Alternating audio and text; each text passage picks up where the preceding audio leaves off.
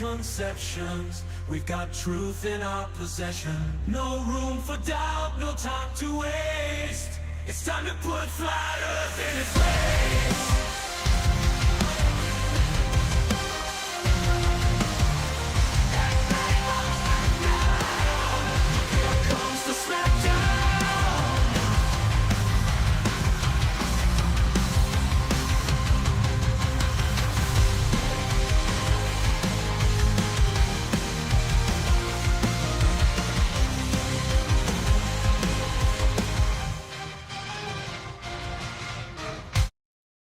Welcome everybody to MC Toon, where it's always Tuesday night.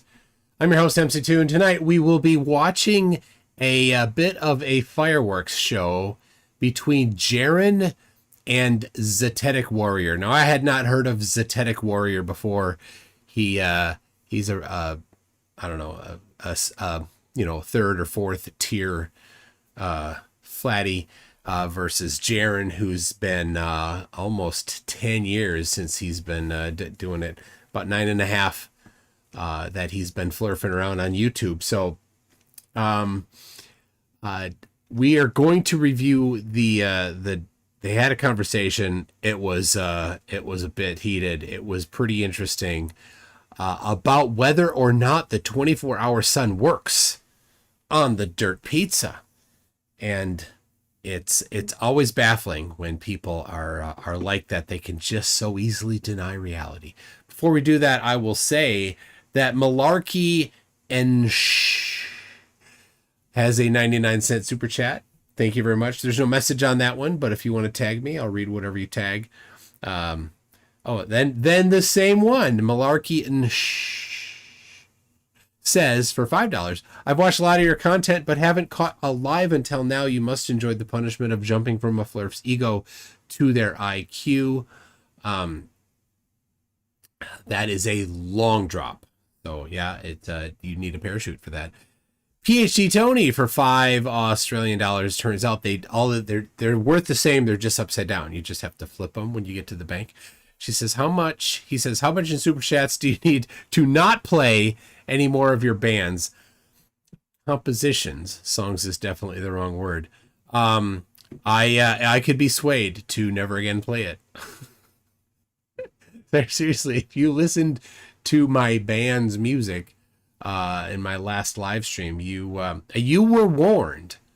I asked, you said yes, you got what you asked for. So there it is. Well, all right. We're going to get going pretty quickly here to it. This is, I have watched almost all of it. This is no longer available on Jeren's stream, but I happened to get a special secret copy of it. Cygnus Step says the opening music ought to be Holy Wars, as in Megadeth, Holy Wars Punishment Due. Yes, that's a pretty good idea. I suppose I could have a different song for the clown fights. So Laguna Leray for £2 says your cousin said he loves your music. He did? I don't know if he ever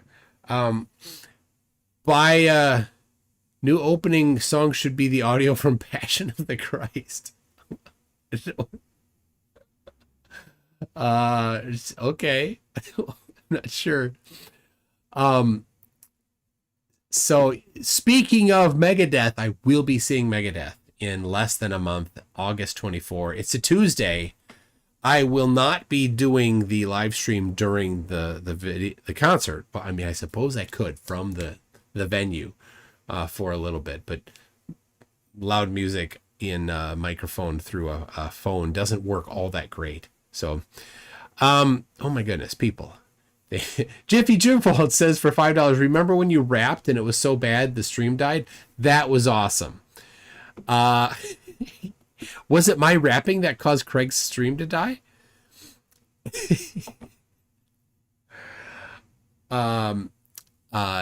then Icy Spin says, I heard your cousin misbehaved with Craig. All right. So I told Craig not to. I warned him. I'm like, my goodness, Craig, I couldn't get over there. I was busy at the time to like put a stop to it.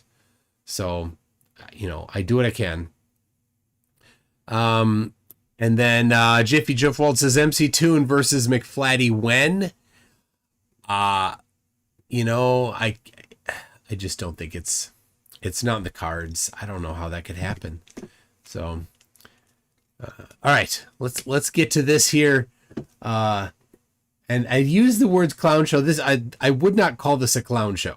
There's one clown in this one only at this point. So, how can a flat earther believe in a 24-hour circling Antarctic sun? And just to kind of lay out how this went down, I saw Z had a appearance on Nachiketa's show, whatever that was, last week or something. And I took a little bit of an exception just because I don't understand it at all, of one of the things he said. And so I did a show where I didn't necessarily do it on Z, I didn't think, but I could see how somebody might look at it and say, hey, that whole show was just about him. Or really, I was just kind of building off that idea and kind of trying to run with it. But he called me and basically said, hey, let me on your show rather than just talk about me when I'm not there. And I said, all right, I guess we'll do that. So we are here. Let me bring him on. Z, what's going on, my friend? Howdy. How's my mic? You sound great. Except for I'm just having a hard time finding the main screen. There it is. There's the interview screen. All right, I think we're good. There we go. All right, so the quote that I had, or well, first of all, how are you? What's new with you? I haven't seen you do your show lately. I'm good, man. Thanks. Okay, so for reference, there's some I don't know. I think Zetetic Warrior is like a fourth flurf, and Nachi Cheta Nacha Nati Chet Neta Cheatit. I don't know. He's a fifth string flurf, a bit new. I think he's seems like he's in Hawaii. Anyway, so that's who the characters are that we're talking about. Jaren had gone on Nintendo's channel. I don't know. I'm sorry. I'm not trying to pronounce it wrong. I have no idea how to pronounce it. Buffering. I don't. It looks good to me. If it's buffering, it's not because of me. I'm sending 6,000 kilobit, 6 megabit. So yeah, Jaren had gone on there. They were okay, but then after this, like because of the Jaren talking about saying Jaren's a flat earther here, we see right down here, he says that a 24-hour sun is a problem for flat Earth in Antarctica, and the rest of the flat earthers are like. They can't believe that he would accept evidence, and they're going after him. So, all right. Shifty says nacho like nacho keta, notch keta. I don't know. Let's call him. Okay, fine. Nacho Aketa. Seriously, what? Like so many of them like have some sort of a catchy name where they think they're, whatever, like, flat out hero, like he's a hero, right? Or taboo conspiracy, right? And maybe that's his name, or maybe that's some word in a different language that has some cool meaning. I don't know, but it's really difficult to pronounce. That might be why he's a fifth string flurf. So, all right. Good. So I don't know if I could see you on my side, but from what I could see from the live feed, it's still just our well, I only have a Z for you. I don't know if you're supposed to, if you want to. There we go. I don't know if you're coming on or not. There you go. There I am. He is there. All right. So yeah, so tell everybody what happened to your show. Where's your show? Are you coming back? Are you not? This is becoming kind of a staple for some people. Yeah, man. Thanks for asking. I'll be back, everybody, anybody who cares. So I've been on a bit of a hiatus, and I'll be back sometime. It's probably fine if he doesn't. Sometime soon. Well, that's good to know. All right, good. So the quote that you had said on Nachiketa, you guys were discussing the 24-hour, or you were discussing the final experiment. And you had said something to the effect of, I do believe we'll see a 24-hour sun down there, and that's not a problem for me. So is that accurate? No. So what my quote was is, if I had to bet, Okay. there will be a 24-hour sun, and that's not a problem for me. Gotcha. So there was no believe, really. Okay, Shifty says Nachiketa is a Korean-American orphan that was raised by Americans, he claims. Nachiketa claims to live in a little village in northern India by the Himalayas. Okay, so it was way off. I don't know why I thought Hawaii. I have emailed with him. I said, how about I come on your show? And he basically said, nah. If I had to bet, I'd say there's a sun, because the statement I made was in regards to a previous appearance you had on Nachiketa's maybe 8 days ago. Okay. And I was attempting to refute a claim that you made regarding the 24-hour sun. So it seems as though the topic is going to be the 24-hour sun and our either beliefs or our opinions on that topic. Yeah, and what it does or doesn't do to our other main belief. Yes. Correct. Right. So I think we have it framed pretty good. Pretty good, because the claim that I heard you say was that a 24-hour circling sun in Antarctica basically refutes the flat Earth. And if I can quote, the Earth cannot be flat if there's a 24-hour sun. Is that correct? Well, I think we could, yeah, I mean, that is correct. But if we need to cover that, because I've noticed now being on with Bro Sanchez yesterday that people don't grasp it. In fact, Bro Sanchez didn't grasp it till the very end of the show. It took him 3 hours until he finally got what I was saying. And then Bro is just, if you don't know Bro Sanchez, he is just absolutely stupid. One of the dumbest humans on the globe. So incredibly stupid. They say that's going down, and I said yes. He's like, oh, that's not happening. So I want to take it a step by step if we can, just so people recognize why I would make that jump. It's not just a matter of, oh, we see this and therefore all flat maps are gone.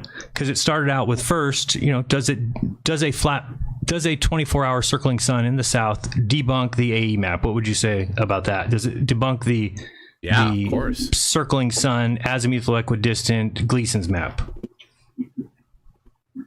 In your mind. So your question is, does the circling sun debunk the map? Correct. Is it render it false? Well, I guess my question would be, why the false binary to start off with? Well, it's not necessarily a false binary. What I'm saying is, if we have a map and we say, okay, this map is the map that most people go by or whatever, and then we say there's an observation, and the observation we go and we make it, and the map itself doesn't allow for that observation, does that not debunk the map? Don't we go by? Short answer. Yeah. Short answer is no. Okay. It does not debunk the map. Okay, so now it's time. It's time. Here we go. It's Back to the Future time here. There it is. I get these out. Here we go. All right, the important one right now is I'm gonna make a quick AE map. There you go. How can it be possible for an AE map? Because this is the map that almost all flatties use. Very few use something else. A couple do. Right? But all right. Here's the AE map. Let's go here. And the religiflurfs, they have to take this because they look at Isaiah 40:22 that says, "He sitteth upon the circle of the earth." So this is the circle that he sitteth upon. So say the religiflurfs. So they don't even have a choice. If they're like Bible says, then this is their only choice. It has to be this. And that's certainly where Robotham got it from, or Robotham. I've had some Brits say it's Robotham, even though it's spelled with a TH. So could be worse. They could be French, where it would be robot. You know, the last letters in French they don't even bother with. Okay, so there's the map. You got well, I mean, if it's gonna be there, you've got to have the North Pole. You know, has to be Santa friendly, right? There you go. That's the North Pole, because there's that there. And then we got, is that green? We're going to put South America down here, right? How's that? That's a good South America, isn't it? Right? South Americans, you like it? So now they're going to go in the whole point about this conversation is they're going to go down here to Union Glacier, right here, right around 80 degrees south latitude, which is about 690 miles or 1,110 kilometers from the South Pole, which they say will somehow be the ring around the outside. Okay, so now here is the fact that that the sun in the middle of the night. So when the sun is due north from this observer, right? They look north and they see the sun, right? 12 hours later, where will it be, right? Of course, now the sun is on December 24th is following the Tropic of Capricorn right there.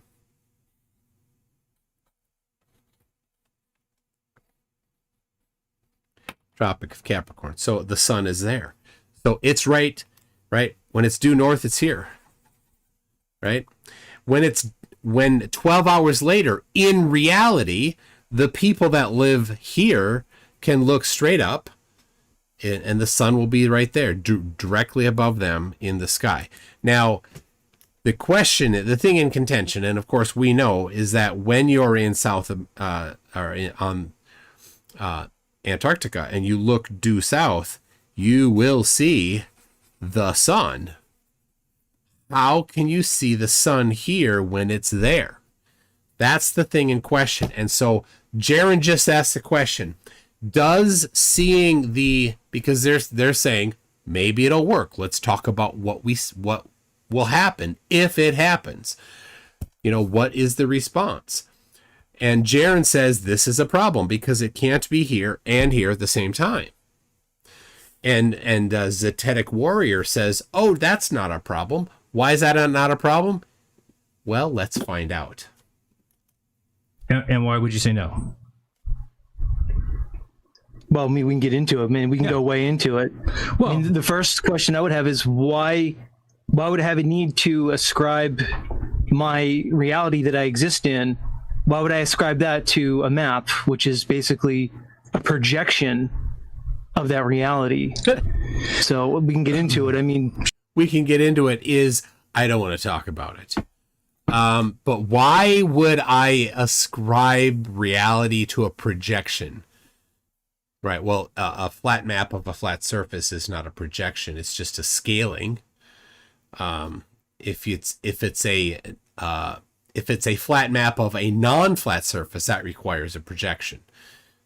Call it what you want, but what he's done here is he's using an escape mechanism to get away from the very harsh reality that this does not work for him.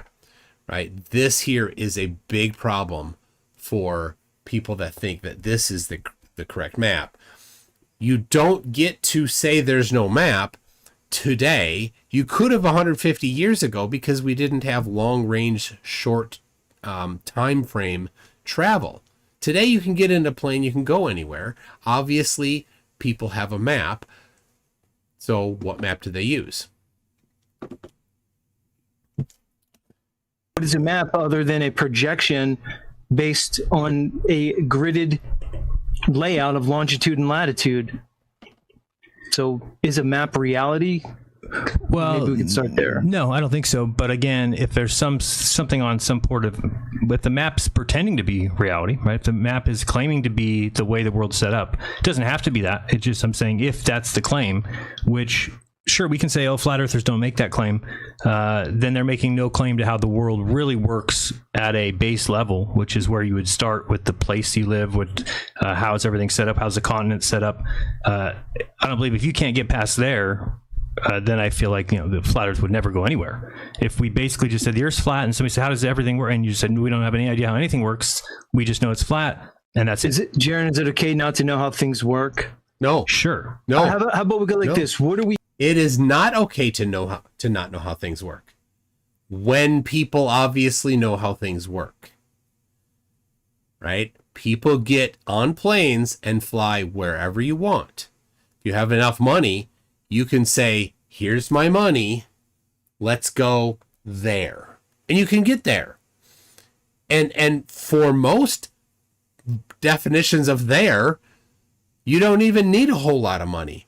You could, for $500 to $1,000, get almost any there on the earth within 24 hours, and some, $1,000 to $2,000, which is expensive for a lot of people, but is really, if you really were curious, you could just do it. But people don't actually really need to do it because it's such a commonplace thing to do that, yes, definitely people do live in South Africa. No question about that. They also do live in Australia, and they also do live in South America. And there are direct flights between them, nonstop flights, and they take the amount of time that the globe says that they should take. So you can get there, and obviously there is a map that people are using, so it is not acceptable to not have an answer to it, because there already is an answer to it. And if your answer doesn't match reality, you're wrong. I'll give you my claim. Okay. The earth is flat. It's the only claim I make today, and it's the only claim I ever make. The earth is flat. Okay. You seem to make a different claim that goes beyond that. You seem to claim that I think that flat maps, a circling 24-hour sun in Antarctica debunks or falsifies the flat earth. Yes, correct. That was your claim. So at least we have our... Did you hear Jaron? Did you hear him say that? I'm going to back that up. Listen. Jaron says correct. Listen to the question that he says correct in response to. Good on Jaron. You seem to make a different claim that goes beyond that. You seem to claim that I think that flat maps, a circling 24-hour sun in Antarctica debunks or falsifies the flat earth. Correct. That was your claim. So at least we have our claims down, and maybe we can go from there. Because I find no reason to ascribe. I find no reason to ascribe to a map or a model, especially if it can't be evidenced empirically. If it can't be evidenced empirically, what is an acceptable? This is always the interesting thing to this guy. What is an acceptable empirical evidence of a substantiation of a map? Using it to do long-range navigation? No, obviously he won't accept that, because that's been done. Will he accept it to determine distances across the surface of the earth? No, he won't accept that, because that's not that's not difficult. You don't even need to go over water. You don't need to go through the air. What's the distance from Sydney to Perth? That distance can be driven by individuals who are curious about it, and they could see, does the distance that they drove match the distance that the globe predicted? The answer is yes. When you ask, does it match a flat earth prediction? The answer is no. And they know that. They all know this, if they've been around for any amount of time. And so then what? Denial. Okay, so let me go to the original claim. The original claim is, I do know that the sun circles the earth in 24 hours. Would you agree with that statement? That the sun... No, I would not. You're not going to agree with the fact that the sun circles the earth in 24 hours? Correct. Okay, amazing. What is wrong with that statement? Why would I agree to a model that I didn't ask for a model. I just substantiate. said, can we agree that the sun does a circuit of the Earth in 24 hours? There's no model there. I'm just saying. Right, so you're asking me to agree to Think about this. Z is rejecting the idea that the sun can be seen in different places over the course of 24 hours. He is rejecting that basic thing. That's how far removed he is willing to go from reality to demand that the Earth is still flat, even though obviously he sees in his head that agreeing with that very obvious observation will lead to something he's unaccepting to him, right? Something he won't take. So he is pre-rejecting that basic thing. Amazing. understanding It's not or a theoretical. concept of what the sun does. It's not theoretical. It's not a concept. We can go outside. No, it is. We can go outside. we You're can call- making the positive statement that the sun circles the Earth. correct. That's your statement. Correct. So why do I need to validate a statement that you're making? You don't need to. If you don't, if I'm you not want to just claiming. say that it doesn't happen, or that's fine. You don't agree with that. No, I'm not saying it doesn't happen, but you ask. Yeah, he's saying it doesn't happen, or he's not. He is reserving his ability to say nuh-uh later. I think that's what he's doing. Because he doesn't want to have to get, commit to something and then find out later that it doesn't work for him. Ask me, does a circling sun? You ask me, do I know that the sun circles the Earth? And my answer is no. I don't know that. Okay, does the sun bring light and heat to the continents that need it every day in 24 hours? Meaning Africa. It appears that it does. Yes, Okay. it appears that it does. Right. And so where I'm making the claim that goes off of that is that if we know that the sun does a circle in 24 hours, and again, you don't have to believe that. I do. Yeah, because I don't know that, Jaron. I don't know that. We could probably figure that out though, right? Because if we called a bunch of people and everybody. No, I don't think we can, really. We can't call people. So what else I think could it we be can doing? What else would it be conjecture based off observation.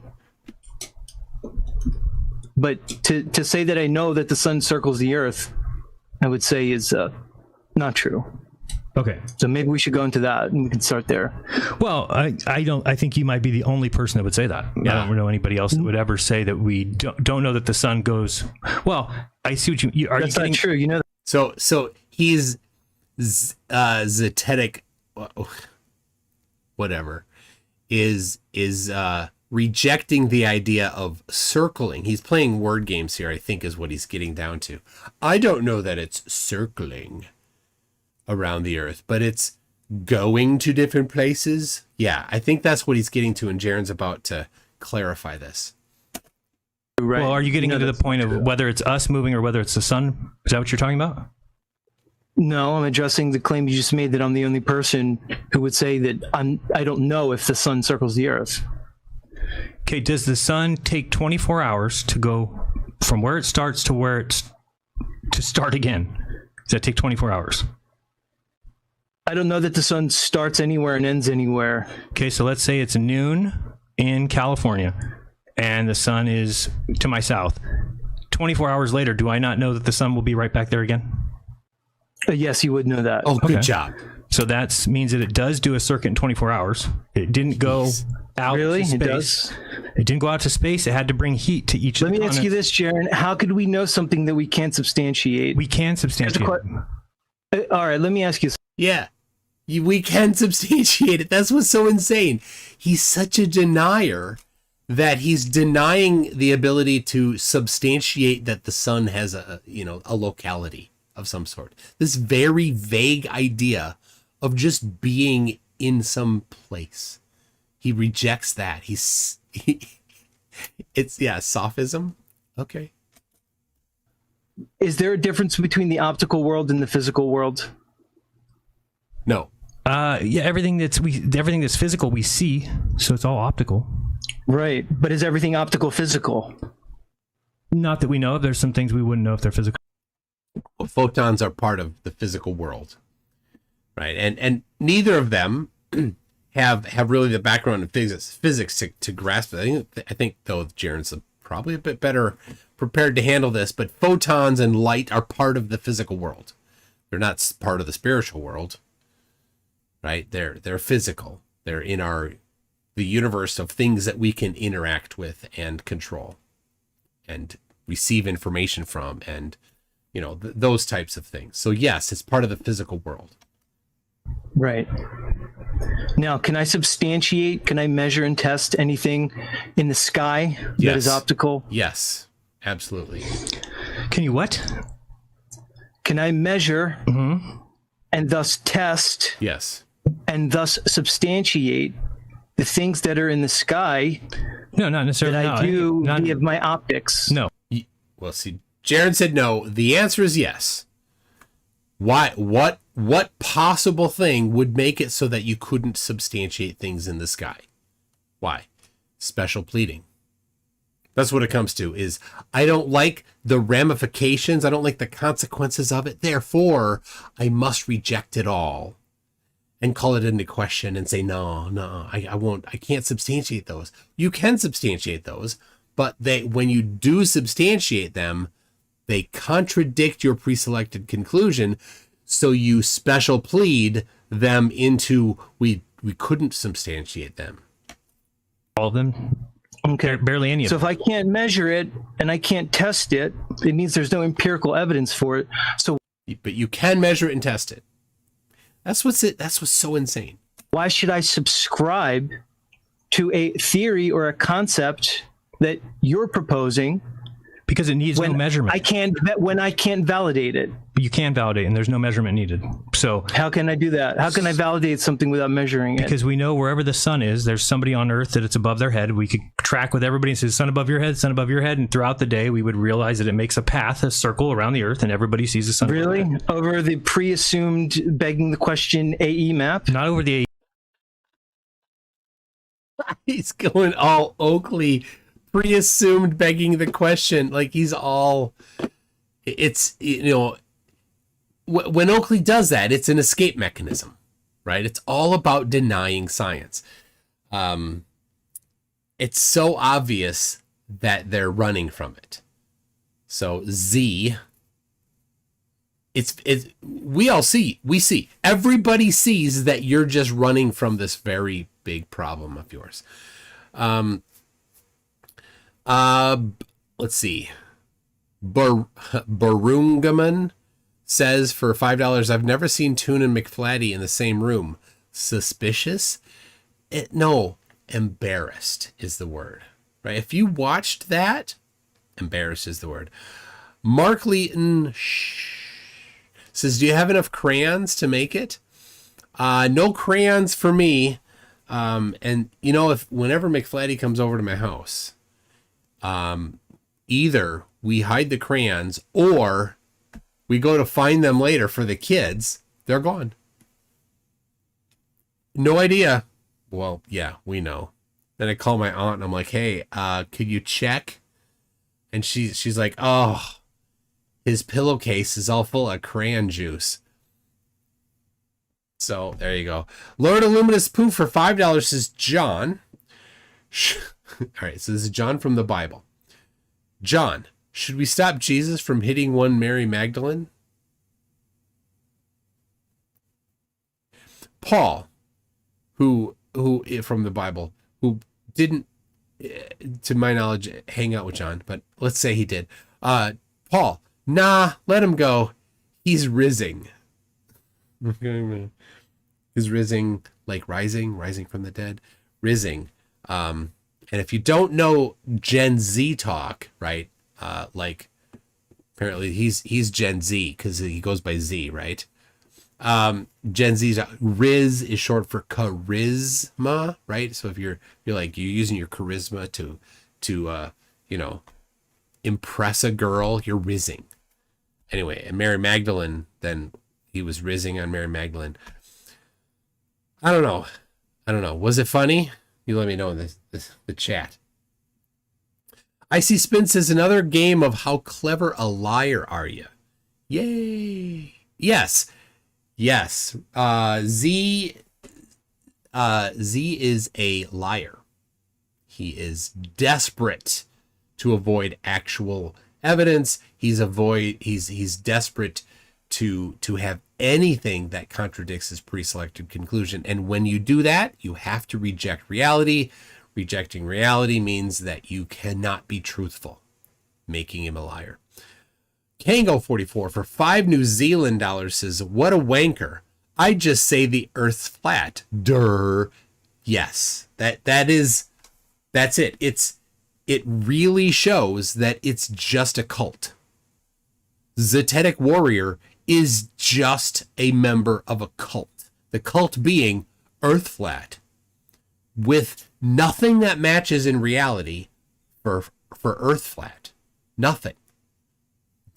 All of the things that he saw when he watched Eric Dubé's 200 proof video, all of those things he doesn't believe in anymore.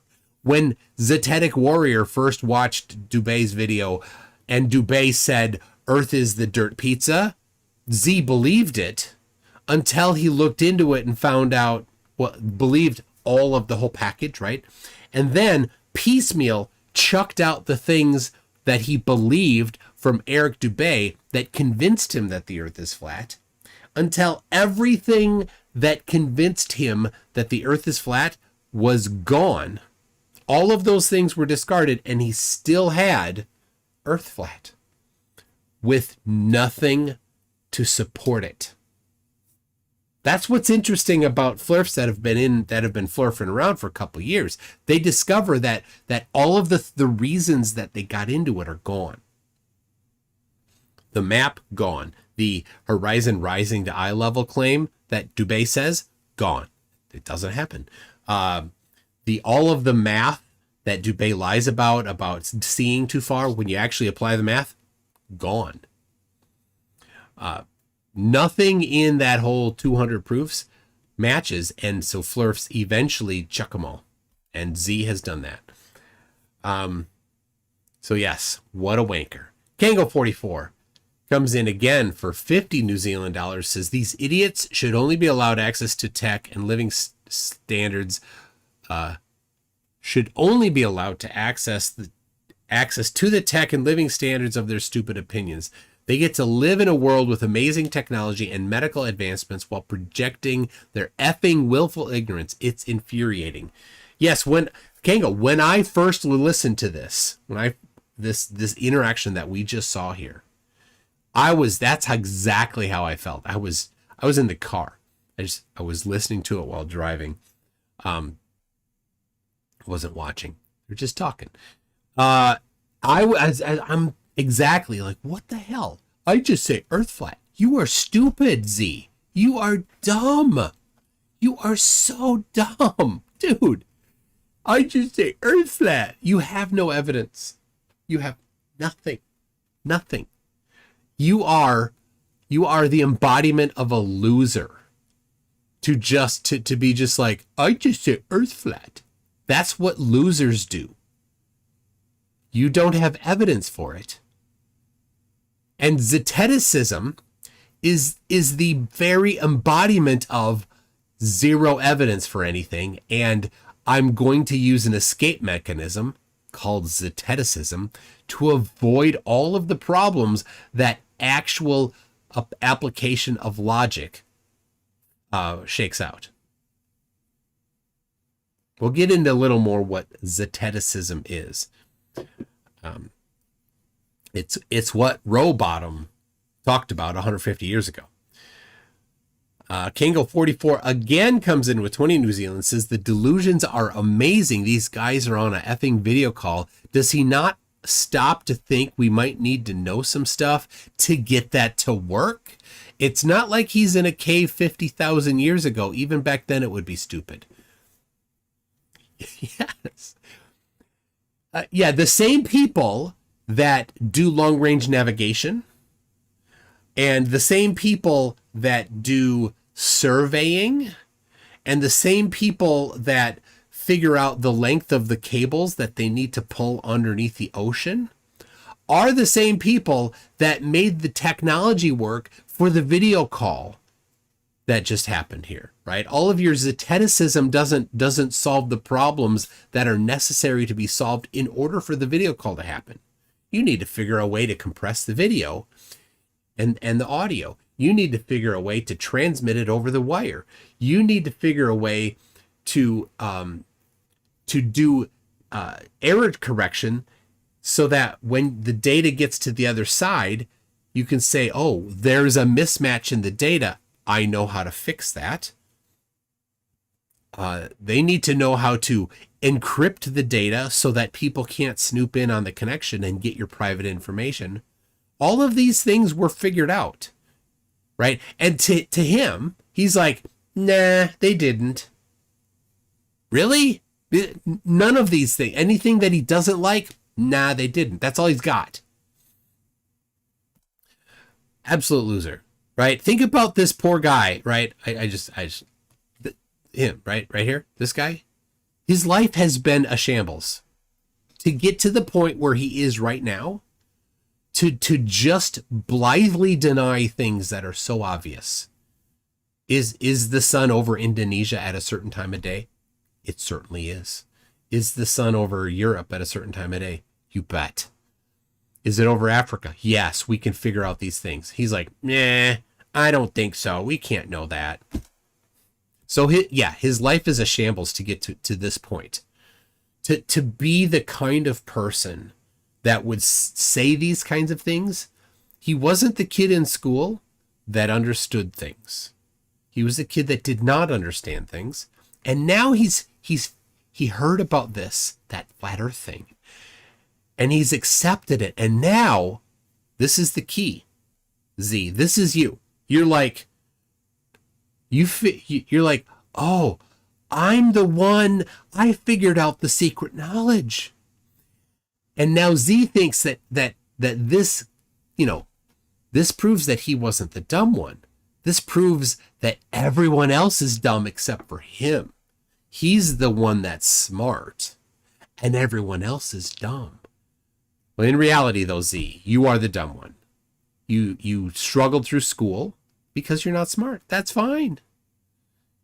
You don't need to be smart. There's plenty of people that aren't smart, and there's plenty, and typically people do have something that they're good at.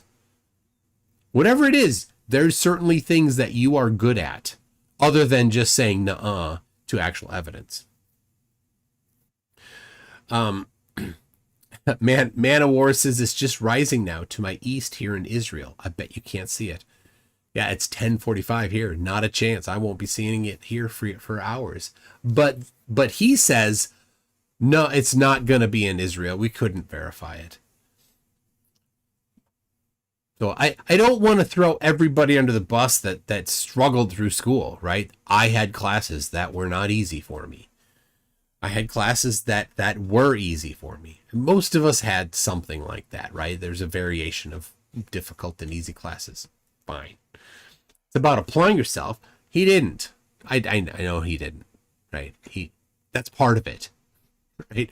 The classes that I enjoyed, that I wound up doing well in, they weren't easy, but I had to apply myself. He never did, right? He never did. It sucked for him. Yeah, I know. He screwed around. William Foley says, every time I flurp posts, I think we've made the ability to add content to the internet too easy. Yes, that is the problem. The internet lowered the bar to making things people put things out there a little more easily. If you look at the progression over time of what the internet, what people on the internet have invented, it's been, one of the things has been making it progressively easier for people to put things out there. And now with smartphones, and on TikTok, you can, in 3 or 4 taps, you need zero understanding of anything. 3 or 4 taps, you can be on TikTok with your dumb face online saying all of the dumb things that you're wrong about. And that's what flurfs are. And that's why TikTok is popular for flurfs because it's so easy to be an idiot, and then they can say what they want to say. And they can get a panel of idiots together to all tell themselves how smart they think they are when they're all just idiots. Discord did the same thing. All these flat earth Discord servers, it's just a bunch of flurfs all day long. It's the same ones. Oh my gosh. All day long, patting themselves on the back about how woke they are. They're just idiots. And none of them, this is what's amazing. Jaron is asking these questions. These are the right questions to ask. What does this imply for us? And if it doesn't work, then what? What could it possibly be? What is the answer? How does this work? Let's try to figure these things out.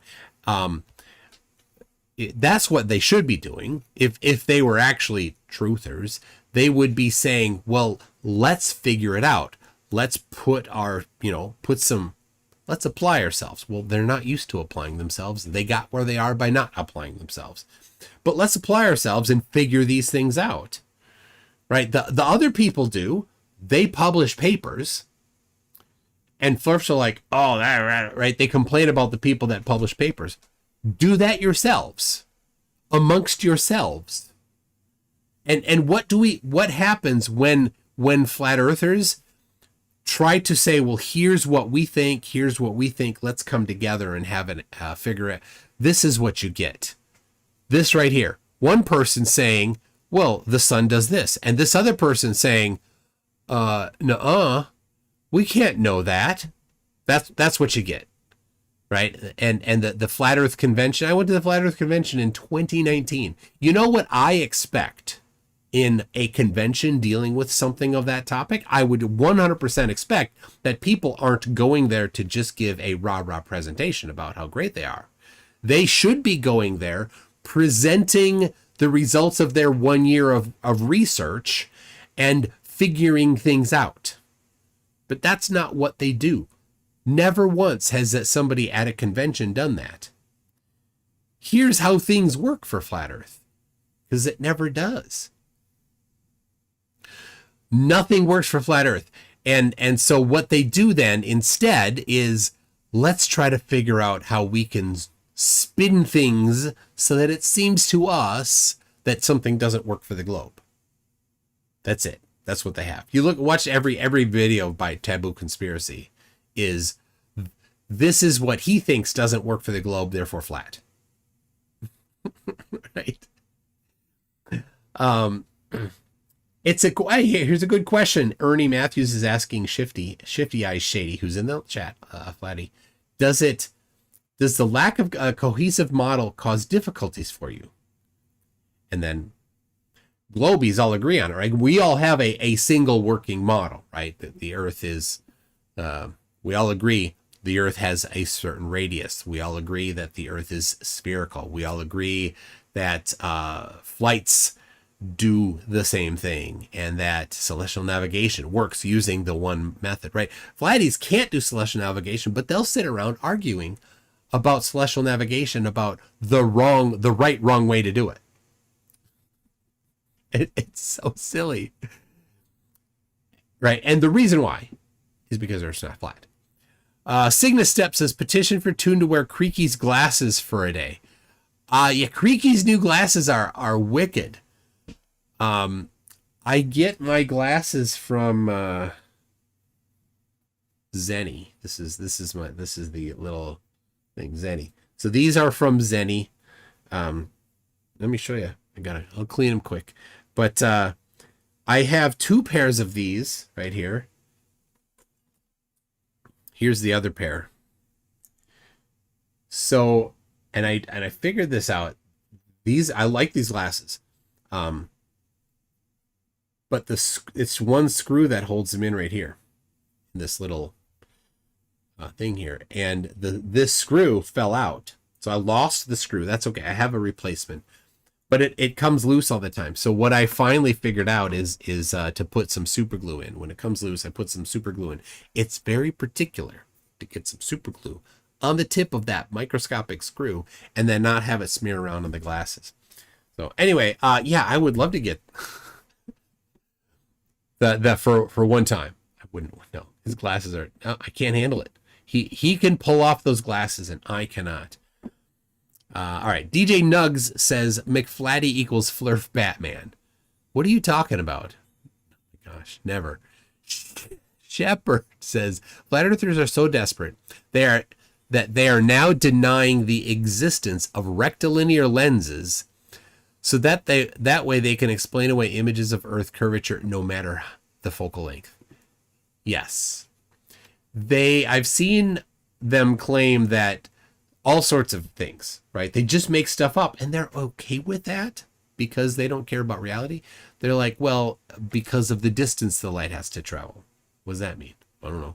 Refraction. What do you mean refraction? You turn 90 degrees and it didn't, right? When you look at the left-right curve of the horizon at high elevation, where, they for years have been claiming these videos where it's a fisheye lens, not a fisheye, a barrel distortion lens, and that it's just a little below the horizon or a little below the center frame, which bends things up a little.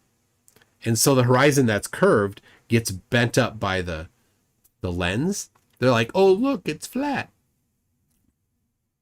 And then they complain about what they call fisheye lenses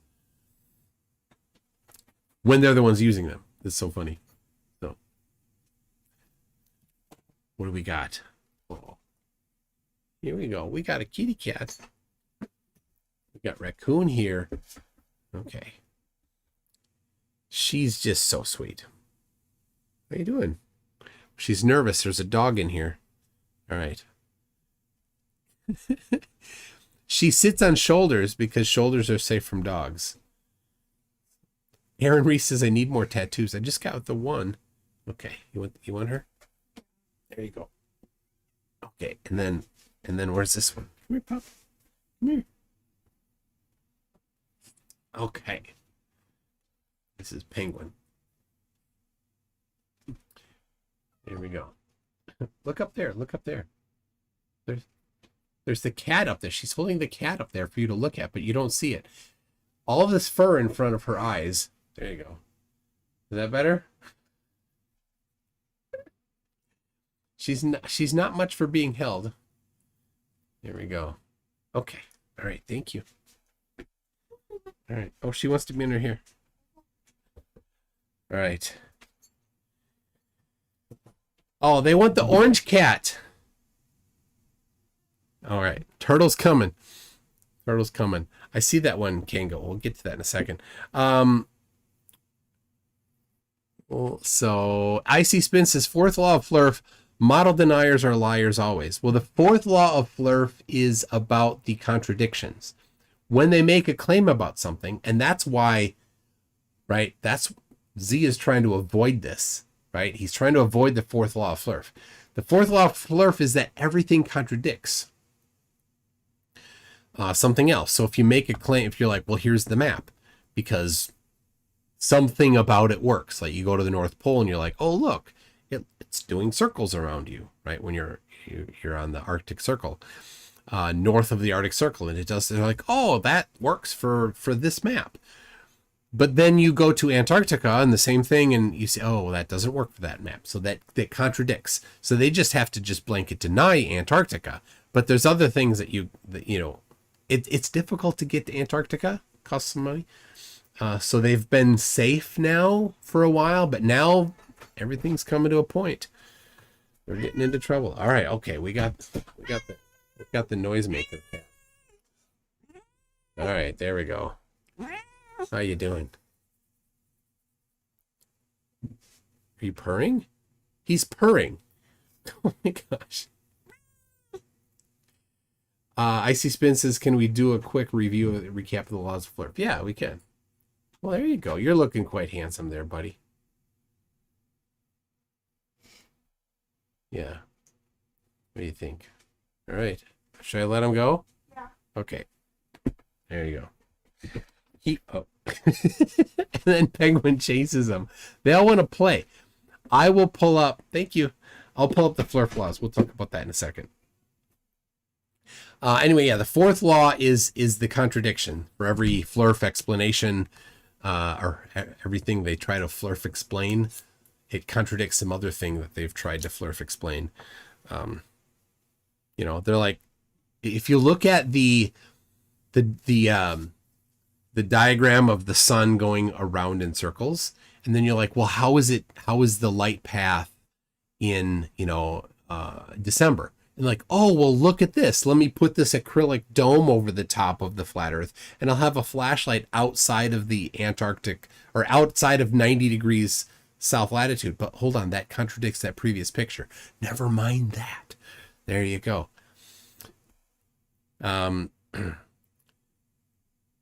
So we got Rick says, is Zetetic's flat earth model his own ship of Theseus? Or is it even worse because all he did is remove bits and not replace them? He removed bits and didn't replace them.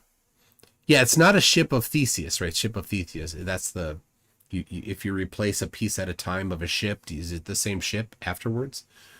Or, it could be more about bands, because it's more, to the point. And I don't know what band this applies to offhand. But, if you have a band and you replace all the members one at a time until none of the original members remain, is that the band? Should they really even close their show with the most popular song from the first album?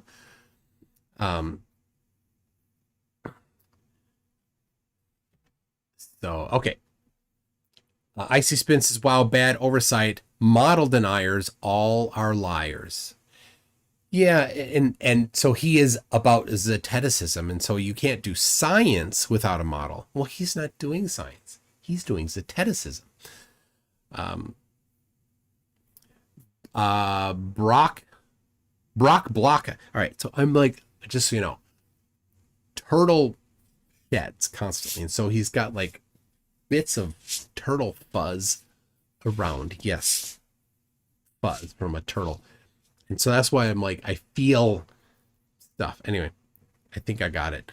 Brock Blocka says, how could I drive the distance from my home near Sydney to Perth and verify the time and distance enough to satisfy flat earthers? You could not. That's the problem. Flat earthers begin with the conclusion. I'll get the diagram. I'll get the diagram for how they do science.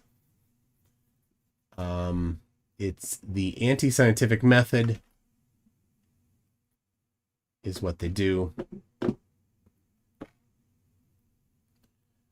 And,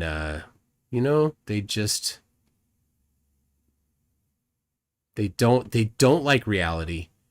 And the funny thing is, of course, they originally thought that they were doing science, right?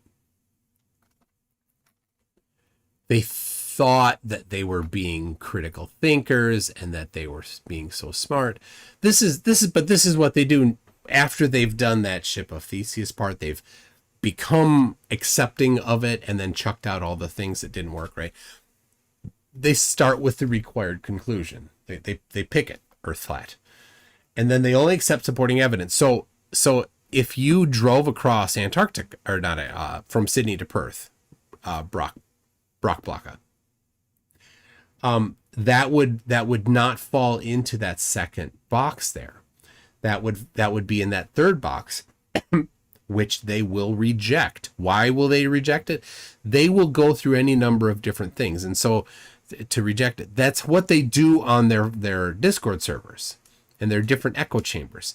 They train each other the words, the magic incantations for how to deny different parts of evidence. So if somebody says, here is somebody that drove the distance between there. Well, how do we reject that is their question.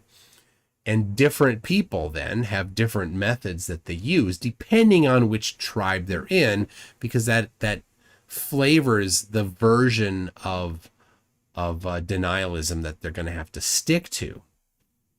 So zeticism is kind of the lowest form of it, because zeticism is just, I'm going to reject everything that I didn't personally do. That's in essence, that's the heart of zeticism. And so when they describe it, when you like go to the places that are flat earth friendly that describe zeticism, they're like, oh, it skips the hypothesis portion of it. It doesn't do that because a hypothesis might taint, this is ironic, might taint the results. It might be tainted because of their opinion about it. Instead, they hold on, I'm going to pull up the one from the Flat Earth Society, the Flat Earth Wiki. So and the reason now a lot of flat earthers don't like this, but they have a pretty good description of zeticism here and its application. So zeticism differs from the usual scientific method in that using zeticism, one bases his conclusions on experimentation and observation rather than on an initial theory, hypothesis, not theory, that is to be proved or disproved, which of course isn't actually how the normal science is done. It's mostly about disprove. But if you're gonna, you can get confirmation. Prove isn't the right word, but that's, not to nitpick that. But anyway, a zetetic forms the question, selects the pre-selected conclusion, then immediately sets to work making observations and performing experiments to answer that question, rather than speculating on what the answer might be, then testing that out. Actually, that's just what they described. Speculating on what the answer might be. A zetetic forms the question, then immediately sets to work making observations. How can you make observations if you don't have any speculation on what the answer might be? You need to have a speculation on what the answer might be in order to do the observations and experiments. Anyway, as instructed by the scientific method. For example, in questioning the shape of the Earth, the zetetic does not make a hypothesis suggesting. Hypotheses don't suggest. Really? Maybe they do. I don't know. That the Earth is round or flat, and then proceed to test the hypothesis. He skips that step, the important part of science, and devises an experiment that will determine the shape of the Earth, like go photograph it. Oh, never mind. And bases his conclusion on the results of that experiment. Many feel this is a more reasonable method, and for some definition of many, where many equals 5, than the normal scientific method, because it removes any preconceived notions. It's actually completely based on preconceived notions. This.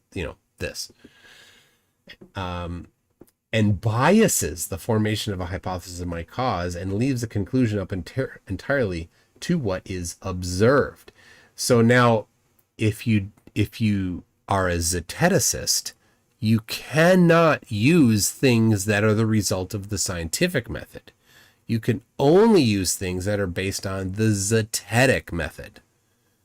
That's a very important thing, because you can't then use technology to do video conferencing, because that was figured out using the scientific method, not the zetetic method. So you're relying on that. If you get a bad infection, you go to the hospital and the doctor says, oh, well, we had a hypothesis that it was this type of bacteria causing the infection. We tested for that hypothesis test, falsification test, and we got a positive result from it. We got confirmation. Therefore, I'm going to prescribe that you have this particular antibiotic. Now, a zeteticist will say, no, oh, nay, we can't do that.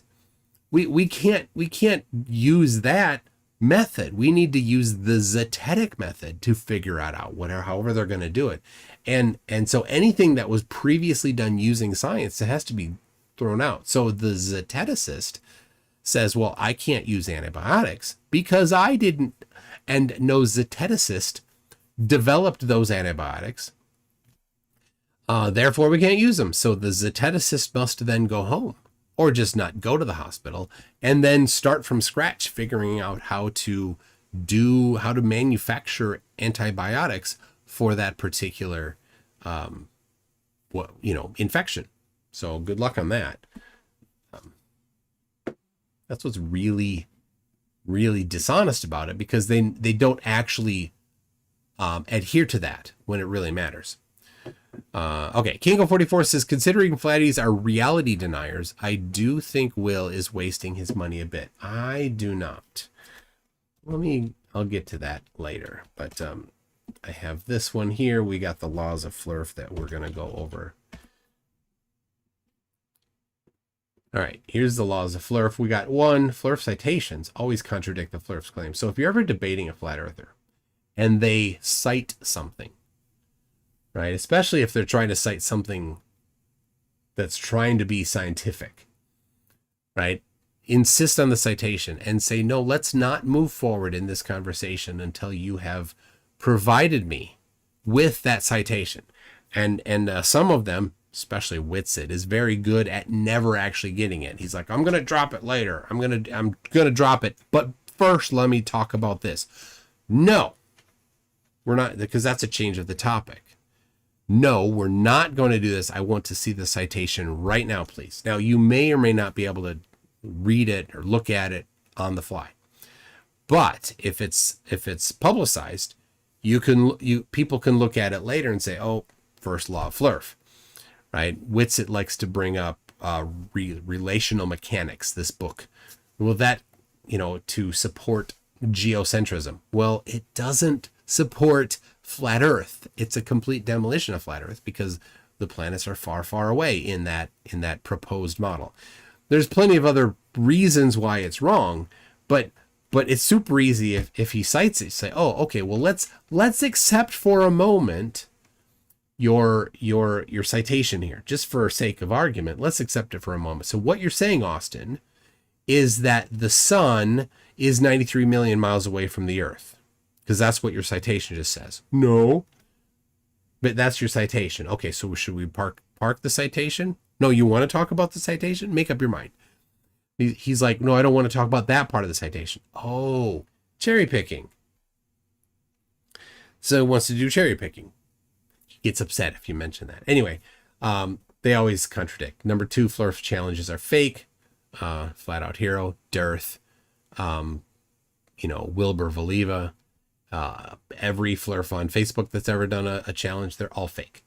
3, flurfs are pseudoscientists when evaluating a flat earth and science deniers when evaluating globe evidence. And that is this right here. This is the embodiment of law number 3 right here. Brenda says, Sia just dropped a new song with Debbie Harry and now I'm conflicted. Like, you want to go watch it? Go watch it. Okay. Number 4, every attempt to flurf explain a phenomenon contradicts flurf explanations of some other phenomena. No exceptions. So that's the other thing then, when they talk about the sun, there's so many contradictions in it. So there's the review of the laws of flurf. What was is Will wasting his money? I do not think so. One thing is, it is shaking the whole flat earth community apart, right? But after this is done, right, all the big flurfs are getting pointed out, right? Nathan Oakley, like, look how much he's been just absolutely torn apart, right? He has said on Facebook, he's, where Will got it. I was looking at Oakley's Facebook page a couple days ago, and I go, hey, Will, look at this. And I sent it to him. And he's like, oh my gosh. So Nathan Oakley in 2015 on his Facebook said that he would love to go to Antarctica. but you can't because you'll be turned away at gunpoint. That's what he literally said in 2015 on Facebook, parroting his Papa Flurf.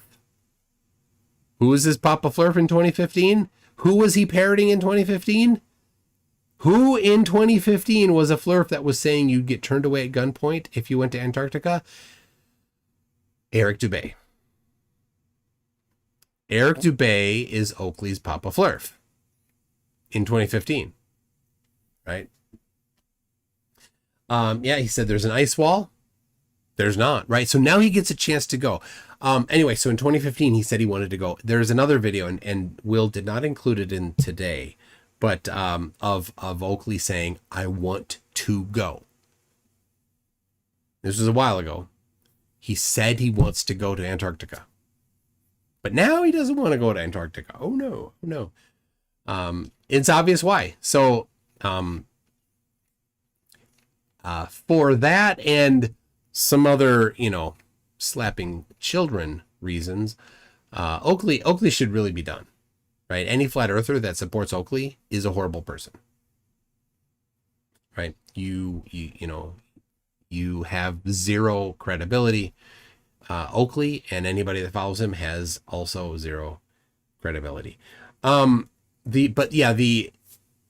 Yes, Rick says for $2, and this is the important one. This is more important. The final experiment will give you material for almost flurfs. So when a flat earther looks at, or when a bumped the camera, an almost flat earther, when somebody's like being evangelized to, and flat earthers are like, well, here's Earth, because people want to have a map, right? Flat earthers who have gone through it and have rejected everything, they're in their desperation. They're like, I don't need a map. Of course you do, but whatever. People who are not currently flat earthers but are being evangelized to, they're like, well, what's the map? Like, well, this is the map. Then it's easy.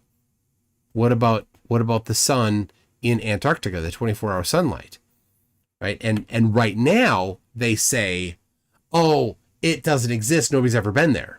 And you'll get turned back at gunpoint, and right, all of these excuses, all of those excuses are falling away. In December, they don't get turned back at gunpoint. In December, they look due south and see the sun. So, and it was flat earthers that were there. That's the critical thing. Flat earthers went, and let me be scientific about it. What if there is no circling sun and somehow it matches the flat earth? Okay, I'm in, let's go. I don't need my pre-selected conclusion to be the one that's right. I don't have that. I'll accept where the science goes, where the evidence goes. So if the sun does what flat earthers say it does and it doesn't circle around, I'll take their word for it. But of course, there's a lot of people that have gone. And somehow all of those people will have then, what will they say then? Because I'll tell you, just yesterday, I interviewed three. I interviewed 3 people yesterday that went to Antarctica, and all 3 of them said, yes, I saw the 24-hour circling sun. All 3 of them. I have some more coming up. Some other people, this Zoomer Ray, got an email coming to you. Got some others. So, Joe Whip. Joe Whip was there. Could I interview you? I'll message you on Discord. So, if you know somebody, or if you have been to Antarctica and have seen the 24-hour circling sun, would like to participate and are happy to be on Zoom and say your name, let me know. Because I'm just putting together a collection of these, and one of them these are like 15 minutes. One guy went for 2 hours. I'm like, he's too good. I'm just going to listen. It was super good. I'm going to publish that probably this weekend. So, anyway, these things will no longer be something that flat earthers can say. So it's easy. There's a 24-hour sun in Antarctica. How does that work on the map that everybody's going to demand still, right? It doesn't work. The sun can't be here and here at the same time. Doesn't work. So they're stuck. And yeah, their evangelism will really hit a wall there with that.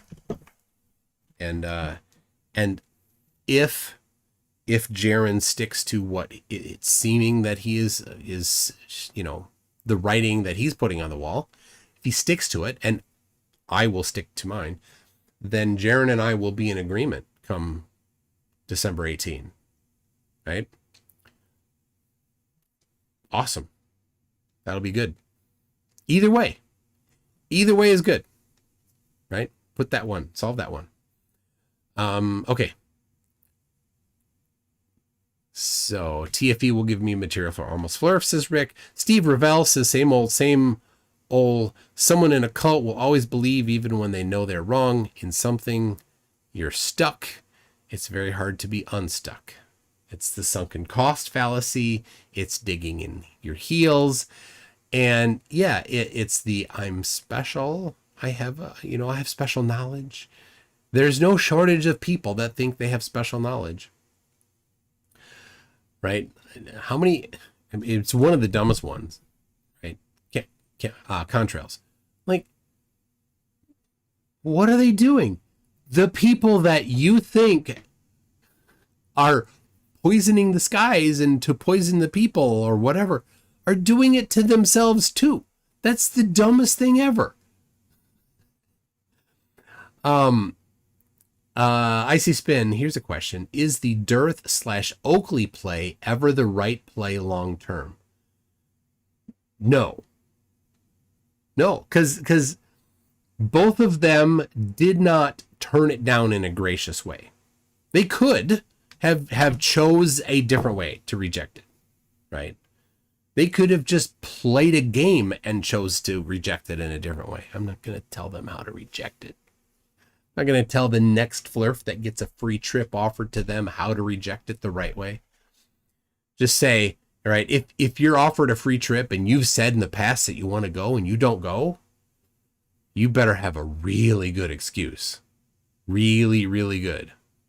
Right? Because Dean Odell, hey, Dean Odell, you've got a trip queued up for you. What's your answer?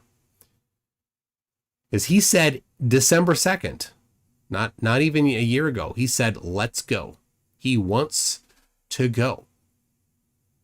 So if he doesn't have a really good excuse, a really good reason to not go, then no. Now maybe here's an idea. Flatties. Send if you really do have some sort of a legitimate conflict. Dean Odell, if you do have a real legitimate conflict, send propose an emissary to go in your stead. Here is a flat earther friend of mine that I 100% trust, and anything that they observe and say, I will adhere to that, and I will declare that to be the case. Would you do that? Right? If you actually have a legitimate reason to not go somebody, right? Whether it's there's a few that have been offered the trip. There's one Volkmeyer or whatever. Like he's a no-name flatty, so he's just a Facebook flatty. I don't know if you've seen some of the others. Candace Owens is not stated that she's a flat earther, but somebody said they'd pay for him. Let's see, what's his name? Alex Stein has been offered to have his trip paid for 100%. I haven't heard anything from him.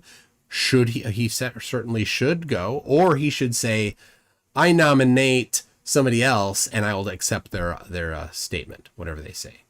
Send him in my stead, give my trip to him because I have a legitimate reason. Maybe. Or maybe just be silent and be an obvious, right? It's pretty obvious if you're silent. So, Mr. E, I'm rebuilding my straw man that day. Icy Spin says he blew up the lock debate to get out of the trip. Plain and simple. Scumbag. Well, I don't know. He blew up the lock debate. So you mean Dean Odell? blew up the debate he had with Greg Locke to get out of Antarctica? I don't think so, because at the time, the final experiment wasn't a thing. So he couldn't have known that it was going to be offered to him, right? Dean Odell is screwed. That's why I'm mentioning it. Dean's screwed because he's got a free trip offer on the plate. And he said he would go, and he wants to go. What is he going to do? He's screwed. If he doesn't go, you're a liar, Dean Odell. Unless you have a really good reason. Okay, go ahead. Then say, and the person offering to pay for the trip may say, no, I won't do it. I won't pay for this other person. But at least somebody could say, I will accept the word of somebody else. But maybe here's the thing, Dean Odell. If you or whoever else, but Dean, this really applies to Dean, because Dean was inviting Austin Whitsitt up on stage with him at the debate on December 2nd with Greg Locke. Dean was inviting Austin up on stage. He was walking up.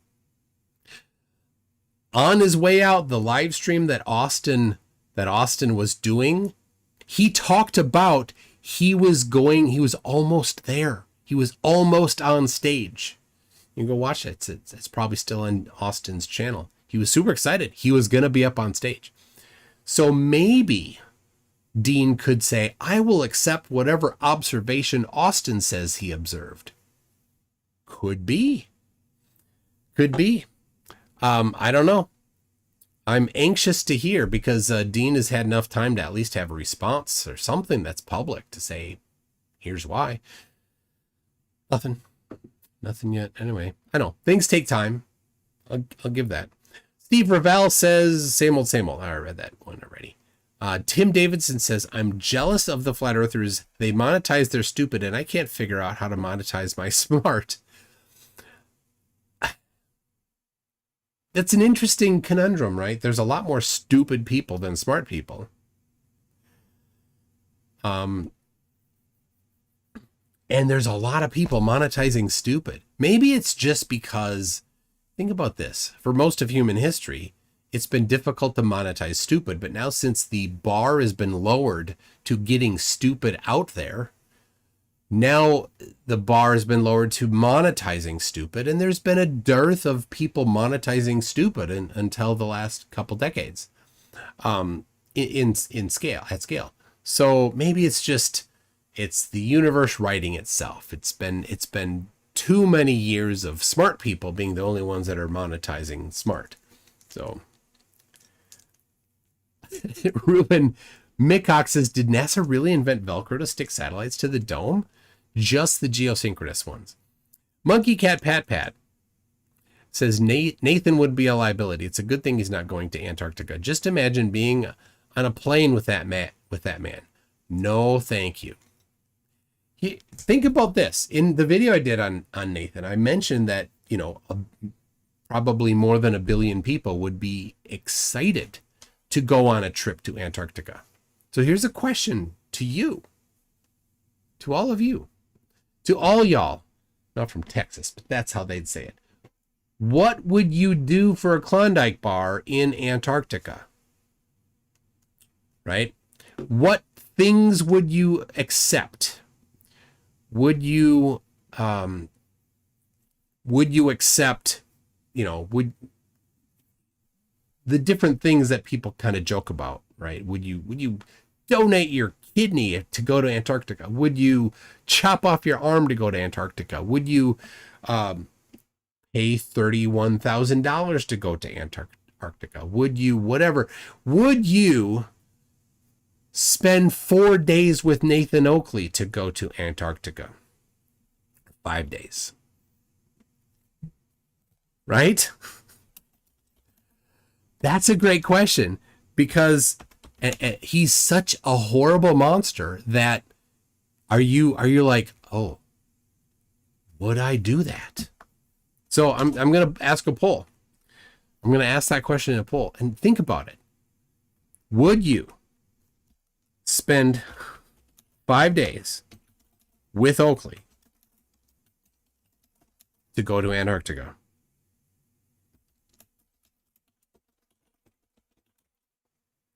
Right? There's a lot of things that a lot of people would do for that trip. Now, if you're not interested in going to Antarctica, this doesn't really apply to you. Don't vote. So that's a lot of ball tasting. Hey, Brian Staveley's here. He says, I'd rather staple my prick to the side of my house than go to Antarctica with Nathan Oakley. And Brian's a flat earther.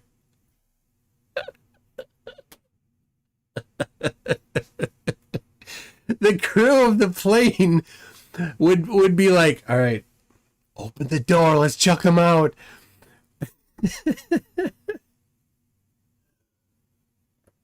In my video, people were saying, send Oakley to Antarctica, but leave him there. But I have to remind you that the Antarctic Treaty prevents or prohibits leaving garbage there. So you got to bring Oakley back.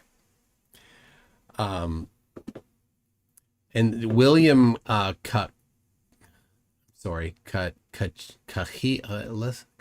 William says, I wouldn't want that guy anywhere near my balls. No, it's not your balls.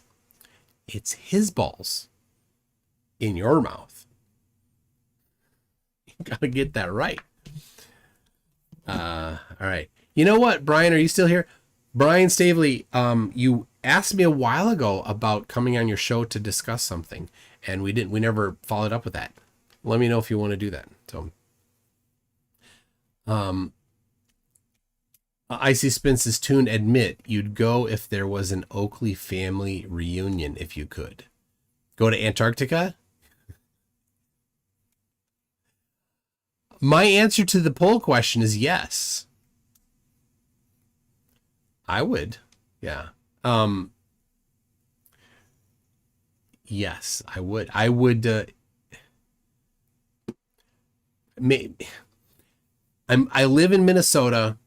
I do not like the idea of spending a lot of time in the coldest day in Minnesota.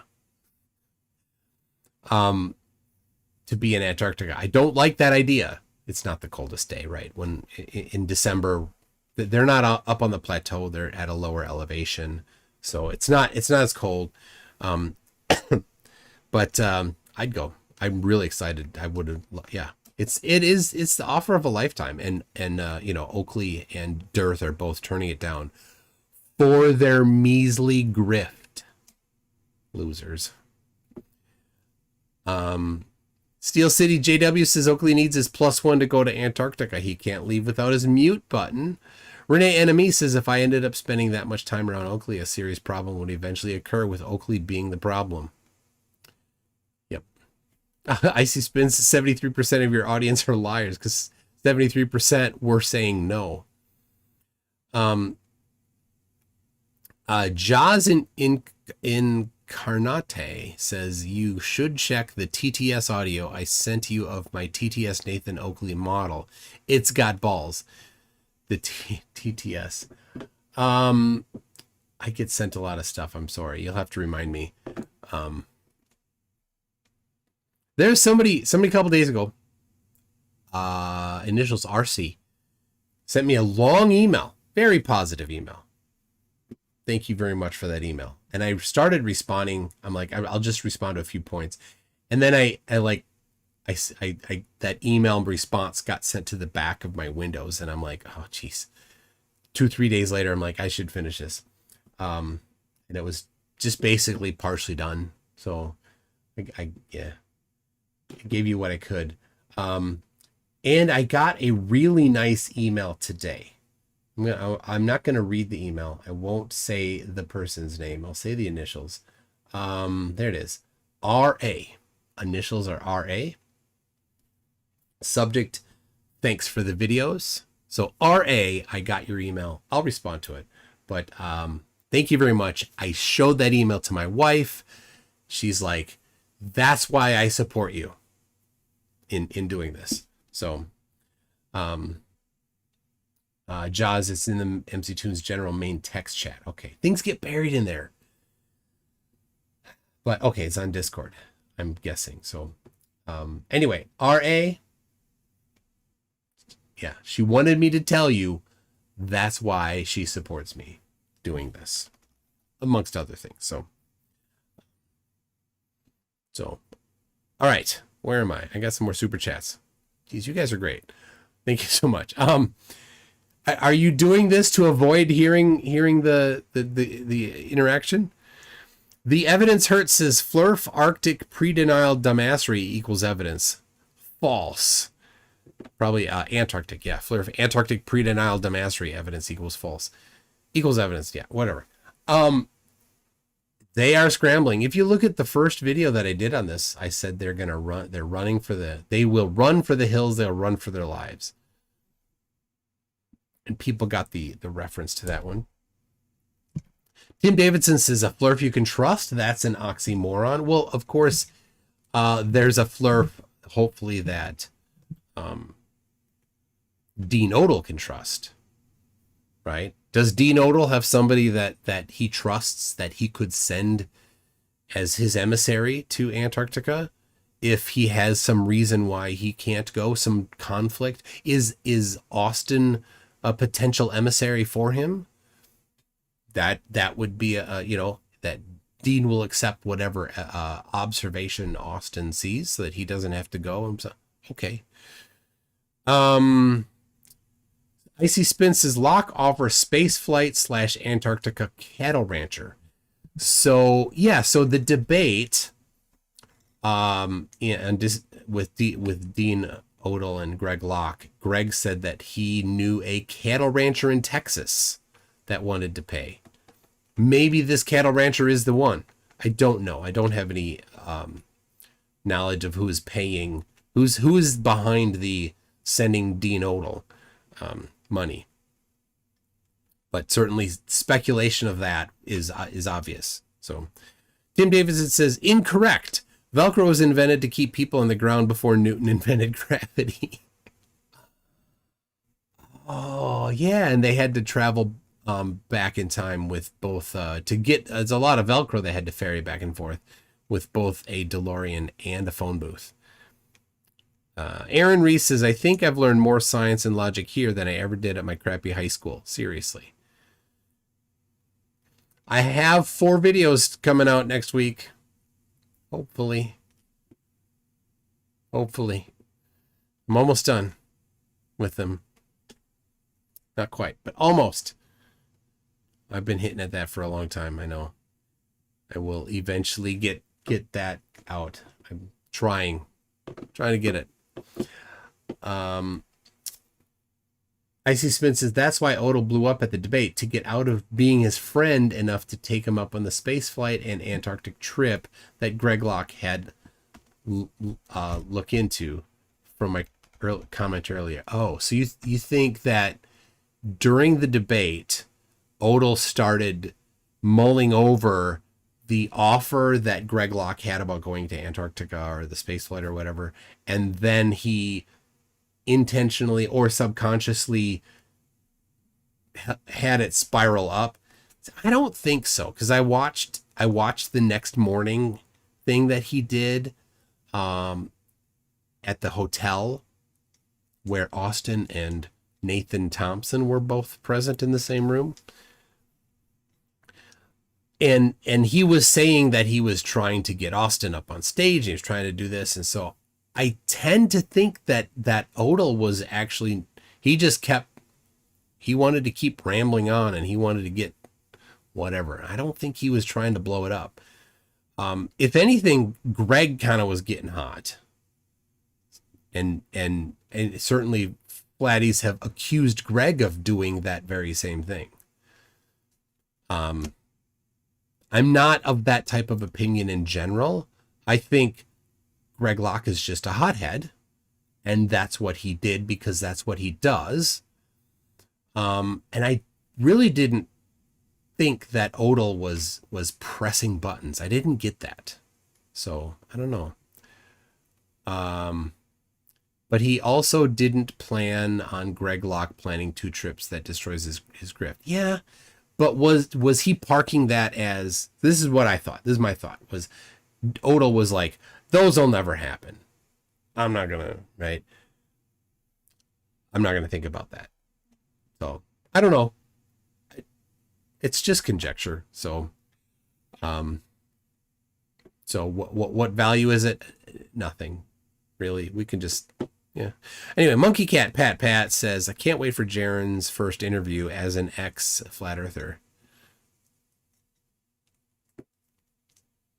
I hope that happens. That'd be good. All right, let's get back to this here. It's starting to get spicy, I think. We don't even need that.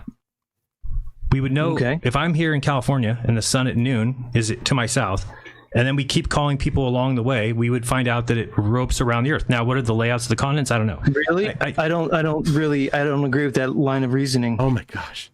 You don't agree with the line of reasoning that the sun circles in 24 hours? Like, what else could it do? I guess. Correct. So what else could it do?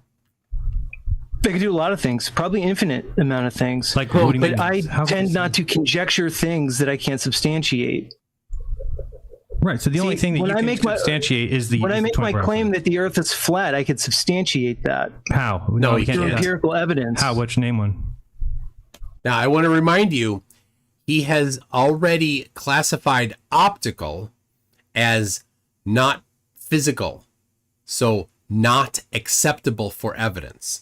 So now let's listen to what he gives as evidence for the empirical evidence for what he thinks has declared to him that the Earth is flat. Name one way that we do it. Sure. Flat.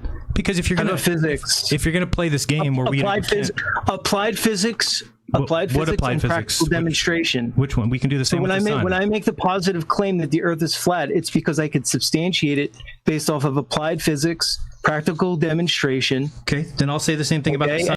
And here, Jaren, it should have been which, drill in, be very specific. Now, Jaren, instead, he's talking instead of pressing. Give it to me. What is it? What is the applied physics you're talking about? Obviously, Z has no damn idea about physics. He didn't take physics in high school. He did not attend college. I don't know Z. I have no idea who he is. But I can confidently say that he did not take physics in high school, and he has not taken any physics courses in post-secondary education. Probably the last class that could be called a physics adjacent or sort of a class that covered physics would have probably been, physical science around 9th grade. That's probably the last class that he took that would cover that. And he certainly struggled through it, didn't understand it well, probably didn't, either had to cheat to pass or just barely passed. I can measure and test. Okay, I'll do the same thing. I said I'll do the same thing with the sun going around the Earth. Applied physics and observations. It's the same thing. How are you going to test the optical sun that you can't measure? You can't know the distance and you can't know the size. So how would you? Why can't? Those are all positive claims of things that it's just denialism, though. Test that. You wouldn't need to know that. The sun is what practical demonstration can you give me to substantiate your claim that the sun circles the Earth in 24 hours? You could get in a plane and follow it. Can you give me? Get in a plane and follow it. Right. You can follow the optical sun. Yes. To substantiate and measure it. No, we're not measuring anything. We don't need to measure it for the 10th time. We're just checking if it goes around the Earth in 24 hours. But I'm going to give you that we can't. I'm going to give you that, even though I'm not going to argue over stuff like that everybody knows. Why would we argue about that? The sun everybody doesn't know that. You claiming that does not make it true. It does. The sun goes around 24 hours. You want me to point out the litany of logical fallacies that you're? You can if you'd like to. I mean, I don't have a. Do I have to? Because you should know, really, or we'll just let the audience do that. This member of the audience says, we definitely can substantiate these things. So, okay.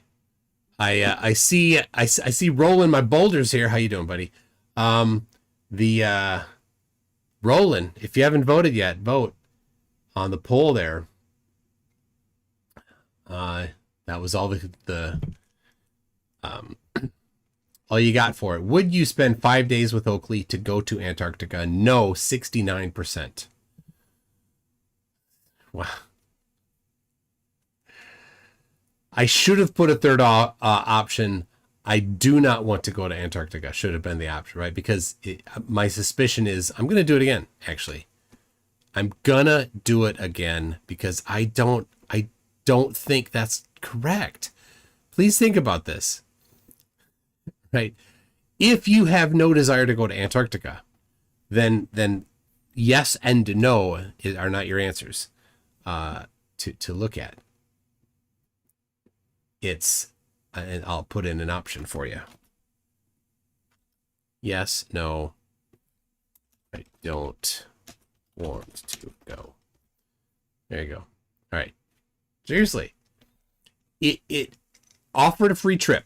Let's put that in there. If you were offered a free trip to go, would Oakley being a member of the team be the reason you don't? That's what I'm getting at here. So my answer is yes, I would suffer that for the benefit of going to Antarctica. I think that's just too much. Yeah, it's a crazy poll outcome. So yeah, Brenda says, I want to change my vote. I'd go with Nathan because I would drive him right out of his mind. It would be worth it. Yeah, Brenda, you could do it. Brenda has that skill. So, okay, let's get a little more of them going here. It is amazing how far Z goes to deny things that are just obvious for everybody. We could go out and verify that the sun goes around the earth in 24 hours, or at least that, or that the sun is above a new person at every 12 o'clock hour, 24 times around the earth. So it's going around. Right, and those two things aren't the same. Okay, but it's not going around in 36 hours. It's not going around in your 48. claim that the sun goes around the earth in 24 hours cannot be proven. Wow. It just cannot be. Okay. Oh my gosh. All right. So this is where we're starting off. Because you're starting off from a logically flawed premise. It's not logically flawed. There's nobody who would agree. Yes, because you're reifying a model. I don't have anything to do with the model. Don't have anything to do with the model. You're reifying a model. Yes, when you say the sun goes around the earth in 24 hours. There, he's nitpicking the word around. Okay. You're reifying a model that you ascribe to that I don't. So why would you shift the burden to me? Why do I have the burden to prove a model? You don't have any burdens to prove anything. I asked you because I thought we could get to a logical start where I say, do you agree with this? Do you agree with this? Do you agree with this? And then we could go forward. I didn't say you have to ascribe to it. You could say you don't. That's fine. So let's get to a logical start. So if we can get beyond your fallacious reasoning, fallacious reasoning by saying that the sun does. Maybe you can concede that there's no way to know or prove or substantiate a sun circling the earth in 24 hours. We can start there. We know that's what it does. So, I mean, you can. No, I don't know that. So, yeah, Jaron is not using the word around to declare that it's the AE map. He's not using that specific round AE map. But Z is using that and saying this is the around the, you're reifying a model thing, right? You're not it's not reifying a model to use a model. It's an Oakleyism to say reifying a model just because you use a model. So yeah, Z is very delusional. This guy is right? He's a loser, severe loser. Z, I despise you. You're a horrible person. You should never be on the internet. You should be that guy in the corner, pants around his ankles, singing Jimmy Crack Corn and I Don't Care, while people throw pennies at you so that you can buy beer tonight and drink yourself to sleep again. That's his value in life. That's it. Right? PhD Tony says, I am ambivalent to trips to Antarctica. The harmful environmental effects of Antarctic tourism are real. The presence of Oakley would be a killer. Okay. I get that. So that should be the third option there. So, all right. Now this is looking a little better. We got 42, and 15% say I don't want to go. Okay. 42%. So half of the people that do want to go would not go because Oakley's there. Okay. I'll take that. Oakley, you're such a horrible person that half of the people that want to go to Antarctica would not go if you were there. Right? Get more votes here. There's 157 votes and there's 550 watching. So let's get a bunch of votes here, and I'm going to screenshot that and I'm going to I do something with it. Gee. Rick says Z's last physics related schooling was tetherball. Icy Spin says, wow, Jaron pressing for flat earth evidence. What the hell is this? That's why I wanted to watch this. It was good. It's good. Now Jaron gets heated too in a little bit. Deadpool 2028 says MC Toon Live. Thanks for the reply to my email. SpaceX Polar Orbit mission late this year. Can't wait for all the fake /CGI cries from flatties. Yep. All right, Brian Stavely. You talk attempts to troll me won't work. If you haven't realized, it came on this channel to talk Mandela. You can't troll me. I'll ignore it. We can disagree on things and still be decent. M Stone.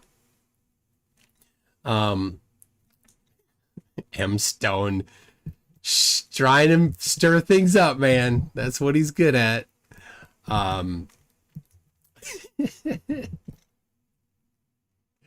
Gaming with both hands says I'd go with Nathan just to make sure he overslept on the morning we leave to come home. I told you, the treaty prohibits leaving garbage behind. You can't do that. You get in trouble. We do. I don't know that. We do. Everybody in the world knows. No, that's not correct. There's plenty of people who ascribe to a flat earth understanding who do not ascribe to that. I'm not claiming one way or another. I'm pointing out the flaw in your logic. There is no flaw in the logic if we just say... This is why when you asked me the question originally, come on, I said I disagree with your premise. Correct, okay. You just don't see it. Well, I don't see a reason for it. There's nothing else that it could be doing. Nobody even claims that there's something else you can do. So to argue it is just to play dumb. That's all. You're just playing dumb. Because again, do you want me he's not playing. to point out the logical fallacies? I don't even care what the logical fallacy is. Because you don't care what the logical fallacies are, so you don't care about logic. No, don't care about it. Not when you're talking about... You don't care about logic. The sun goes around in 24 hours, period. Nobody disagrees. So I don't understand why it would be illogical to say something. You can just keep chanting that as a refrain over and over again. So does the sun rise every day? Or we can't prove that? Can we prove that the sun rises every day? I'm asking. Jaron, listen, we have celestial data from all over the world, okay? He wouldn't answer that. He wouldn't answer that. Z, you're an idiot. You are stupid beyond stupid. That you won't even answer that the sun rises every day. Can it show? All right, do you want me to start talking about the ephemeris? Let's give at least each other a little bit of credit, all right? So but the reality is, you are claiming a model that is unsubstantiated, plain and simple. Steve6464, there's probably plenty that would agree with you there. So, but she's spoken for. So if you're saying that when I say you're reifying the model, do you want me to explain what that means? No, I understand what you're saying. But what do I mean then? If you don't want me to by reify, he means using. Explain it. When I say you're reifying the model, that it's already assumed. The premise is assumed in the statement. I've already assumed my outcome is what you're saying. Gaming with both hands. Scientific research is allowed in Antarctica, though. We can freeze him in a block of ice to see if he can be revived 1 million years from now. Genius. All right. Put in the grant. File the grant application. Begging the question. When I say you're reifying the model, you're applying concreteness to an abstract concept, like a model that can't be substantiated. But I'm not thinking of a model in my head. I'm simply thinking about, and you're right, I guess I look at the layout of the continents, right, that generally make the most sense. I think that's what everybody agrees on. Now, if you're saying there's some other layout, no one's ever seen it. No one's ever put it forward as this is the actual model of the Earth. So to me, there is one model that has all the continents laid out. It is the AE map, and the sun goes around it in 24 hours. That's it. So if it's you, because you choose to believe in things that have no evidence. Okay. There's plenty So of if you hefty- choose to do that, I'm under no obligation to Okay, do it. so you don't need to I'm join certainly me. under no obligation to prove something that you claim that I do not ascribe to. Okay, so you don't have to describe that. We got it. So you don't know what the sun does at all. You wouldn't even make any claim to it at all. The sun just is there. I can conjecture, but I'm not going to make claims. Okay. That's how much of a loser he is. He won't even be bold enough to say anything at all. He desperately and aggressively embraces ignorance. Conjecture that it's moving around the Earth in 24 hours? Can we do that? I don't know. Okay. I don't It's know. a possibility. How's that? All right. This is gonna be fun. So, what do you want to do next then? If we can't prove that the sun goes around the Earth in 24 hours, because it's just We a can talk about reification of the model. we can talk about your positive statement. The question here is who made the statement, okay? I made the Once statement. one makes a statement, is it then not their burden to prove that statement? Clear. Would you agree with that? Absolutely. Yeah. Now he made the statement that you can empirically prove flat. Will he ever get to it? Okay. So you need me to So prove the statement. your statement was the 24-hour circling sun Correct. in Antarctica Right. refutes the flat Earth. And to be more specific, you said a flat Earth cannot exist with the 24-hour sun Right. in Antarctica. Right. it'd be Okay, false, so you right. agree to that. So why don't we start with your positive statement, Okay. so I can refute that and you could defend it? That's Right. probably a good place to start. Yeah, except for the first step would be to say, does the sun do this? And if you don't agree, then we can't go pretty much beyond that. Because the No, I don't have to agree with something you ascribed to that can right. not be substantiated. We can talk about your Sure. claim. Sure, but nobody You else could has any defend other it, claims that I've and heard. I could rebut it. Okay. Say that again. You're saying you can do that if we take the assumption that we can say that the sun goes around in 24 hours? We don't have to assume anything. We can take your claim. You can defend it. The claim is and I based can off of a refute it. couple of known things. Number one, that the sun goes around the Earth in 24 hours. If we assume that, let's just assume, I'm not saying you ascribe to it. Number two, that the sun has to bring heat and light to all the continents in that 24 hours. And then number three, flat maps push the south or the north, doesn't matter which one, to the perimeter. Okay. So I have not seen a flat map that can do what I'm saying without doing that, right? So no flat map can exist that then doesn't push the north or the south to the outside. That would be kind of impossible, right? Something has to get pushed to the outside, whether it's the inside or the outside, right? You could take it and bend it out so that the south pole's in the middle and push out the north, or you could put the north in the middle and push out the south. So once you know that, then that's where my statement becomes a point that if you have the sun circling somebody's head in Antarctica, then it can't be doing what we know it has to do. Okay. Now, there are other maps that flat earthers like to sometimes use. For example, and this map is an actual map that some flat earthers have pointed out as a possibility. The if you draw, there's no line on here, but the equator is across the center here. And then they say that on the equinox, on one side of the equinox, the sun is doing circles on the north part, and then at the equinox it crosses over, and then the sun does circles on the south part. This is an example of the fourth law of flurp, because that solves the problem of Antarctica existing and of people seeing the 24-hour sun in Antarctica circling around, because it would circle around on this map from September 21 to March 21, the sun would circle around Antarctica on this map.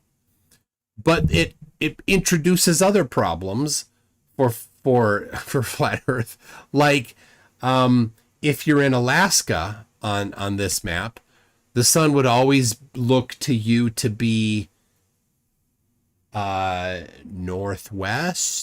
northeast-ish, right? It creates other problems.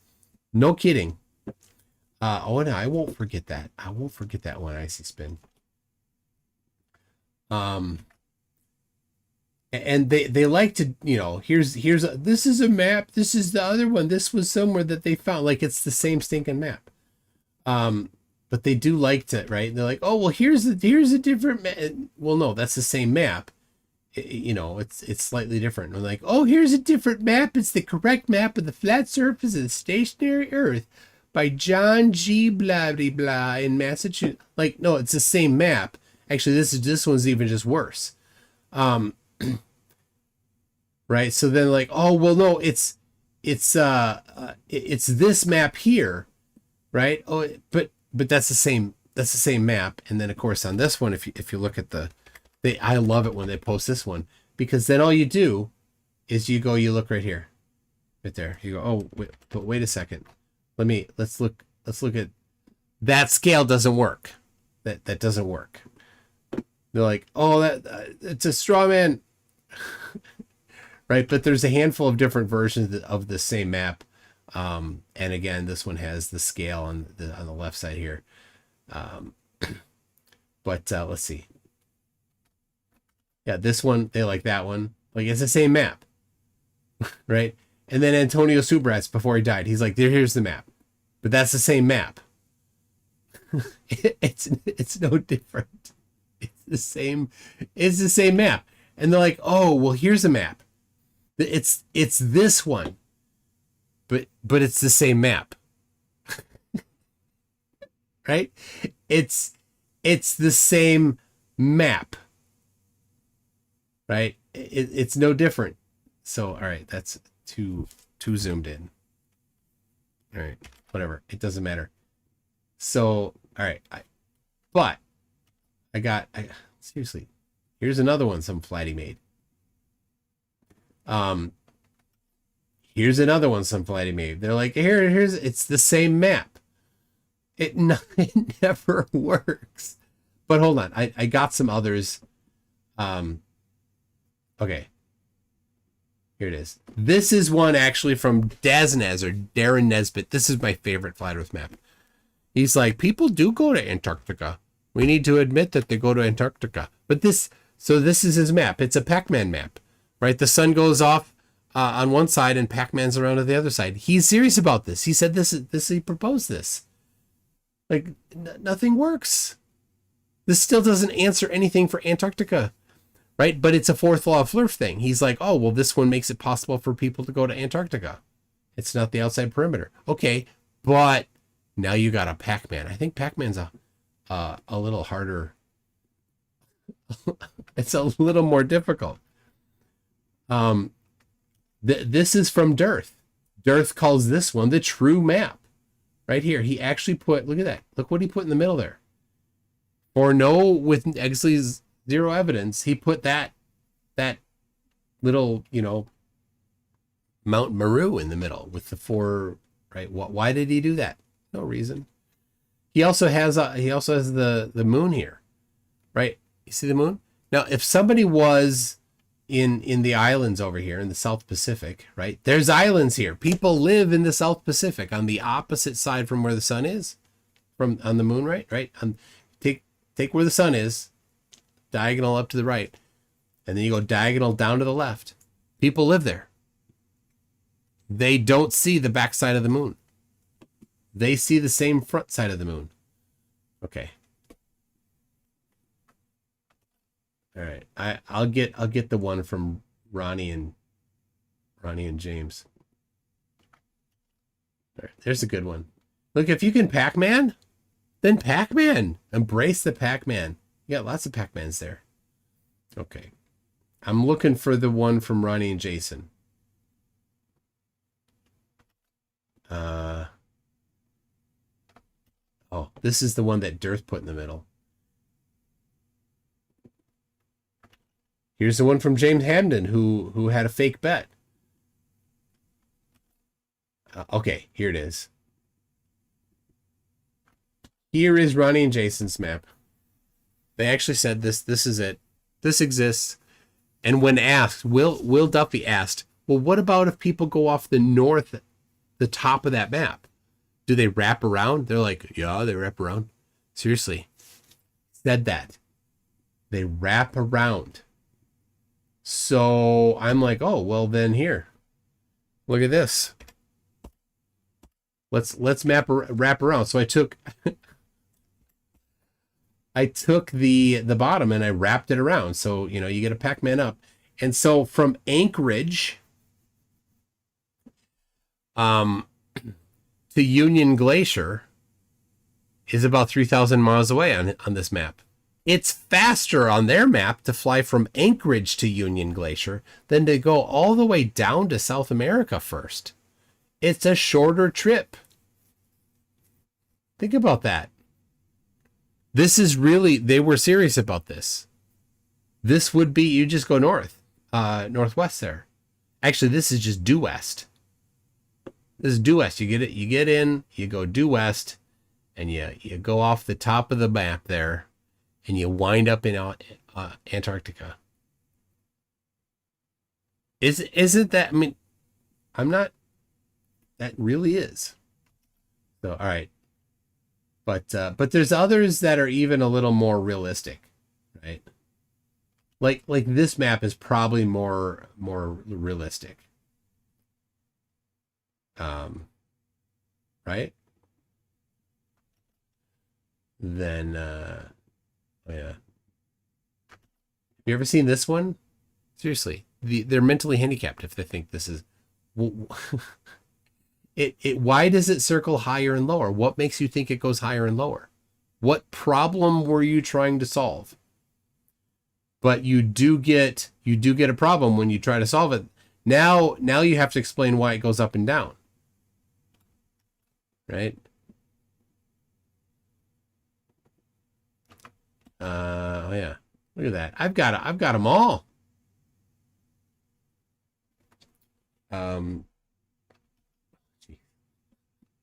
This one here, this is Dearth. Dearth likes this one. He's like, this is just a concept. Then why? He's like, we're just one of the pawns. Really? You're stupid. You're just stupid, Dearth. Look at that, right? Oh, I got too far.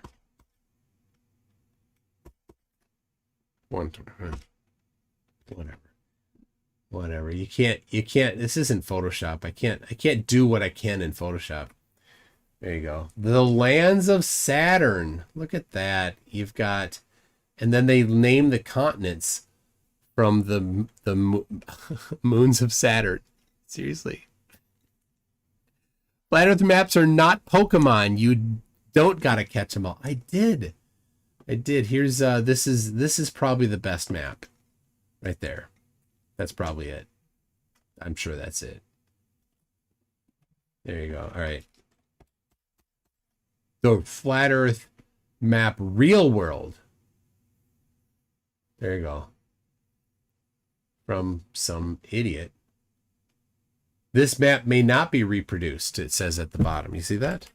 You know what I did? I reproduced it.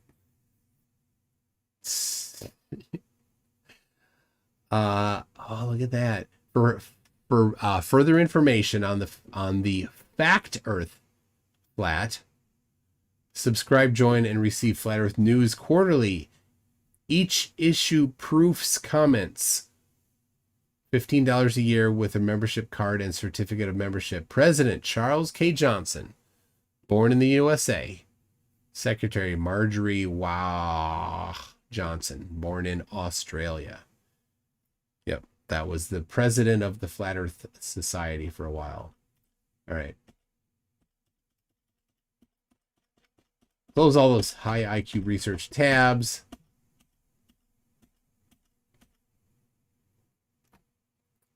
Boom, there we go.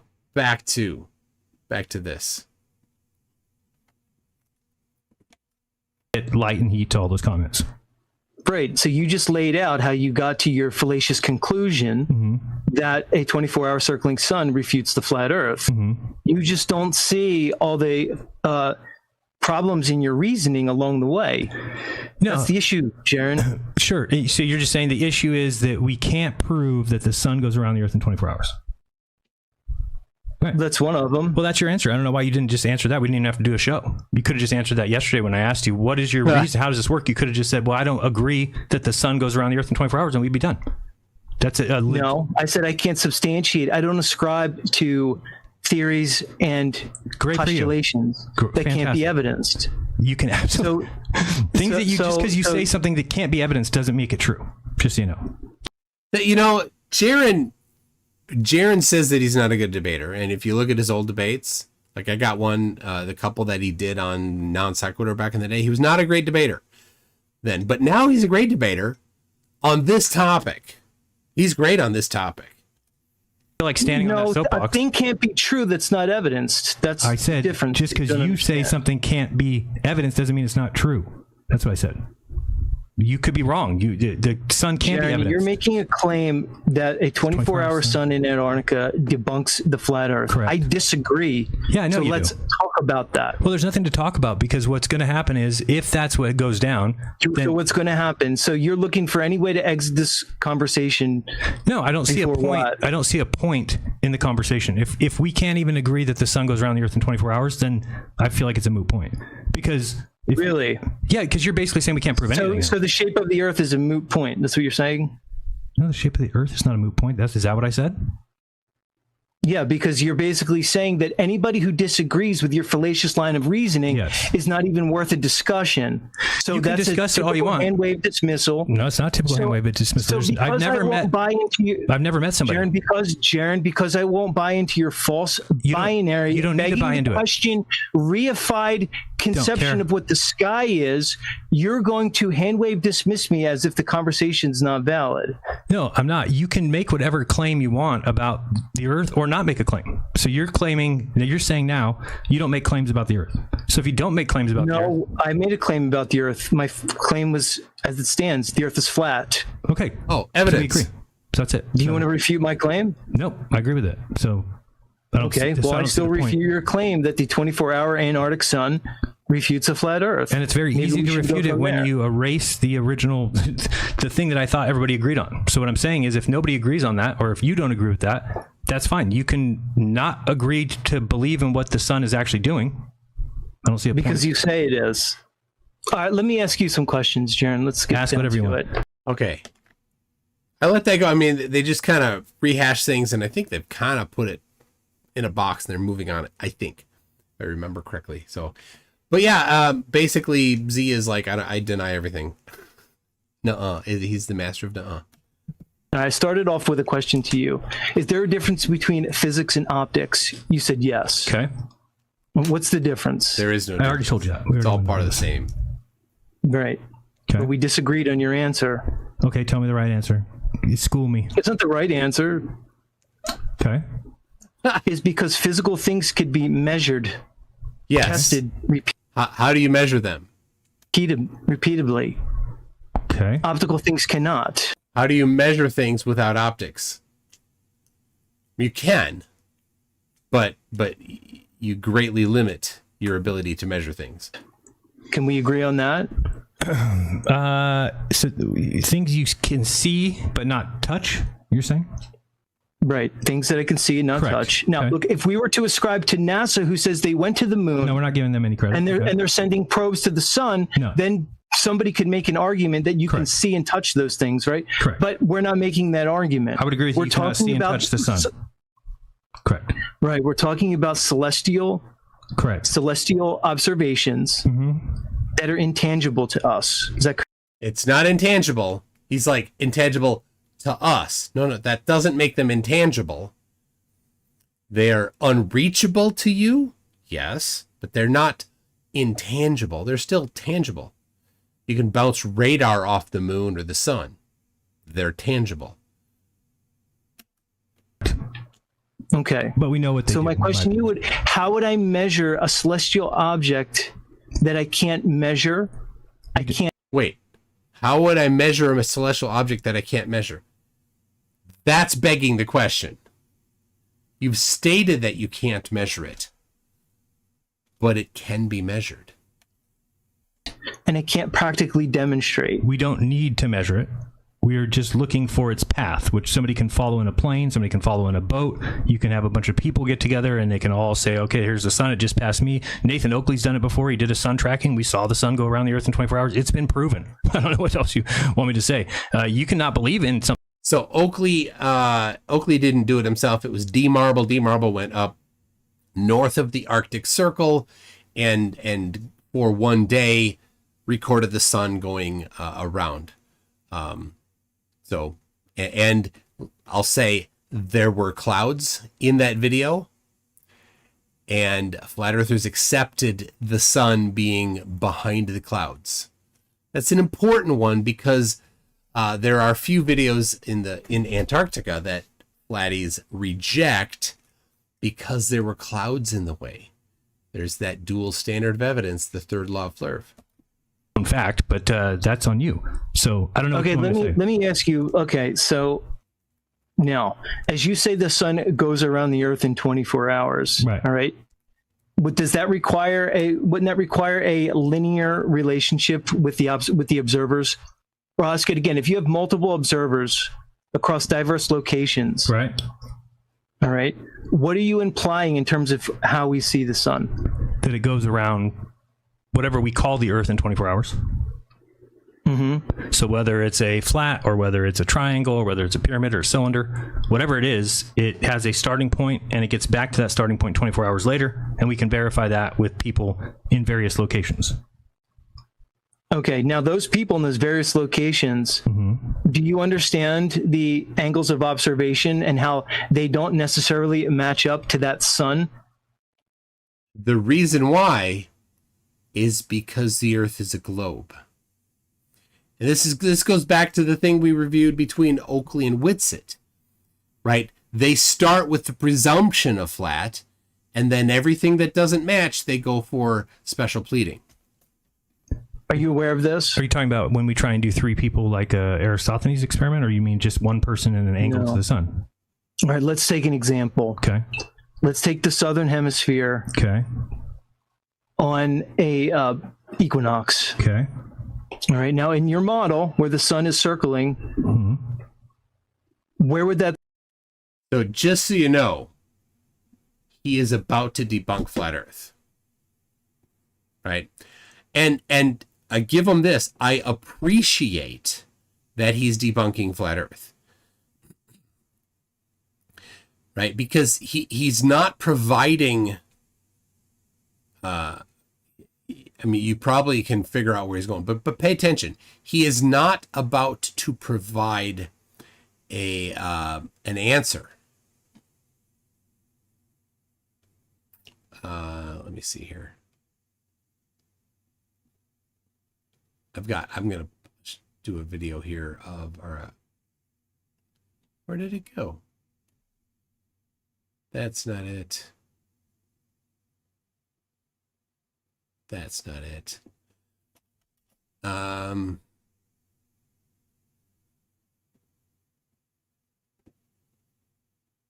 That's not it. Oh, dog. I thought it was on here. I've collected together just the sun things that I like. And, oh, there it is. Okay, hold on. So I'll demonstrate this first, because he's about to say this.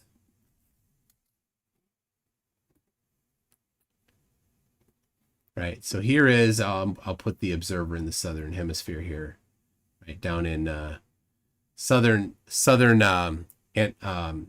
America. I'll move the date to December. Doesn't matter too much. And then I'll turn on animation. So here is the the portion of the flat Earth that's illuminated on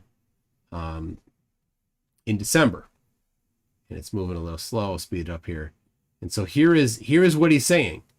These angles don't work. This is what he's about to say. So just, and rather than come to the conclusion that Earth is not flat, he sticks with the pre-selected conclusion of Earth flat, and this doesn't match, and it's okay with him. That's what's really, super dishonest.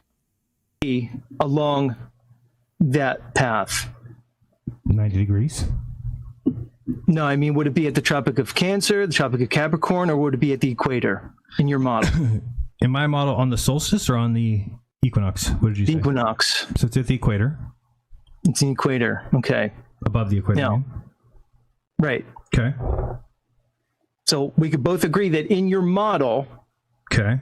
it would be basically circling the equator. Is that correct? Yeah, you could say in my model, but no matter Yeah, what I'm model, saying in your model because it's not my model. right? So But you no, can say everybody else in the world. Let's assume you're correct. Everybody else in the world would disagree with me and think I'm nuts and agrees Okay. with you.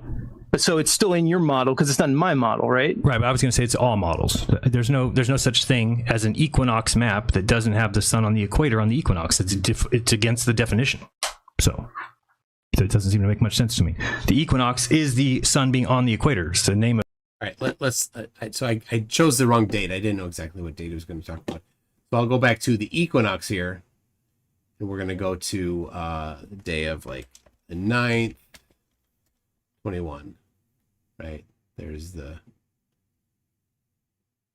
So here is the equinox, and so let's move it forward to sunrise for. Right there. Okay, so I'm gonna go backward just a little bit. We're gonna just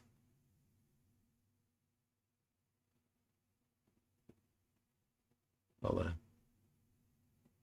There you go. All right, so here's sunrise, and that shows like the last few moments of twilight. So here's sunrise at this particular latitude and longitude, and you see where the sun has to be, due east. And if I move it here and here and here and here, all the way up the same line of longitude, the sun rises due east. But never once does any location point to where the sun must be for flat Earth. Never once. No location has the sun in the correct spot. But they all have due east. The sun couldn't be over, because this is where it has to be, where the sun is. That's where it has to be, because it's 6 hours from sunrise to midday. So it's in the right spot where it has to be. It doesn't work. And this is what he said. This is his point. He's totally getting it right. And then his conclusion is wrong. Definition of Is it? Okay. Renee, so yeah. All right, Shifty. Shifty's a mod here. And I'll tell you, Shifty, I'm not the only one that take great umbrage with playing games with people that have died. So don't talk about you're very wrong and horribly evil blind faith belief about the Challenger. Okay, people died. Don't deny that. That's gross. Okay, if that evil is in your heart, don't let it get from your heart to your fingers and then online during my chat. Okay. Gotcha. Okay, so here's the thing, Jaron. Okay. If you let's take 3 people on a particular longitude on the equinox. Okay. One in North America, one in Central America, Right. and one in South America. Gotcha. Would you agree that all 3 of those people at the same time would view the sunrise simultaneously if they're on the same longitudinal line? Yeah, I would think it's pretty close. I wouldn't know if it's exactly. I'd have to look into that. Right. But it's close enough. Do you happen to know the angle, the horizontal angle off of north that they each simultaneously would see that sunrise? 90. That's right. Okay. Okay. I Jaron must have gone through this before, right? In 9.5 years. I hope so. You got that. So what I'm showing is there's not a one-to-one linear relationship with our location and the sun in the sky. Now, if we want to progress the conversation a little bit more, we can say, okay, maybe your model is correct, the one you're ascribing to, and due to perspective, each of those 3 people from those diverse locations are seeing the sun rise at 90 degrees. Because in the model that you're describing, unless there's a difference in perspective, then we can't say that there's a one-to-one linear relationship with one's observation from those diverse locations. And why do you say that? Because you're talking about drawing a 90-degree line from each person's perspective and it going like across? I mean, you do realize that east and west are circles. Circles on an azimuthal. I know that. And do they... But regardless, priests of the... So when he says east and west are circles, yes, from this point, if you're going to travel east or west on this map, you're going to travel in a circle. If you go due east, because due east is constantly dipping its nose to the left, right? The dipping your nose down for airplanes. Well, to go due east, you have to dip your nose to the left while you're flying. Anyway, but the line of sight isn't a circle. The line of sight is straight unless there's a reason why the light would curve. So the light doesn't follow the line of longitude. It follows this dashed line. If you're sitting at the sunrise on this particular portion of the Earth, you look due east, that dotted line is where the line of sight is. It's not a circle. And some flatties actually don't get that. Seriously, they do not understand that line of sight is this straight line. They're like, but it's a curve. It's curved from there. So if due east, it's a curve. Even if it were, for a second, let's say that your line of sight magically followed the line of latitude that you were on.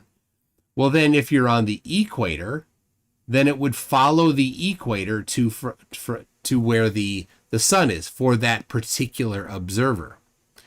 But what about this observer here? Down at the southern part. Well, that line of latitude doesn't bring it to the sun. It has to be at an angle toward the sun more to somehow go from 50 degrees latitude to 0 degrees latitude while moving to the east. It doesn't work. Anyway, zetetic is getting it right here. It's crazy. Supposed azimuthal equidistance map that you're ascribing, yes, you're right, it's circles. That still doesn't change it. It's still off. My point is this, I'll just sum it up. We're not observing the sun the same. That's it. I mean, you're giving me a globe talking point. So Jaren's right. He just did. Z just debunked flat Earth. I get what you're saying. No, I'm not. I'm giving you a celestial data talking point. You can choose to reject it. That's fine. We could say it's not proven, right? Same. I'm giving you facts based on celestial data. Right. Same thing I was doing with the sun, but you said we couldn't prove that. I get you. It's the same thing. No, based off yes, you're. That's fine. We could say it's not proven, right? What is this? Same. I'm giving you facts. What is this app?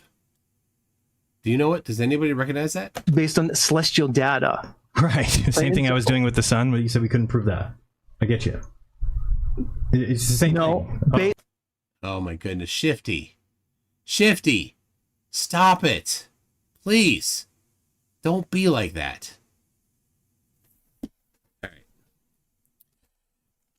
All right. I gotta address Shifty here a little bit. Shifty's a flatty. Shifty's in the chat. Shifty just said, what if I said the people died in the Challenger accident, but it's not who we think it is, right? So Shifty is saying, is proposing, what if people did die, but it wasn't the same people that you think it was? Why would you, seriously, why would you say that? Somebody did, but it wasn't them. This is the problem, Shifty, and you need to really focus on this for a second. This is going to make a big difference right now. We can't get, this is going to be an impasse for us. Okay. if you're going to fake somebody's death, there are things you would do and things you would not do. The number one thing you would never do is keep the same name. You got to understand that. The name is the first thing you do. First thing you change. Right? You change their name.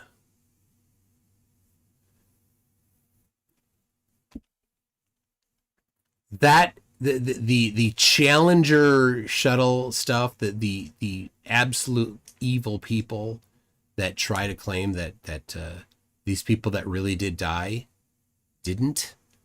Like, oh, there's people that have the same name. No, that's not how you do it. You don't keep the same name. We're going to put them in different families and completely different careers with an absolutely different set of background requirements, and have them have history of them prior to the accident in this alternate life doing things, confirmable things that require that other skill set. And we're going to then fake their death and keep their same name. No, Shifty, put this in your head right now. We're at an impasse here. This is a problem. You've been in here long enough. You've said some things that make sense. You can't hold on to that one anymore. Okay? You can. Here, let me give you a possible explanation for flat Earth. Right? Millions of people watch rockets go up. You don't get to deny that. That really happens. They're not landing in the Bermuda Triangle. Nobody's ever seen them land in the Bermuda Triangle. You want empirical evidence? You want to not have just a blind faith cult? You can't say they land in the Bermuda Triangle unless you have evidence of all of them landing in the Bermuda Triangle. At least try something that they did go up and they did then land somewhere. Right? And if all of these things can happen, then why would you have to go? If they're going to fake somebody's death, they're going to change her name. So if you're going to claim that they faked the death, why not claim that they just faked their death and then they changed their name and have been in hiding for the rest of their lives? That would actually make a little bit of sense. This whole, they've got the same name and sort of kind of look the same. You think nobody would? It's so dumb. It's so dumb. Shifty. Stop being that dumb, please.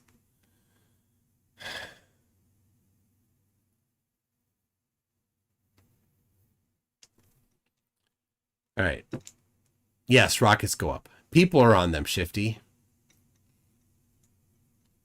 Shifty, do you know, if you wanted to, people have done it. So if you don't believe them, you could go test it yourself. You could make a directional antenna tuned to a very specific frequency. And you could have conversations with people on the ISS as the ISS passes overhead. A directional antenna is directional. You point it at a specific location and it's got a narrow focus of where it's going to accept the signal from.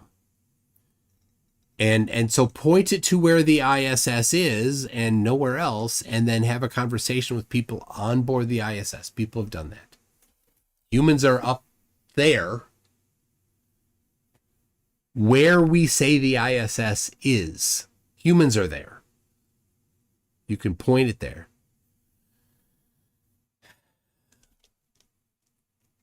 Yeah.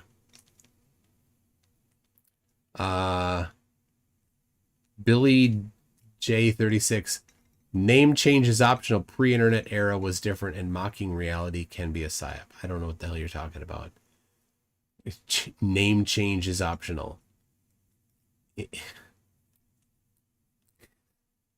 No, it's not. It's not. It's not optional if you're faking somebody's death. You don't just get to keep the same name and then just go live somewhere. And it doesn't. That's not. It makes no sense. It makes no sense. All right. Yeah. Do directional antennas. Don't. No. Not let's do. You do. You won't accept it if somebody else does it. Right? Well, if you do accept that somebody else does it, they've done it, you can go do that research on your own. You can look at what they've done. If you won't accept it, then it's not let's. There's no let's do directional antennas. It's only you. You won't accept somebody else.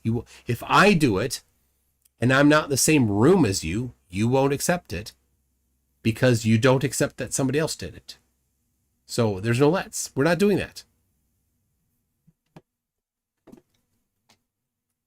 So, all right. Seriously, the amount, the places that people will go to in order to the willingness that they have to deny reality in order to support a blind faith belief system is crazy.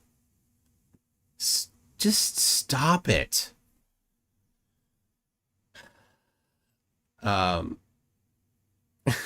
Insert clip, says Jesus Eber Martinez.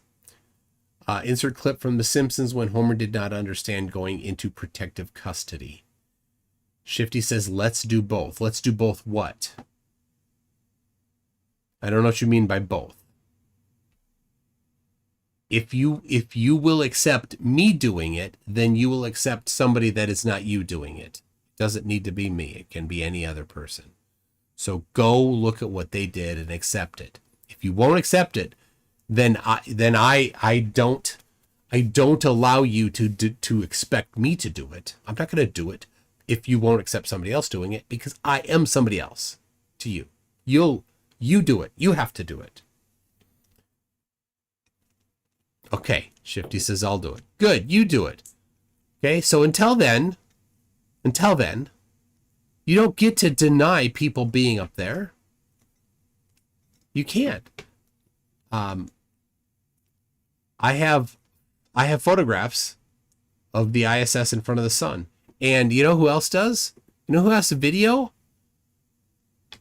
Jaron did both the sun and the moon. ISS in front of the sun and the moon, according to the data that NASA publishes. The data NASA publishes accurately predicted the time that the ISS would be in front of the sun and the moon, and Jaron recorded it himself.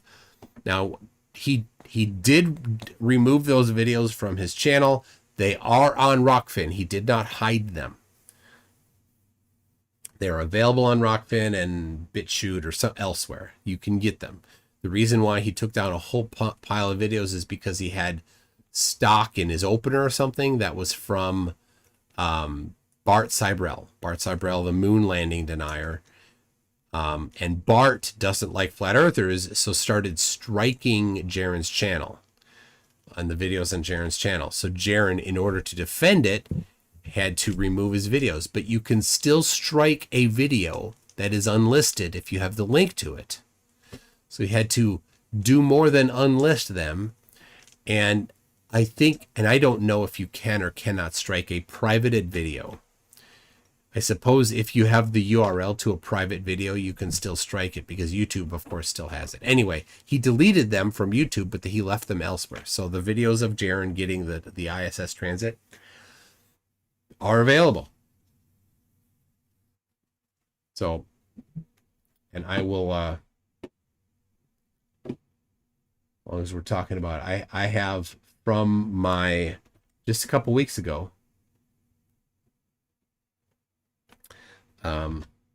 my ISS transit. I'll pull it up right now. It was the 11th of this month. right? There you go. So there's a picture of the sun. And here are the individual frames from, you see on the upper right there, it's coming in. Individual frames of the ISS crossing the sun. And I have, let's see, I have a Photoshop. Where's the Photoshop of it? It's not in this, it's not in here. Anyway, bottom left, it's on the very bottom left there. And I do have, did I make a, so I'm in the process of making a single video that's a transit, but that wasn't it. Where did I put it? I don't know. It's not.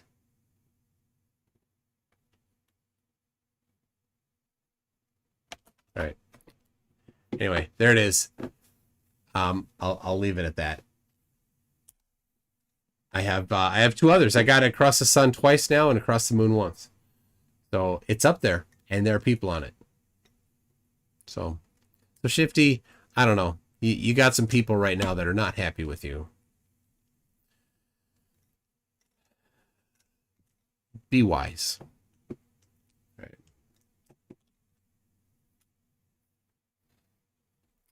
Yeah, go seriously, do some actual investigation on this topic. Renee's enemy says my sister worked at United Space Alliance. During the shuttle era, when I hear/see people ignoring the Challenger and Columbia incidences, it strikes a chord with me. She took them badly. Yeah. Yep. The business of macroscopic lying is only about ensuring no one believes anything. Complete obfuscation would harm this goal, sir. The business of macroscopic lying is only about ensuring no one believes anything. I don't know. You're not assembling words very well here, Billy. You're like, I'm not even sure by that statement what you're getting at. I'm feeling like you're a flatty or a NASA denier. I don't know.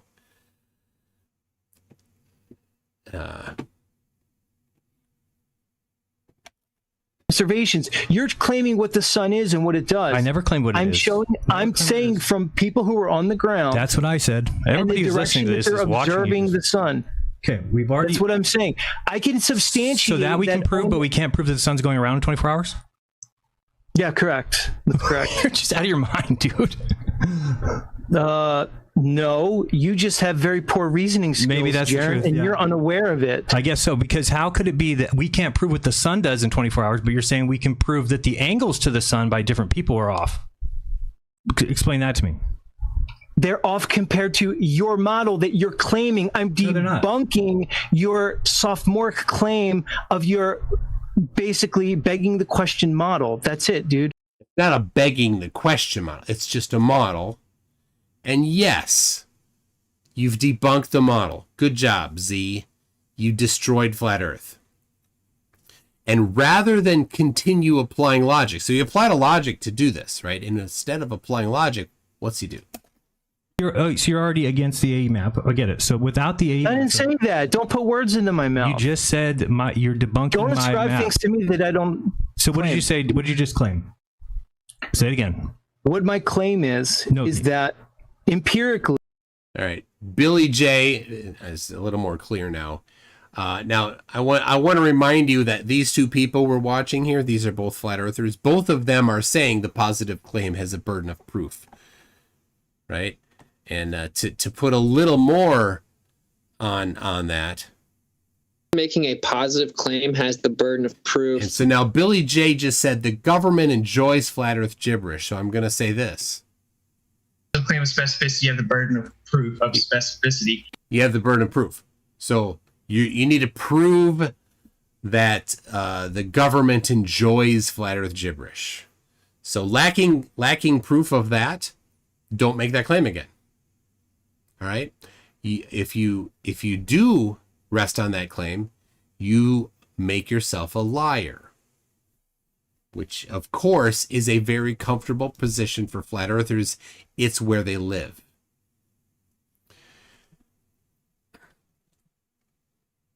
Oh my goodness. We've got absolutely axolotls for 15 shekels. Says, I was a Glober until I saw the amazing McFlatty. You should watch his debate with FTFE. It was, oh my gosh. McFlatty, he posted it on his channel today. I can't believe it. And he still doesn't even have 1,000 subscribers. He did claim to have an aptitude for math. Yep. Shifty, it's possible for an opinion to be wrong. Right? It 100%. If your opinion is about something that is factual, then it's possible to be wrong. And if two people have a differing opinion about something that is factual, then they contradict each other, then one or both of them are wrong.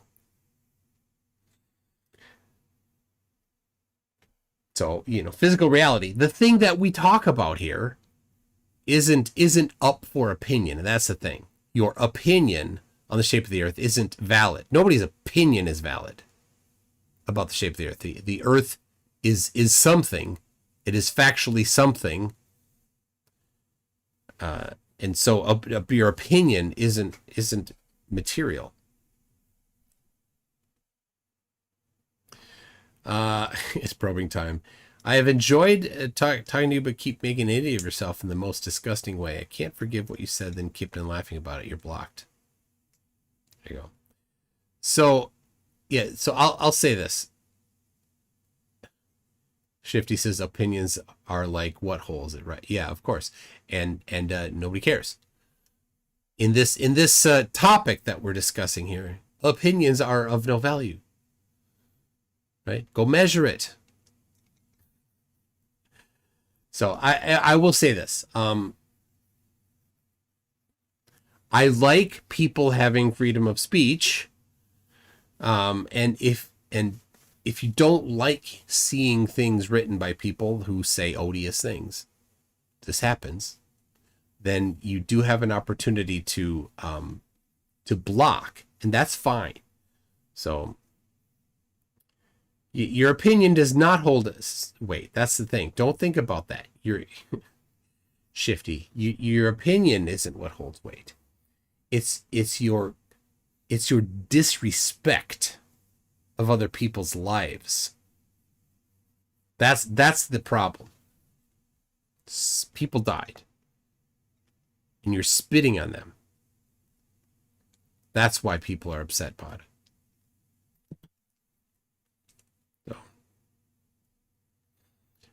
So, yeah, right. Take 3 people along a particular longitude line, Correct. from north to south, from the expanse of all the way up to the Tropic of Cancer, Right. and the equator and the Tropic of Capricorn on the same longitudinal line. All 3 of those people will see the sun rise at 90 degrees off of north. Okay. All right. And I'll show you this, and you tell me what if you see this. So this is the globe Earth here, and if we take a go back here, hopefully you can see that. It needs to be a little bit higher. We get it up a little bit there. Okay, so if we take this line here, you're talking about, right? 3 people, one at the top here, one at the middle at the equator, and one at the bottom. Is that what you're saying? So yes, it could be anywhere on Earth. It's the same location, and look how they view. You could take multiple. You could take more than 3. Okay, but I'm asking you can do 6 along that longitude. Okay, so is the 90-degree line this yellow one? No. This yellow line off the red? This line here, this line here, and this line here? No, it's just 90 degrees. Again, so now you're giving me. So Jaron, I think Jaron's getting this. I hope so. Getting this wrong by saying. All right, when I was listening to this, I wasn't watching this. That's why I'm coming off a little weird here, and I don't remember all the details. But I think he's saying that the line of sight then follows the line of latitude, but no, the line of sight doesn't. It diverges. It's tangent only at one point. Representation of another model. I'm talking about in the world Yes. that we inhabit on Earth. Correct. North is this way, 90 degrees this way. You notice I didn't say east, Jaron. I said 90 degrees. Right, but 90 I degrees. specifically said 90 degrees, not east. Right, 90 degrees is pointed at the equator, just so you know. Okay, this is 90 degrees. So it's What? not what you think it is, and everywhere. 90 degrees on the globe that you're giving me. Right, it's the same see, thing. he's If talking you're looking about- 90 degrees. That's a rum line if you actually travel it. Right? And he's curved the line in 2 dimensions here. He's curved it to follow the surface of the globe as it moves east, and he's curved it in that it's not following a straight line east-west, north-south-east either. Jeez. You're going to be looking in the direction. This is 90 degrees here, and then from the Right, top here. on your presupposed projection that you're Sure. just continuously evoke. See, again, Sure, but this you're is saying, begging hold the on, question. it's not begging the question. All you're You're doing claiming- is using circular reasoning right now. You just don't see it, Jaron. No, what he's doing is testing a model. He's taking a model and applying it. And in Z's head, who basically is parroting a lot of Oakley, any model is a reification to him. Right? It's not true, but to him, any model is a reification because he has to reject all models because they're testable. He doesn't like testable things because it falsifies his position. So what is Jaron doing? This diagonal from this is a rum line. If you actually, it's not even a rum line. Rum line, if you start, a rum line is if you start going one direction and never veer left or right. That's a rum line. And if you're on the equator and you go due east or due west, that rum line is a great circle. But everywhere else, you'll either spiral up to the North Pole or spiral down to the South Pole. And so I don't know what this is that he's doing here. This isn't making sense to me. I'm talking about the world we inhabit. Sure. I'm talking about the substantial world we live in. Sure. And all I'm saying is from multiple locations along a degree of longitude, Like I just drew. everybody's looking in the same direction. Okay, right. Looking towards the equator. So what are the implications of that? They're looking On towards your the equator. model that you ascribe to? What are the implications there? They're all looking at the sun. Because the sun's above They're the all equator. looking at the sun. What Correct. are they all looking at the actual sun? Yeah, it's each rendered for each of them, but it's still Rendered, sun. right. So is it The actual sun. So we've got, on the one hand, we got Z here, the actual sun. Yes, you're looking at the actual sun. And then Jaron, who is of the, he's of the, what do you call it? He didn't say it wasn't azimuthal grid of vision. It was your own personal atmospheric dome. That's what this was Jaron's thing. Your personal dome, right? As if everybody gets a different version of it rendered for them. And that's what, when he says rendered, that's what he's talking about. So this is silliness from him. genuine concrete sun? It's the same sun, yes. I'm looking for an A word here. There's an A followed by a couple P's. You can do it, Jaron. He's looking for a parent. What, apparently?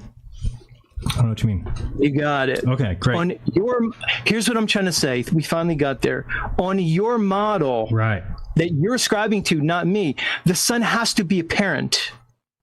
So it took us an hour to. If you presume flat. If you, right, he's all these fallacies that this guy's chucking out there, and he's missing the one that he's presuming. He's making this assumption. He's requiring it to be flat. He's reifying flat contrary to evidence. He's making flat concrete. His idea of flat, he's making concrete in and by rejecting evidence. Finally, I don't know. Okay, it has to be apparent. would you agree to that? Would you agree onto the model that you ascribe to, that the sun has to be apparent? No, I wouldn't say has to be. No, because everybody's say it looking. has to be. No, the three people that you named on that one line of longitude could all be looking at the equator, seeing the same sun. They're all looking at the equator. Correct. That's When they're looking 90 degrees. 90 degrees is towards the equator. I just showed you. No, you showed me that on a No, globe. it's not. 90 degrees is towards the equator. If you grab the globe and I put the same line of sight onto this map, it'll be the same. Especially in the north. The north is no different. The north is identical to the globe on the flat Earth map. But it's not. So, and this is, so I don't think Jaron really, for some things, like for flights, they're closer than in the south. The distances are still wrong, but they're not as wrong. But this line of sight stuff is still 100% wrong, right? It's right or wrong. It's not a percentage. It's a true false. This is wrong. The line of sight that we see there, looking due east, at that moment of sunrise, that observer due east sees the sun and they see it along that dashed line, but the sun isn't on that dashed line. So it's a false. Does it match? False. It does not.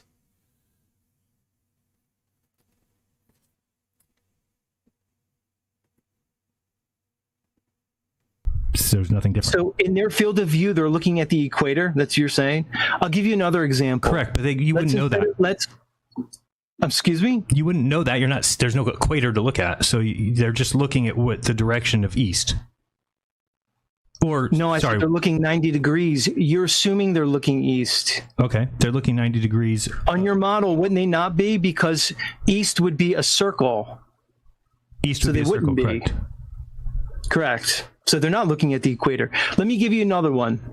Let's go to the They are looking at solstice. the equator. We can go look at what 90 degrees is from each place and see where that Let's is. go to the December solstice. Okay, so we're at the December solstice in the south. Right. Okay, It's December 21st, and you're in the south. right. And So if you're trying to get to like the sun setting south of west, rising south of east, that kind of stuff, that's correct. and then saying that it's not the same sun, it's an apparent sun. Okay, I'll give you that. No, I'm not saying. I'm asking you. Okay, so yes, it's apparent. In your model, say it again. I said it's apparent. I already said that. Okay, so you're conceding that in your model the sun is apparent. Sure. Is that correct? Yep. Remember, anytime a flat earther says, so you're conceding, they're trying to trap you. Okay. So you've just conceded that in your model, we're not looking at the genuine sun, we're looking at the apparent sun. Correct.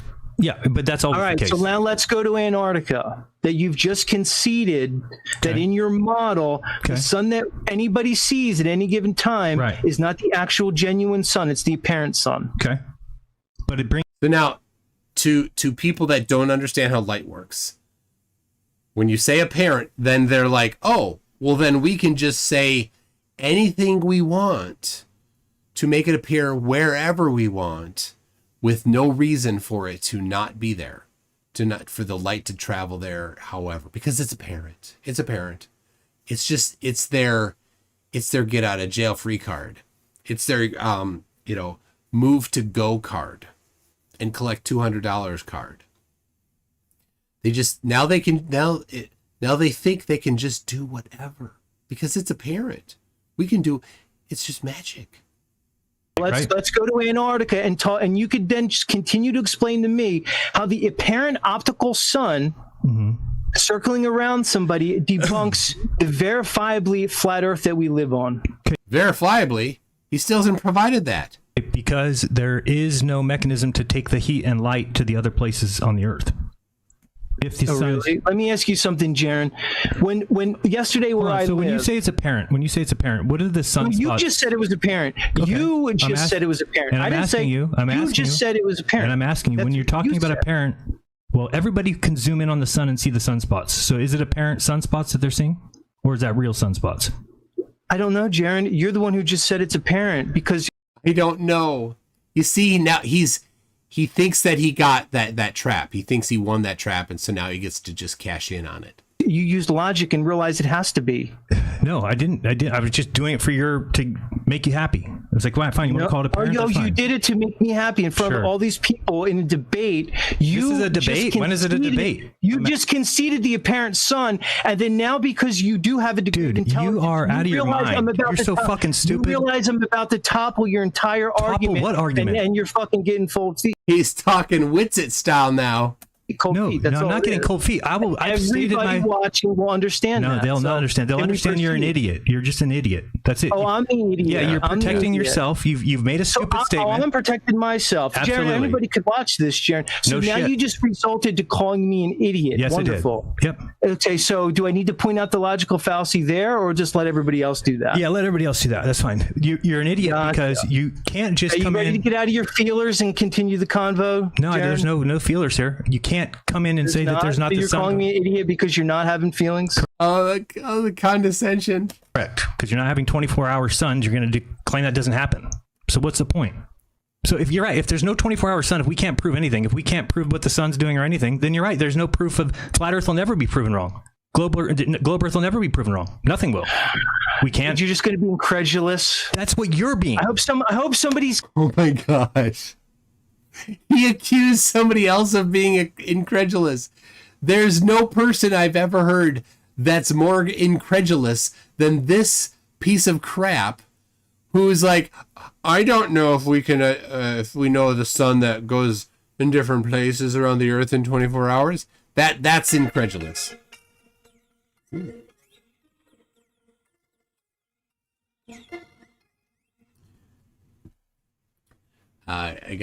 That's a reminder for the laundry. No, I'm not. Of your fallacies. Yeah, because we're sometimes keeping score at home. sure, Please. 100-0. It's very good. Can we you're right? Can we address your claim again? How the 24-hour Antarctic sun? No, because only somebody who's smart enough to know that the sun goes around the earth in 24 hours would be able to understand the point.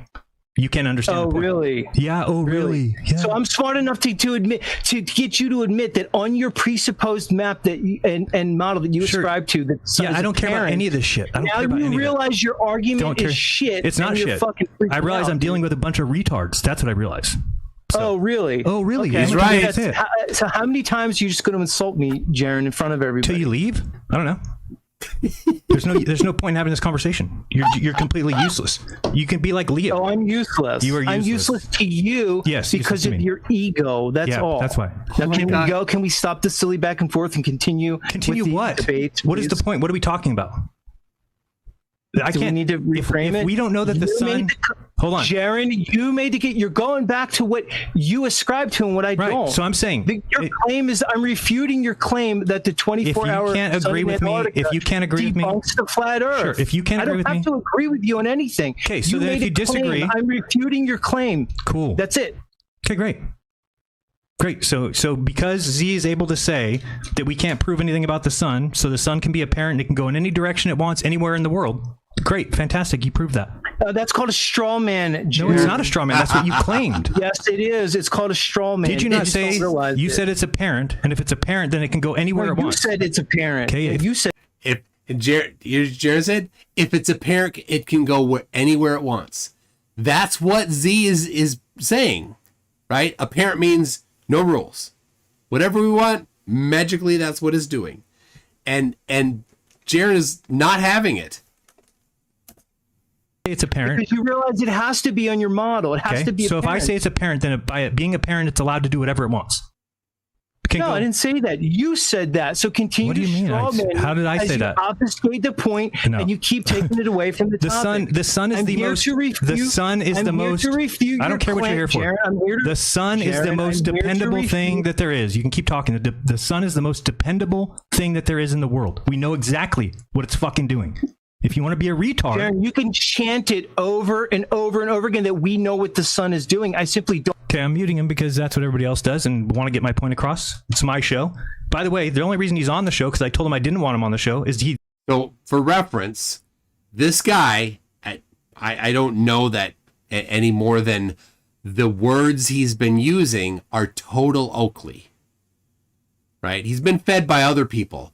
But all of this fallacy stuff, this reification, this presupposed, all of those things, that's Oakley, right? And what does Oakley do? He's mutes. And so Jaron, I don't think he had it right here, but Jaron is doing an Oakley on Z here. Me that he was going to expose me if I didn't let him on the show. And I'll show you the text message if you want. That's what he does. That's how he got on the show. I'll expose you for being a fraud, even though 2 days earlier he's saying, oh, Jaron's a great guy. He's really honest. Then because I didn't let him on the show, he's like, I'm going to expose you. So you're on mute now. The problem with people like this is that we're not getting anywhere. It's pointless. These guys have all set up their own little world to where they'll never be debunked. They don't think they'll ever be debunked. So I don't want to be a part of that. I do not want to go around telling people, well, the earth is flat and I can't prove anything else and we can't say anything else about anything. Just the earth is flat. That's all we know. I think it's a ridiculous position, and I think that people have only taken this position in the last month, and it looks retarded. So I'll let you go. Go ahead. If I can find the mute button. You might have to unmute. It just says ask to unmute. Thank you. Okay, so you're just being incredulous and you're straw manning me. Okay. That's it. Now, can you continue the discussion about the 24-hour Antarctic sun? Sure. Okay. Ace so just to reframe that, you made a positive claim. Ace SW says that Z guy is projecting and parroting FE points. It's so obvious, but he wants to expose Jaron. What a joke. But hey, shows us a flat earth dishonesty in the process. And other people have been saying that Jaron's actions have created these people, right? If it wasn't for Jaron, it's certainly not just Jaron, but if it wasn't for Jaron, then the flat earth movement wouldn't be where it is today. He had a huge part in fostering this. And should he escape it, it will need to be one of his mea culpas. That the 24-hour Antarctic sun cannot exist on a flat earth and therefore debunks the flat earth. You admitted that in the beginning. Correct. There's no disagreement there. Nope. I refute your claim. I know you do. And let me explain why. Because you say that in my model that I've ascribed to, that I purport to be my model, that I have to have an apparent sun. And I've claimed that. So the apparent sun has to be that way. And therefore, my claim of it doing any kind of proof about the flat earth is wrong, because no matter what the sun does, it can't prove anything because it's apparent. Is that correct? It's not that it can prove anything. It's highlighting your logical fallacy. Jaron, do you know what affirming the consequent fallacy is? Sure. Would you like to explain it, or would you like me to? If P, then Q. So if the earth... That's modus tollum. No, it's the same thing. It's the same... Modus tollum? Affirming the consequent is if P, then Q, Q, therefore P. It's a form of logical fallacy. That's modus tollens. No, modus tollens is the other obverse of that. If not P, not Q, then not P, which is modus tollens, which is not a logical fallacy. All right, so can you state what modus tollens is again, please? Modus tollens is a correct form of argument that starts with... All right, let me... all right, this is pretty good here. Let me address a couple things about Billy J, or just BJ, I don't know, who is accusing right here. Billy J, you know, when you don't have any evidence, right? What do? You bicker. They bicker about the nothing, right? If you can't answer your questions, if you can't produce things, then they bicker about who's more right about their wrong answer. Anyway, Billy says Jaron's an unapologetic liar, the worst of them. Now, Billy, I believe, is a flurf. This is his transition plan, dude. Jaron's been in this for 9.5 years. Okay, so I don't agree with his position on stuff, right? But to somehow say that he's a shill, which isn't what you said, but many people have said, and your line of accusations aim in that direction a bit. maybe you could make it clear if you think he is. This is his transition plan. But now this one's a little more to the point here. Billy J 36 says Jaron goes broke without grift. Let me suggest that you go to playboard.co, create an account, and then point it at Jaron's channel. And then you tell me how his grift is doing. You do that. I challenge you. You go do that and see how well it's going. It's not. I'll tell you it's not. At some point in the past, yep, it seems that he was making some money at this, but those days are done for Jaron. So we got King Feed 85 says hi from Italy. Hello. So anyway, go to playboard.io. Playboard.io is Social Blade is terrible at estimating income. Playboard.io actually scrapes the chat and then finds out how much super chats happened. And he does not get lots of views on his videos. So I can tell you that the the ad revenue that he's getting in replays is not paying the bills. It's super chats. Then he does get money through Rockfin, and he gets money through Ko-fi, ko-fi.com. So he gets money there, but those are small. You can watch the. I mean, you're watching one now, and he's not getting any. Right? You don't see the whole screen, but they come up on screen. He has the thing set up so that it shows on screen. There are none. I don't have he doesn't have his live chat going like I do here. So this isn't off of his YouTube channel, so we don't see any super chats that he's gotten. So anyway, Icy Spence says he's actually sleeping in the bed he made. That's more than you can say for the rest of them. Yes. What.io? It's playboard.io. Playboard. playboard.io. I think that's it. So have a look at that. And then post it if that's the right one, if people want to check quick. So, all right, let me read a few things now. Man of War says, I'd rather Jokley got stranded in the Delta Quadrant.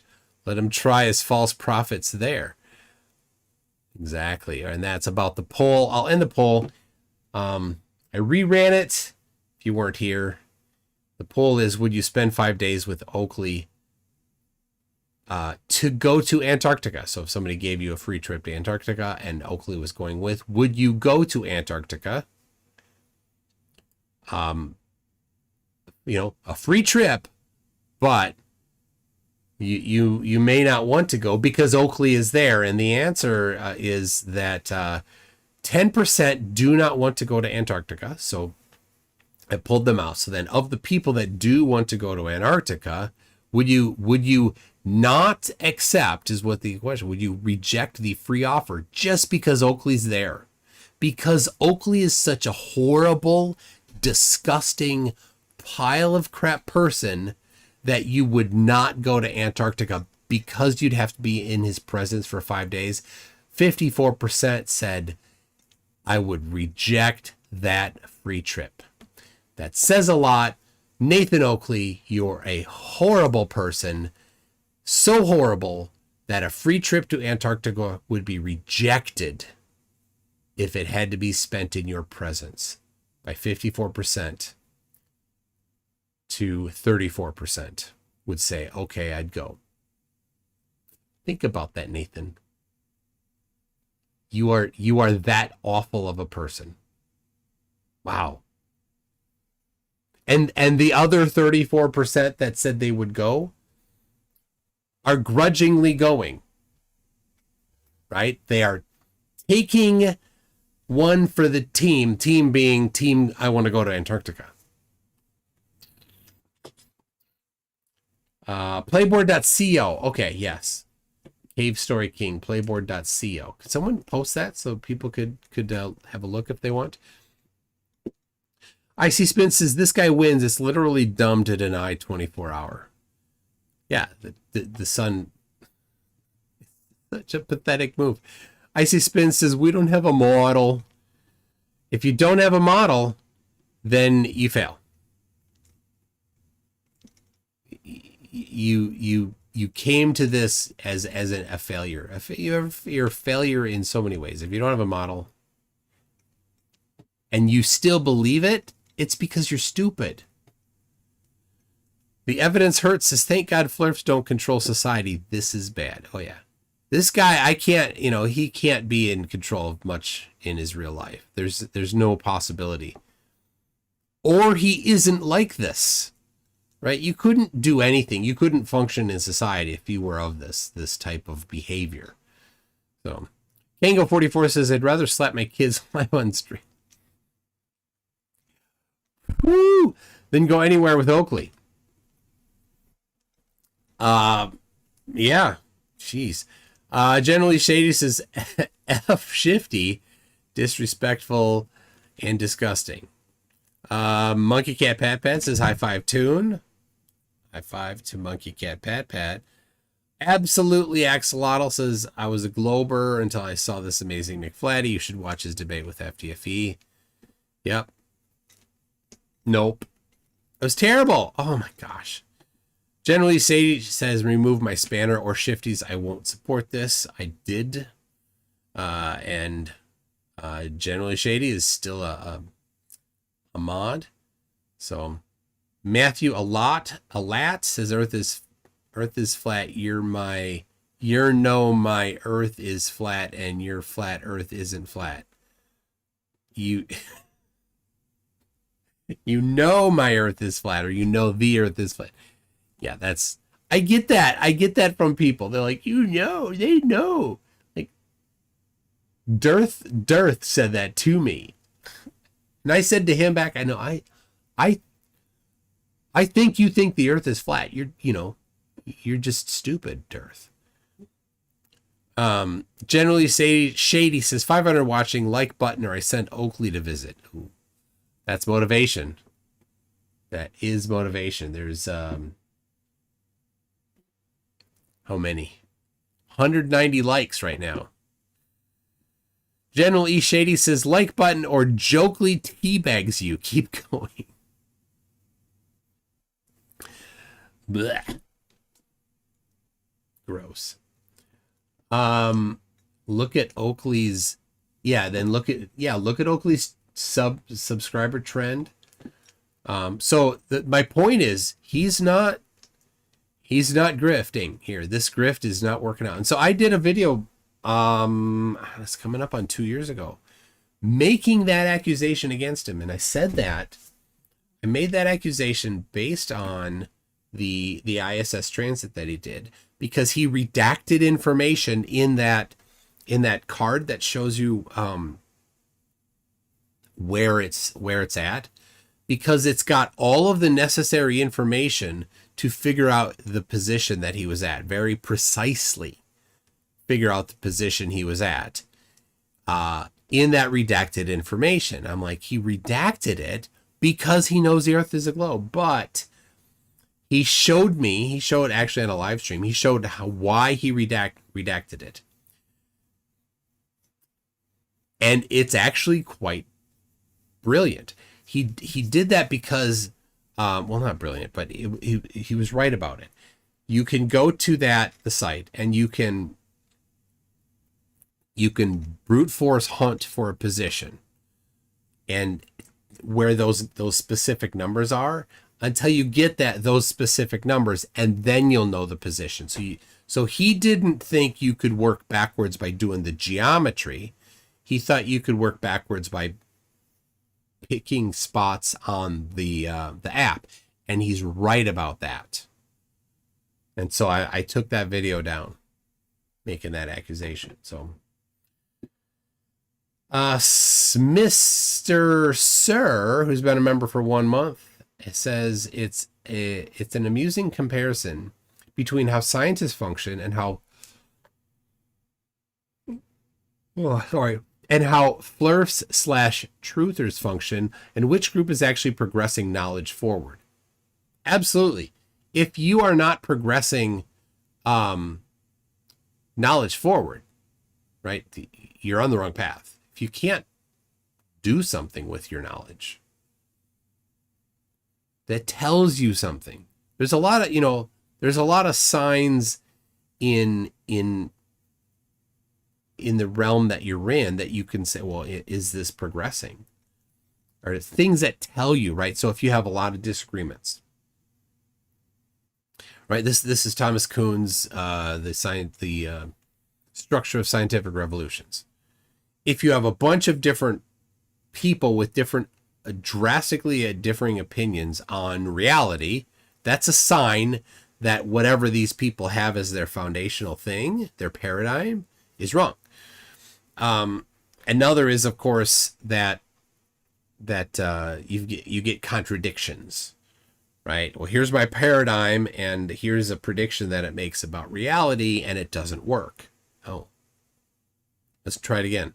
Doesn't work. Let's try it again. Doesn't work. Okay, well, let me shift some aspects of it, but I'm going to keep the whole paradigm. I'm just going to play with some variables.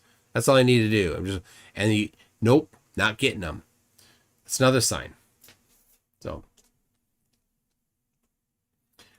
I made you yawn. Yep. All right, I'll tell you, we're getting close to the end of it. And it's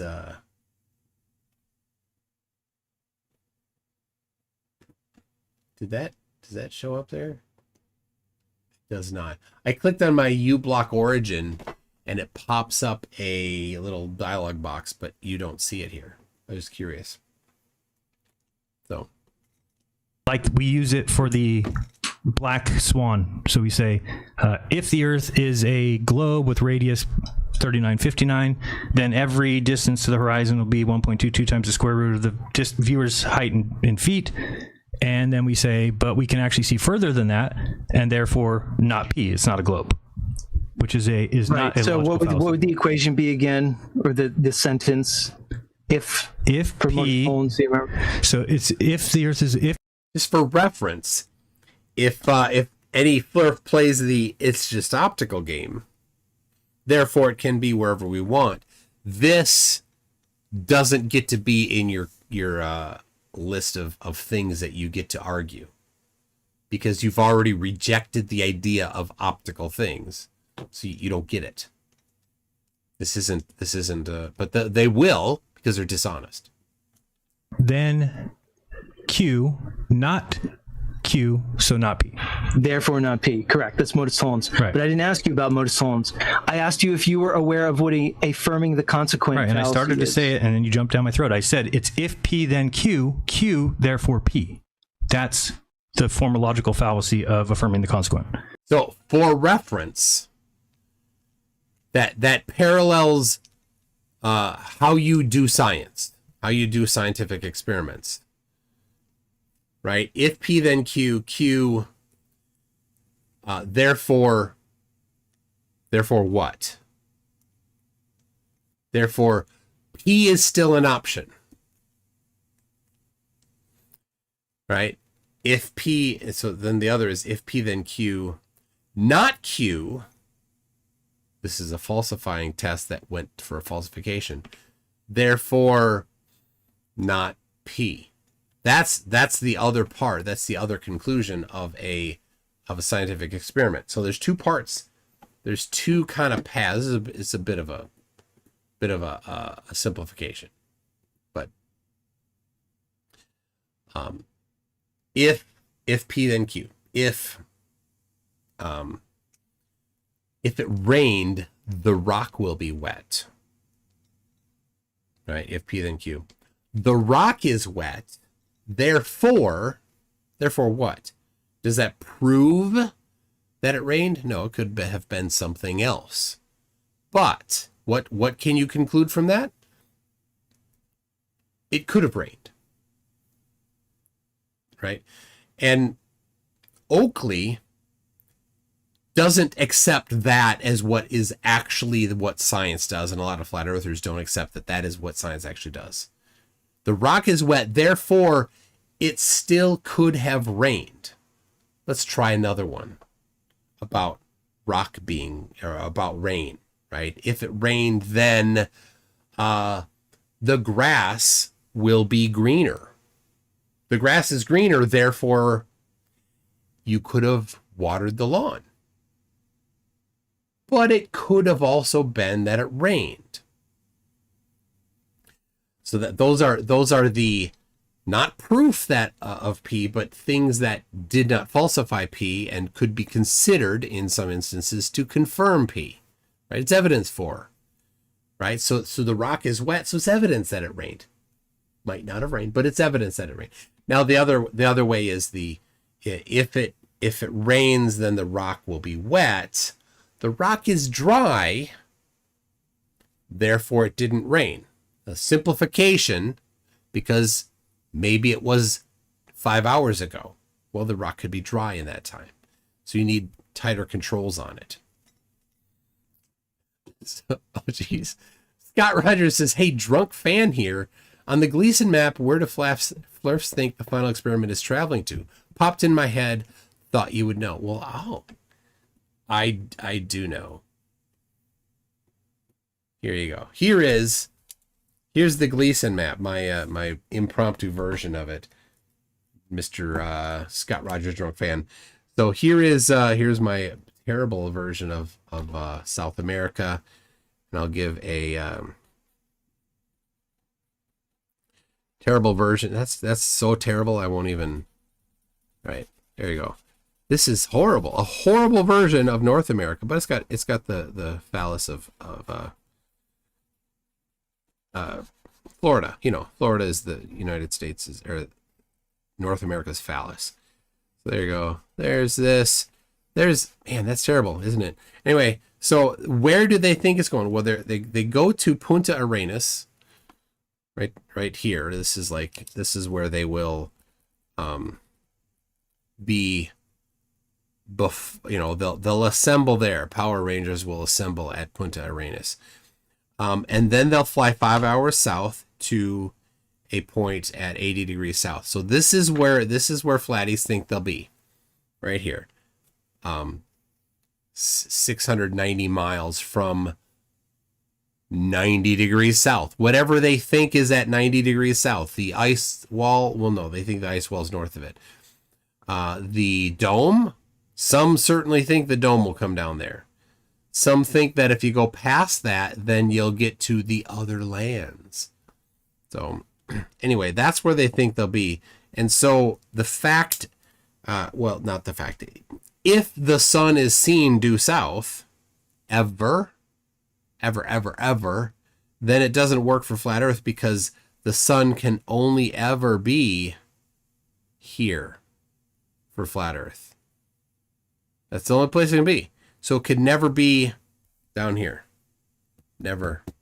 So that's what they think, and that's the contention. So now suddenly you've got a whole bunch of flat earthers that in March said, well, there is no 24-hour circling sun in Antarctica. It never happens. Or you can't go there. You'll get turned away at gunpoint. Or there's an ice wall in the way. But now suddenly people are like, oh, well, stuff in the sky doesn't prove. But you still need to explain this. How does this happen, right? All of your whining about stuff in the sky doesn't prove. Shut up about that. You can't explain this? You failed. There you go. Thank you. Thank you, Scott Rogers. I hope you're enjoying this while drunk. CV McCullough says, same tent with Oakley. He'll be quiet soon. Please. Mr. Sir, I think I already got that. The Flurf and Truther comparison.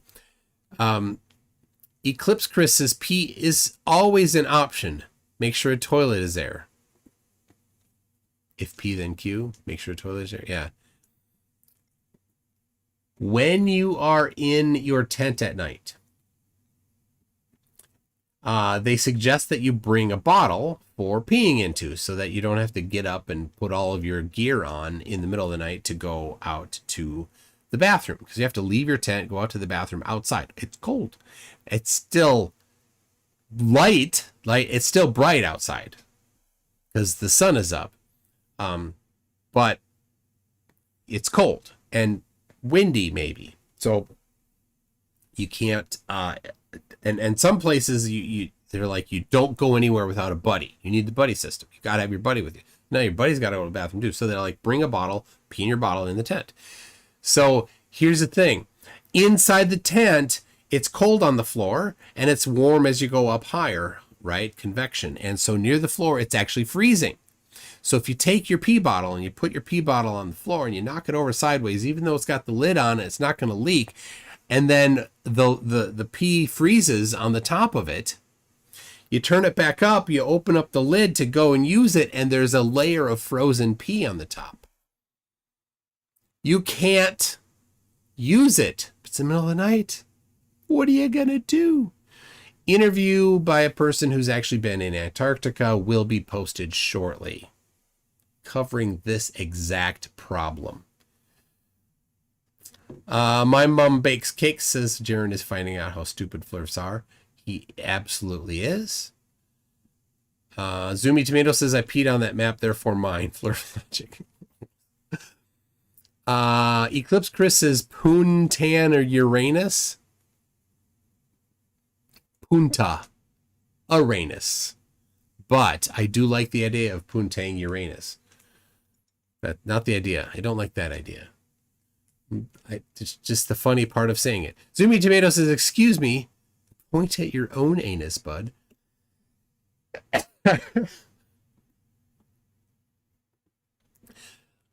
Super. Like saying, if the ground is wet, then it rained, therefore the ground, well, not necessarily, could be a lot of things. That maybe there was a tarp over it, maybe, or, if my grass is wet, then it. I did not. Okay, I listened to this, but that grass is wet and I just made those up right now, and then Jaron made those up too. So I did listen to this before, but I didn't use his examples unless it was something that was in my head from when I listened to it before. Means it rained, the grass is wet, so it rained. No, the grass is wet because we watered it. So that's the logical fallacy. So we can just work around. If the Earth is a flat Earth with a sun that circles east to west, then there cannot be a sun circling west to east or the opposite direction for somebody on the outskirts. And then we observed, there is a sun circling out there. So therefore not Q or not P, which is what I said at the beginning, that the Earth is flat. Yeah, close but no cigar, but you're close. Okay, so affirming the consequent fallacy is a form of fallacy of taking a true conditional statement under certain assumptions and invalidly inferring its converse, even though that statement may not be true under the same assumptions. Yeah, that's just what Jaron said. This arises when the consequent has other possible antecedents. That's what I just said. I just got done with the I'm validating that, but okay, I disagree with the example that you gave, because when it comes to this statement, you said that if there's no 24-hour sun, then the Earth can't be flat. Yeah, it's a falsification of it. It's a falsification test. If it rained, the rock is wet. The rock is dry. Therefore, it did not rain. That was the example here. Right? If the Earth is flat, then the sun must not do 24-hour circles over your head. The sun did 24-hour circles over your head, therefore the Earth is not flat. That's what Jaron is saying. That's the negative. Let's take the we can just do it correctly, right? All right, how about this? Can we agree that the first part of this is a true conditional statement? Can we both agree on this true conditional statement? If no 24-hour sun in Antarctica, then the Earth is flat. Can we both agree on that? You're talking about, but you're trying to get a modus tollens one, because I don't think you can say, just like we say, if the Earth is a sphere of this amount, then these things will happen. Those things don't happen, so we know it's not a sphere. So we have to keep to that same structure. I'm trying not to interrupt you. Okay. So what I'm saying is, can we agree that this is a true statement?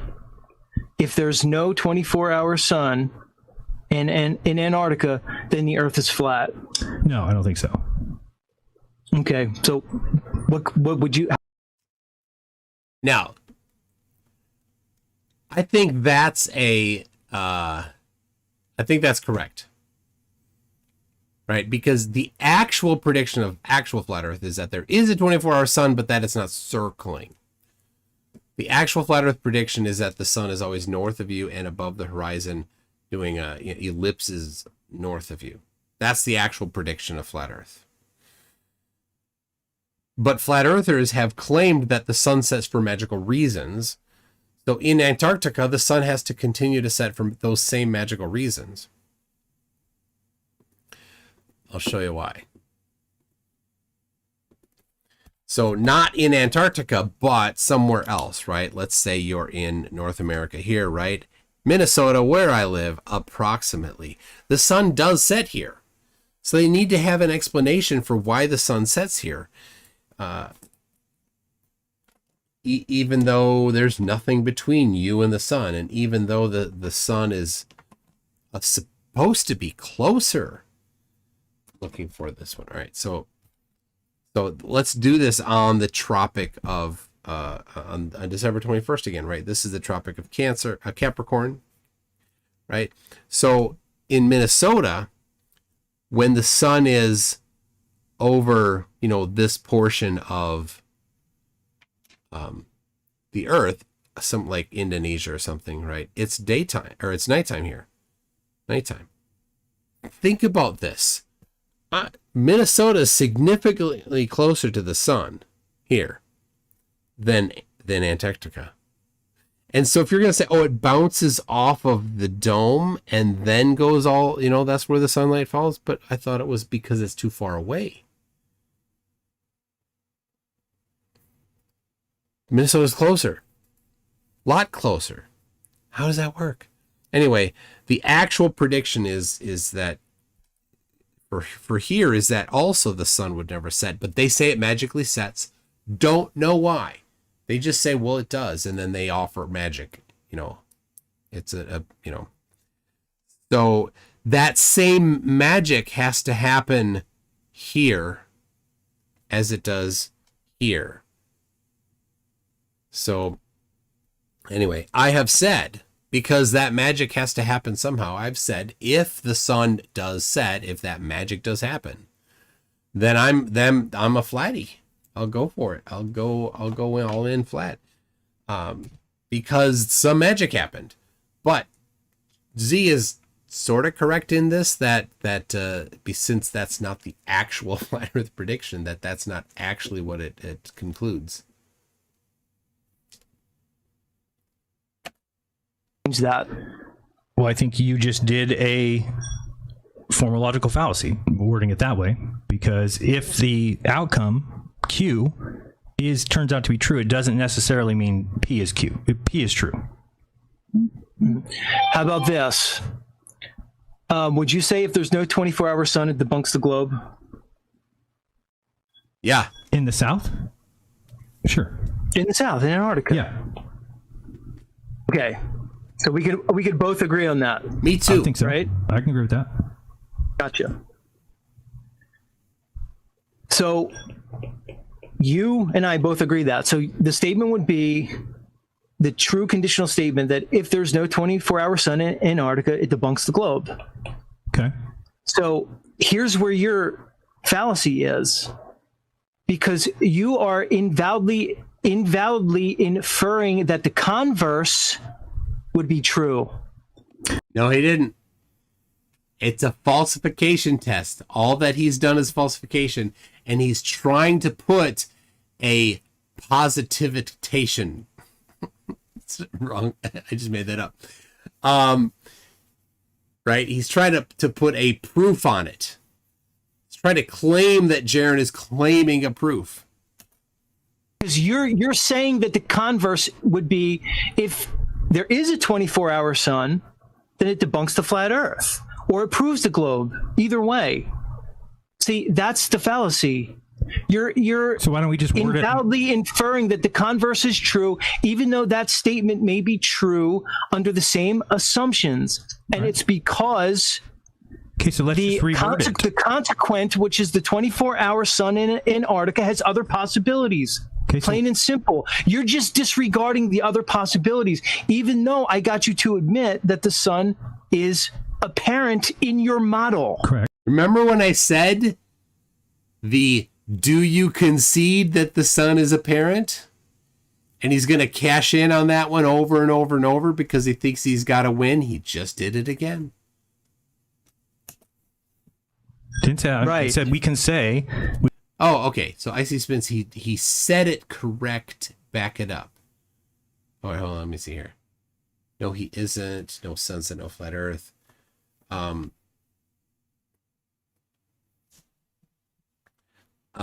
Yeah, the sun is apparent stuff, but no, maybe Jaron did say it. Oh yeah, he asked. I don't want to back this up at the moment, but let me read I got the YouTube transcript, so let me set to in there. Let's go.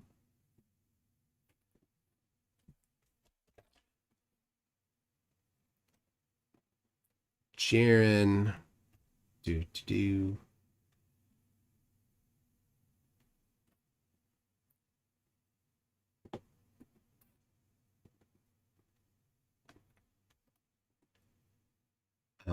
Okay. There it is. So where are we in here?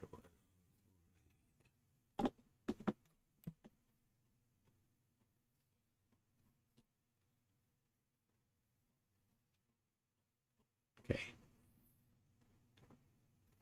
So proves, right?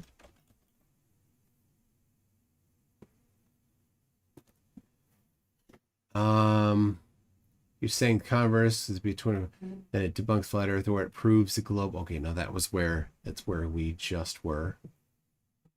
Oh no, not proves. So what did he say? Oh, there's too much of this modus tollens stuff in this. I'm reading the transcript. I put the transcript in a text file. There's it is. Okay. There's too much to just play it again, I think. You're close, affirming consequent. Yeah, icy spin. Okay, yeah. So yes, definitely the debunks or the falsifies part is true. That's the the logical position of science and how reality has to be, because there's always something else. There's always another possibility. That why is the rock wet? It could be rain, but it could be something else. So why is there a 24-hour circling sun in Antarctica? Does that prove the Earth is a globe? No, it's evidence for the Earth being a globe. Did Jaron say that it proves Earth is a globe? Did he say that? I don't think so. I think all he said was that, well, he just stuck with the falsify part. So Zoomy Tomato says, why is the rock wet? See, another reason why the rock could be wet is because Dave pissed on it and then licked it. I already confessed to the wet rock. Confessed. All right, let me catch up on these. We got a lot of people use a fallacy for P. Yeah, about half. Or just a fallacy. Stephen McCullers says South Pole, a weapon I can't use. Hit me up for coordinates.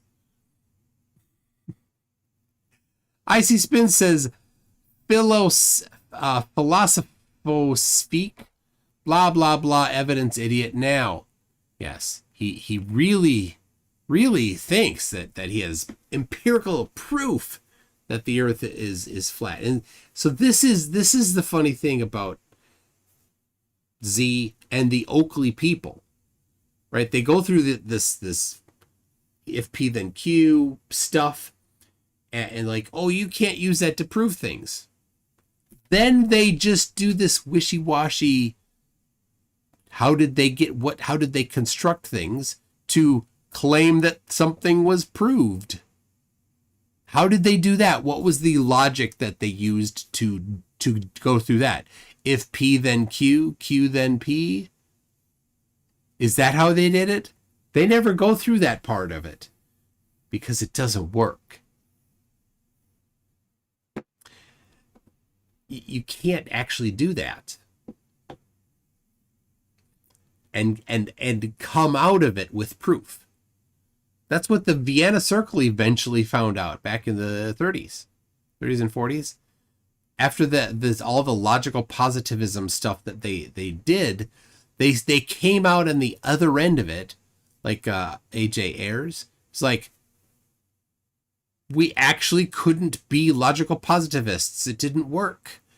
Because you never got to the actual positive portion of it without bunches of assumptions. So Dave Kircher says, thanks for sacrificing your sleep schedule and bringing quality late night live streams to the West Coast. You are welcome, Dave. I do enjoy this. It's coming up on 2.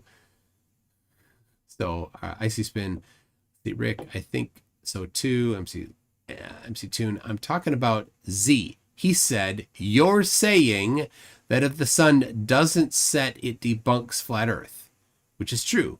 But then he immediately corrects himself to or proves the globe. The straw man. Okay. I remember that. Yes. Or proves the globe. So, all right. I'll read it from the transcript. Inferred that the converse would be true because you're saying the converse would be if there's a 24-hour sun, then it debunks the flat Earth. Or it proves the globe. It doesn't. Either way, yeah, he just made them, he equated them. So yeah, Z is trying to put that in Jaren's mouth. Now did Jeren say, yeah? See, that's the fallacy. So why don't we just undoubtedly infer that the converse is true, even though, yeah. Yep. Okay. Thank you for that, Icy Spin. Yeah, it is Z's absolute dishonesty because he's putting those words in Jaren's mouth. He did not say proves the globe. He did not say that. Reword it as a modus tollens. So if the Earth is flat with a circling sun that goes around in 24 hours, then there can be no 24-hour sun going the opposite direction in the south. There is a 24-hour... Again, fallacious. Okay, then so is the black swan. Because we say if the Earth is a... Listen again. If that's the Earth... you're... No, you're not letting me talk. Jaren, if the Earth is a sphere, you can keep pointing out something, but you're debunking other things that we've all been saying. If the Earth is a globe of 3959 miles, then every distance to the horizon must be no more than 1.22 times the square root of the distance in height and feet. Ignoring refraction, right? So no Atmos day. Period. Then we say, we go out and we observe and we see further than that. So then we infer that the Earth cannot be a globe. This has been said by everyone for 9 years. So now you're coming here and you're like, Jaren, no, I'm not. Is that a modus tollens? Jaren, you're obfuscating. I'm not obfuscating. Is it a modus tollens? You are out of your mind. I have just Dude, I'm talking about an affirming the consequent fallacy that you don't seem to want to address. I'm reading you the definition, and I'm showing you that your statement that a 24-hour Antarctic sun refutes a flat Earth is a obvious affirming the consequent fallacy. You just don't want to hear it. So why is then what I just told you not an affirming the consequent? What the Nathan Oakley says it every single show. Why is that not an affirming the consequent? Because it's worded different. Because it's worded as a modus tollens. Do you understand? I don't even know where to begin with your reasoning right there, dude. Wow. Jaron just tore him up. Right there. He tore him up. Because it's the same template. If P then Q, not Q, therefore not P. Right? That's a standard template falsification. Right? It's the essence of science. And Z is without being correct, is claiming that Jaron is drawing other conclusions than what he is stating from it. Yeah. Icy Spin, he was about to say, I don't even know what a modus tollens is. I thought he was about to say that too. Then he changed it to, don't even know where to go with you, dude. Tollens. I know what it is, dude. So tell me, if P then what? If you know what it P is. then Q, Okay. not Q, therefore not P. There you It's go. plain and simple. Okay, and that is allowed, right? It is a acceptable form of Yes, logic. that is a reason. That's logical. It's Okay, reasonable. so I just Oh my gosh, Jaron is about to kill him. told you my story within that context. I said, if the Earth is flat with a circling sun, that's if P. Then Q. Then there is no 24-hour sun that goes in the south. Okay, then we say not Q. There is a 24-hour sun that goes in the south. Then not P. Then the Earth cannot be flat. Jaron, you're simply not aware Wow, of the I can- presuppositions that you're making. That's Okay. it. What? You're assuming a linear relationship with the sun. No, I'm It not. is not linear. You admitted yourself Wow, under this your is so model that bad. the sun is apparent. See, he's going for that. He's cashing in on that apparent card again. You admitted that. Once you admit that the sun is apparent, you've just debunked what you just said. It's an open. Plain and simple. It's an open check. He thinks he gets to do whatever he wants. The sun does any magical thing possible because it's apparent. Relationship with the sun, man. You're disregarding You're all over the perspective. place, man. I mean, No, I'm not. You are. I'm trying to focus Jesus. you. do you understand that kidding I you now. reworded it as the exact same structure that we use for if the Earth is a globe of 3959? So we're saying if it is this, then these things will happen, right? Look, Or you these just things will don't not happen. understand. I'm sorry, Jaron. So I asked you to I'm trying explain. to talk to you about it and affirming the consequent fallacy. Okay, so and tell me you're what that bringing is. up modus If that's if tollens. P, that's if P then Q, right? No, I'm reading you what it is right here. Okay, so tell me what it Okay, says. so we can use words, Yeah. and I can give you an example. Jaron just did that. Jaron just absolutely crushed him. And he's like, oh, all these suppositions. Which ones? He didn't have any. In If P- affirming the consequent fallacy Yes. is a formal fallacy of taking a true conditional statement under certain assumptions and invalidly inferring its converse, even though that statement may not be true He under the didn't same infer the assumptions. converse. This arises when the consequent has other possible antecedents. Okay. Okay. You just don't acknowledge the other possible antecedents.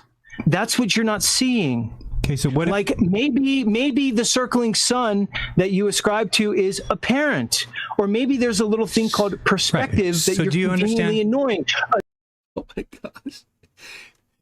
The apparent cash in on magic. He says apparent, but what he really is meaning is magic. And then perspective, which also he means magic.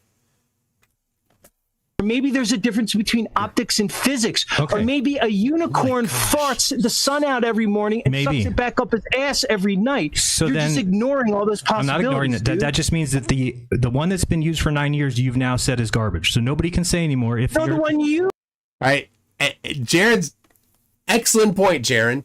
The if the black swan, there you need to include the confounding variables. The if the Earth is a radius of a globe of a certain radius, with the formula for the distance to the horizon is 1.22, whatever it is, right? Right. And our position is you have ignored intentionally, Nathan Oakley and company, the confounding variables that refraction can cause things to be different. These effects are known, and if you know the conditions, you can make an accurate prediction. If you don't know the conditions, you cannot make an accurate prediction, right? All of those things they've ignored. And now, Dingle Flurf here is like, well, it could be other things on the circling sun. Like it could be apparent. It could be perspective. Oh, you're right. Just like we can say there's a reason why your simplistic if P version is wrong. Here's the actual empirically verified reasons of things that you missed that you're going to need to account for, right? You have to include refraction. Always happens. That's why it's important. Yeah, it's important. You can't ignore refraction. You're dissecting of the observations. You even account for refraction that we know for a fact to be present. Yeah, if you don't do that, then you didn't do the if P version portion of it correctly. And so he's saying it's fine for him to say this. You neglected to think about here's some things. The problem is he doesn't have an actual empirically verified mechanism for apparent. What does that mean? He's just using magic. We don't use magic when we talk about it. He is. Perspective, magic. Unicorn farts, magic. Right? He got to the for 9 years. I didn't use that for 9 years. Okay, everybody's used that. You used it. No, I've never used You it. promoted it. Sharon, is it possible that you're emotionally connected to the model that you've been pushing for 9 years? Absolutely. And What it's do you clouding mean? your judgment in this? What do you mean? That's my model. That's what I've been teaching. So why wouldn't that be the only thing on my judgment? What are you talking about? That's A true thing. You should look for true things, not things that you believed in and ascribed to. That's the thing that I what thought you're was doing, true. Because in the face of new evidence, you're rejecting it. What's the new evidence? The new evidence is your admitted apparent son under your ascribed to model. That's not evidence. So whether it's apparent or not, I know what it does. Whether it's apparent or not, you know. So something that you can't see I can see it. genuinely, something that can't be measured, you know what it does. We do see it genuinely. How do you know what it does? How do you see a genuine apparent sun? Do you know what the opposite of apparent is? It's genuine. So how do you see the my genuine gosh. apparent sun? The opposite of No, it's not the opposite. Genuine is not the opposite. Oh my gosh. Apparent means you see it with your eyes or an optical device. the opposite of genuine would be fake. No, the opposite of apparent is genuine. No, it would be the opposite of apparent would be prominent. So we're going to argue with the dictionary now. I don't know. You're just making shit up. You're just saying things that aren't true. So what am I I'm supposed to do? making up the dictionary. You are. I'm You just making said up the opposite. definition of word. When I say the opposite of apparent is genuine, and you tell me I'm making that up when that's literally what the dictionary says it is. Oh, it doesn't say that? Okay. Good. So So it's All right, I'm going to... John Sandin says the Earth is slightly lumpy oblate spheroid. The formula assumes a specific radius, but that radius changes with latitude on the actual globe. It does. But the 8 inches per mile squared approximation, the difference in the radius of the Earth won't is several significant figures deep. So 8 inches per mile squared is an appropriate for it has a specific use. Flatties rarely use it right. But the number does not change based on latitude enough to have any resolution in any measurement that you're going to do through the air. Telling me we're seeing the genuine apparent sun that you admitted to. Dude, anybody can take the position. Pre-described begging Anybody can take the position you're taking. Anybody can take this position. It's what Leo's done. It's what you're obviously going to do. It's what no, it's logic, and you just don't understand. Sure. Oh, it's real logical. Listen to me. It's real logical. Listen to Leo. Why don't you listen to your boy Witsit, or how about that guy Shane St. Paul? Yes. Maybe they should fucking call you and talk to you, Jared. Maybe they should. Maybe you'll listen to this argument from them. No, they'll all say the same thing. When they realize how logical I'm being and how illogical you're being. There's nothing logic. You ask any of them if the sun goes around in 24 hours, and not one of them will ever say no, because they have for them. They ascribe to the same unsubstantiated model that you do. Because there is no other model of flat Earth. There is no other model.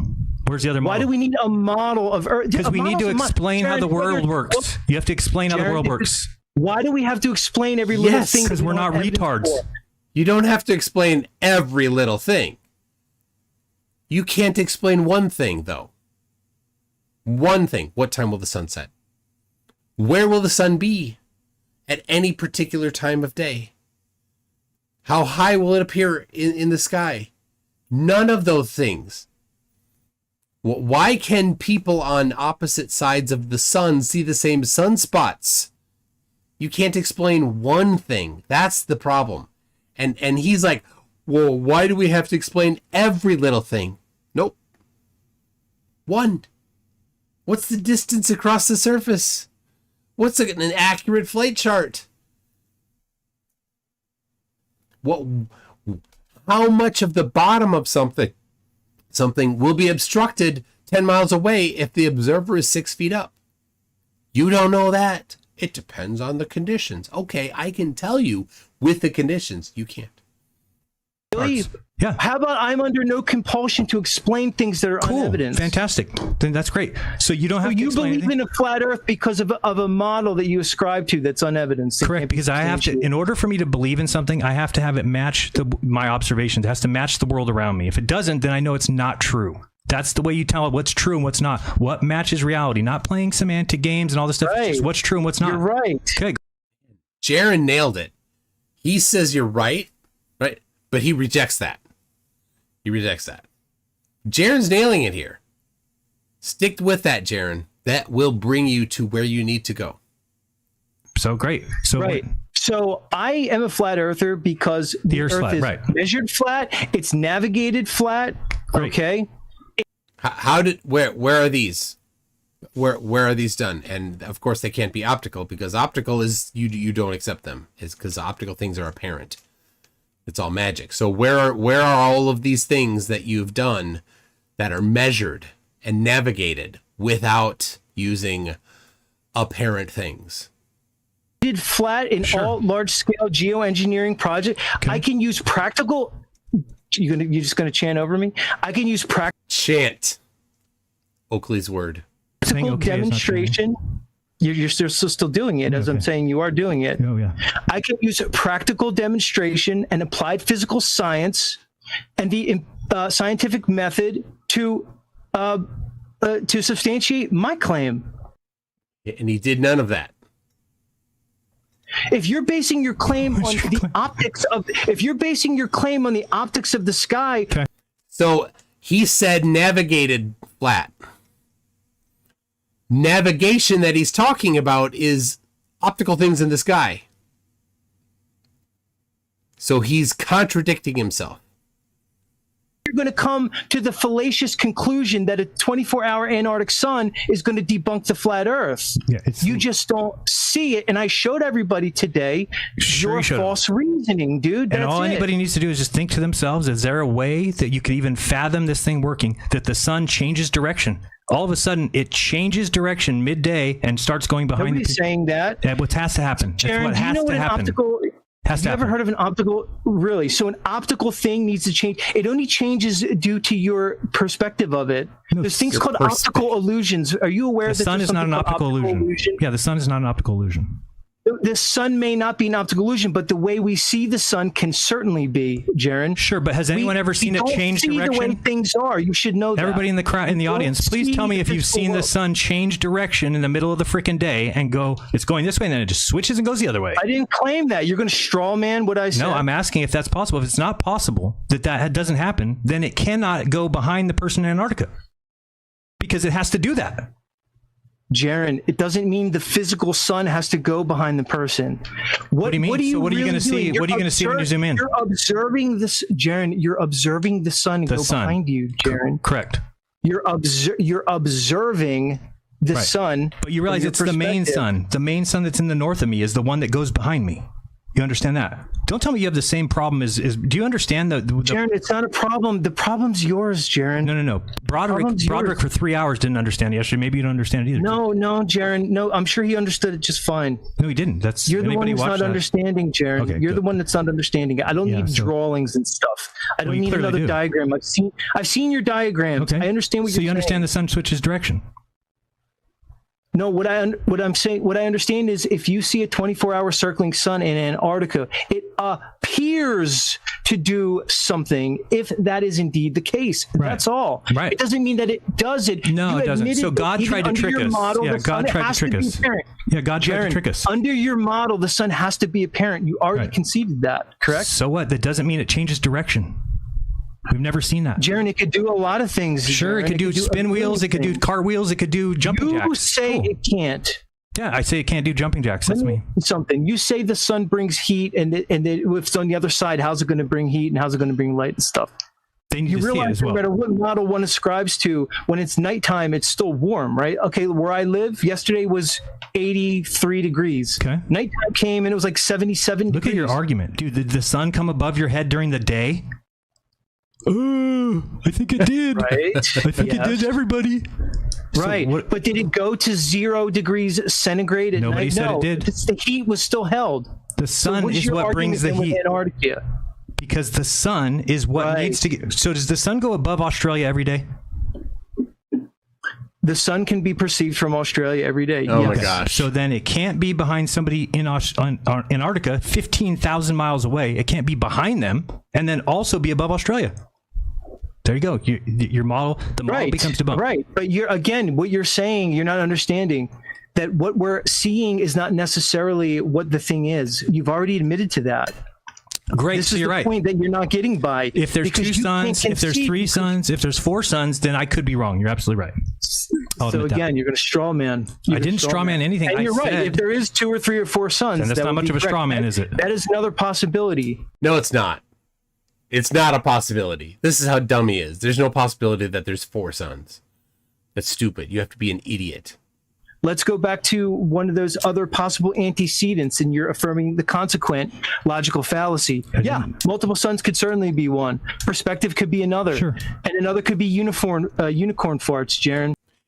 Yeah. When they get the unicorn farts, they have no ideas, right? What is perspective? Flat earthers don't actually know what perspective is. They talk about it constantly.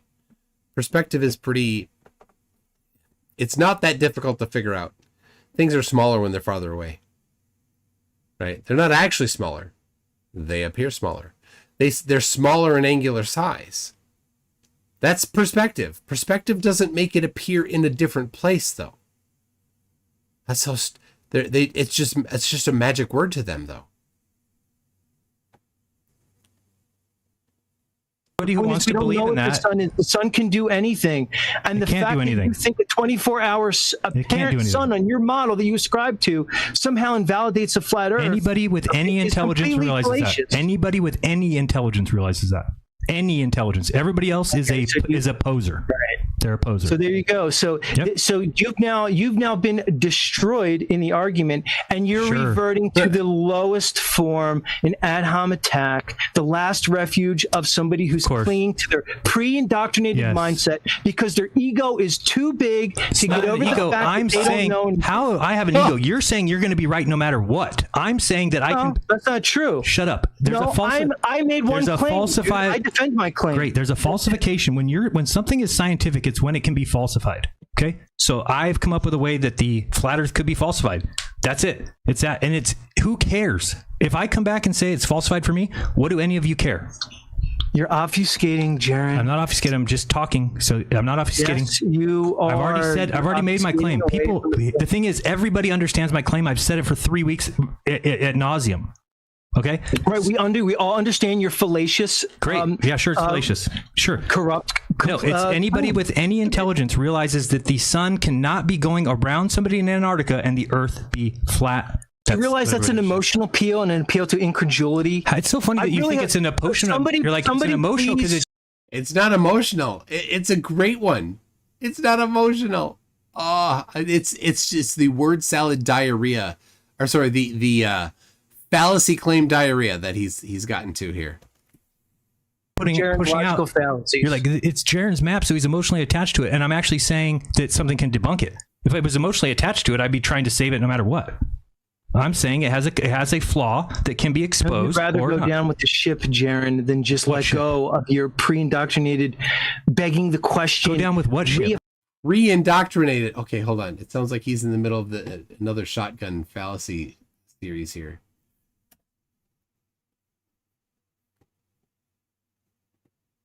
Reified model. That's all, dude. No, you're just not. You cannot comprehend that if there's a sun that goes around somebody in Antarctica, then the Earth cannot be flat, because how did the sun get to Australia? The apparent sun or the actual concrete sun? Which one? Well, we would see the actual sun. Right. That's why we're going down there with cameras. And you admitted that the actual sun that you admitted was apparent under your predisposed. No, I said model. That if we go down and we zoom in with cameras, we're going to see sunspots. We're going to see. It's going to be the physical sun that we see. Really? Yeah. You're assuming what you're going to see? Yes, he said pre-indoctrinated. Who quoted it? Yeah, Icy Spin. Pre-indoctrinated, begging the question, reified model. Yep, that's what he said. It's his fallacy diarrhea. We're going to see the sun no matter what. What are you talking about? Right. We're going to be there 3 days. So why are you assuming what that observation is going to be? Because I know that there'll be a sun there to the north. That's what everybody knows. Nobody's disagreeing with that. The question is, does it continue off to the east or to continue off to the west? Or does it go behind you?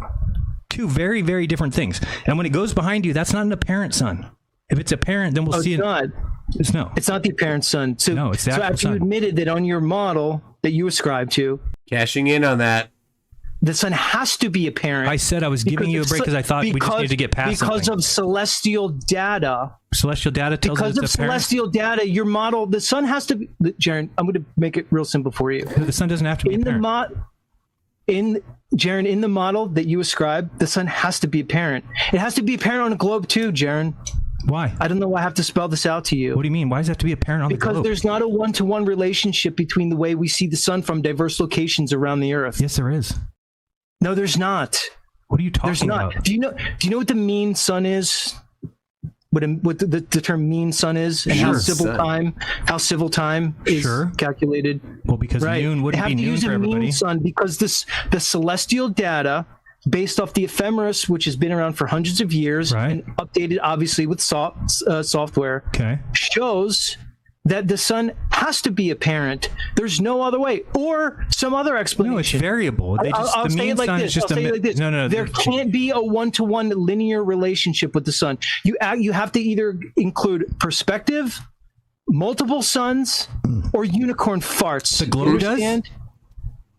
The globe does not. Whether the globe or the fat Earth, yes, it does. No, that's just wrong. Match up. It's just wrong. No, it's not wrong. It's not wrong. It is wrong. Even if it's a distant sun at diverse locations at 93 million miles, there's still a 14 million mile difference when you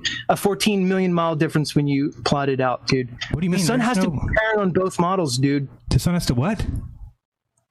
The sun that we see in the sky, has to be apparent, regardless of the flat Earth model that you're proposing or the globe model. Show me proof of that. You just made that up. Show me where it says that the globe model. I don't have to show you proof. We already talked about it in the beginning. That's it. Oh, you are the worst interview. I cannot believe you're like this. I always thought you're cool, and now I realize you're just garbage. It's just I can't believe people like you exist. You just make up. You're saying it over and over again after I destroyed you on your own show. Look at what kind of ego you have. You're a piece of shit. Right, exactly. Yeah, you attacked me this whole time, dude. I stuck to the argument. You're so cool.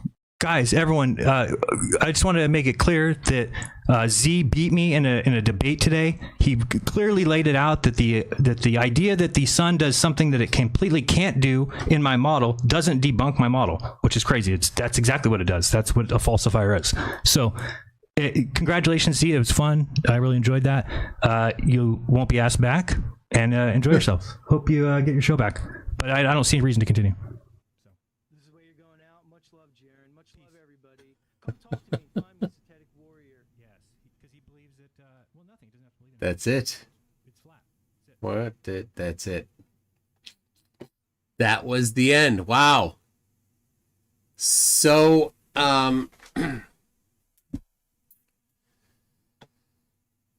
yeah.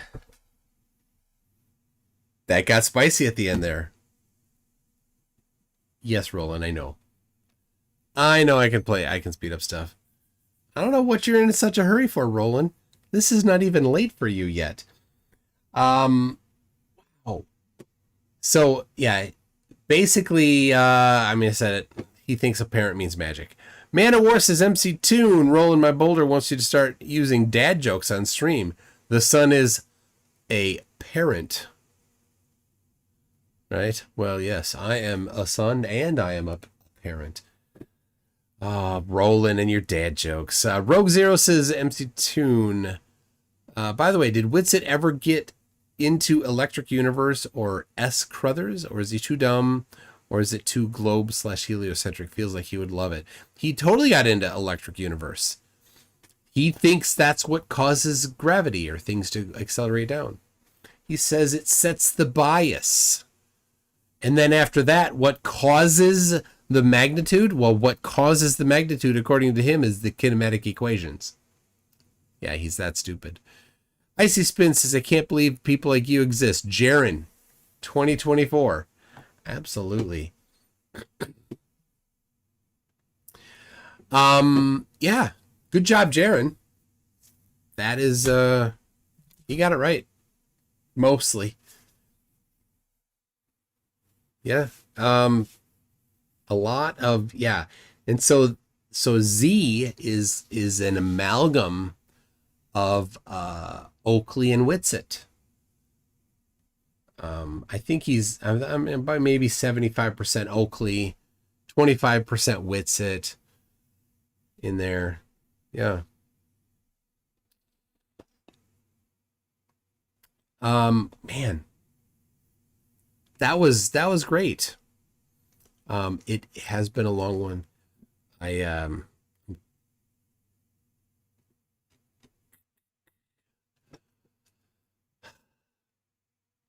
What do we have?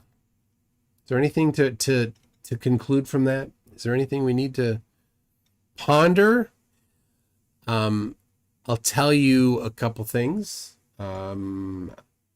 I went to the Great Minnesota Globe Together today, the State Fair. Posted that on Facebook. Called it that.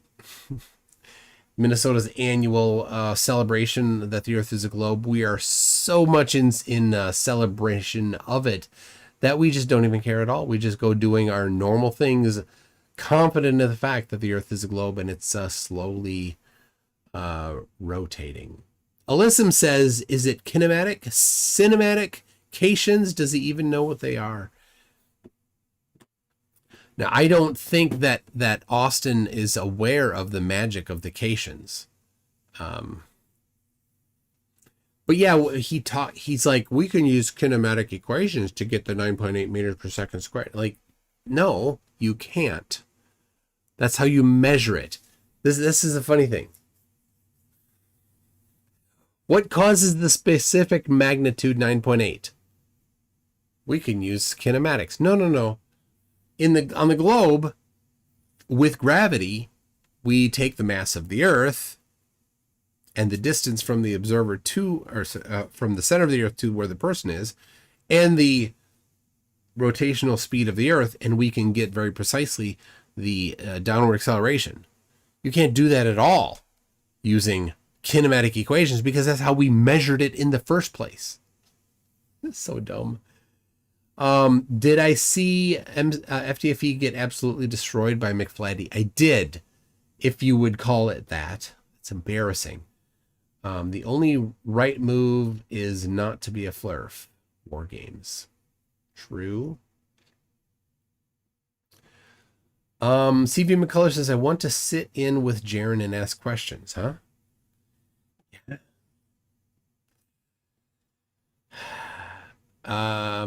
Thank you for keeping me up all night. Time to get up now. Well, good.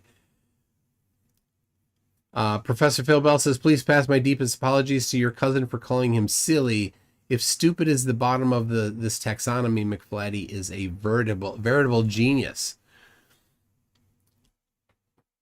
Oh, my mocking voice sounds exactly like Kent Hovind.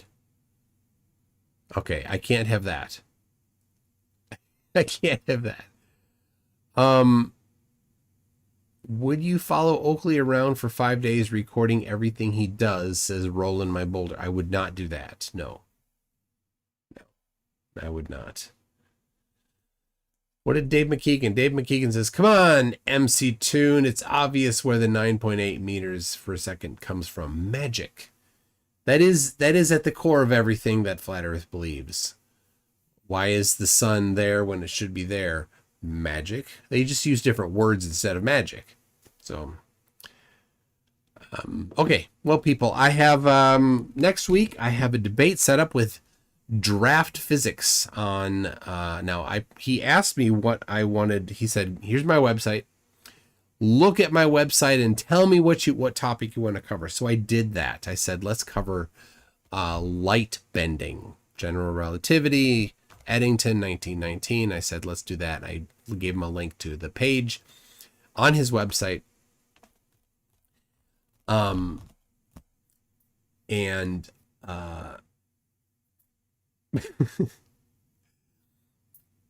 he's like, he didn't want to talk about that one. Like, well, do you want me to pick or do you want me to not pick? Debatable D says, in all fairness, when Craig said the picture behind the camera and McFlatty turned the camera around was hilarious. So anyway, people, thank you very much for joining. This will be it for me for this week. I'll see you on Tuesday night, everybody. Thanks a lot. Here we go. MC2, drop that beat. All right. Let it flow. Let yourself go. So I know that is the tempo. So, yeah, let's do this. Let's do this. Yo, it's MC2, the debunking tycoon. I shatter flat earthers, make them face the moon. Your attempts are decent, but they'll swoon in the face of my logic like a deflated balloon. Oh, MC2, the one to soon cartoons. On your real say, send it first to their dues. Your theories are like old brews, sweeping ignorance or just spreading the views. FDFE stands for fumbling the facts, evidently. I drop truth bombs so splendidly. Your approach is soft, mine's unrelenting. I bring the science while you're just venting. MC2, the buffoon with silver spoon. I have some pseudoscience, make them change their tune. You're the sidekick, I'm the room. When it comes to debunking, I'm the room.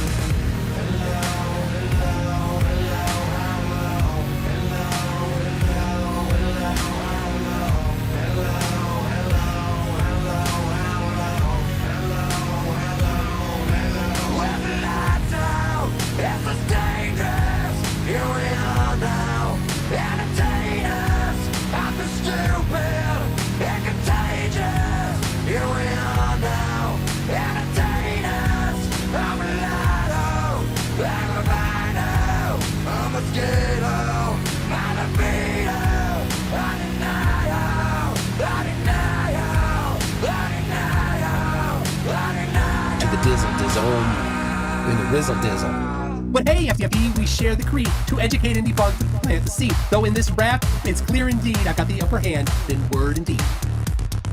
All right, hold on a second. The Zoom call died. Everything died. No,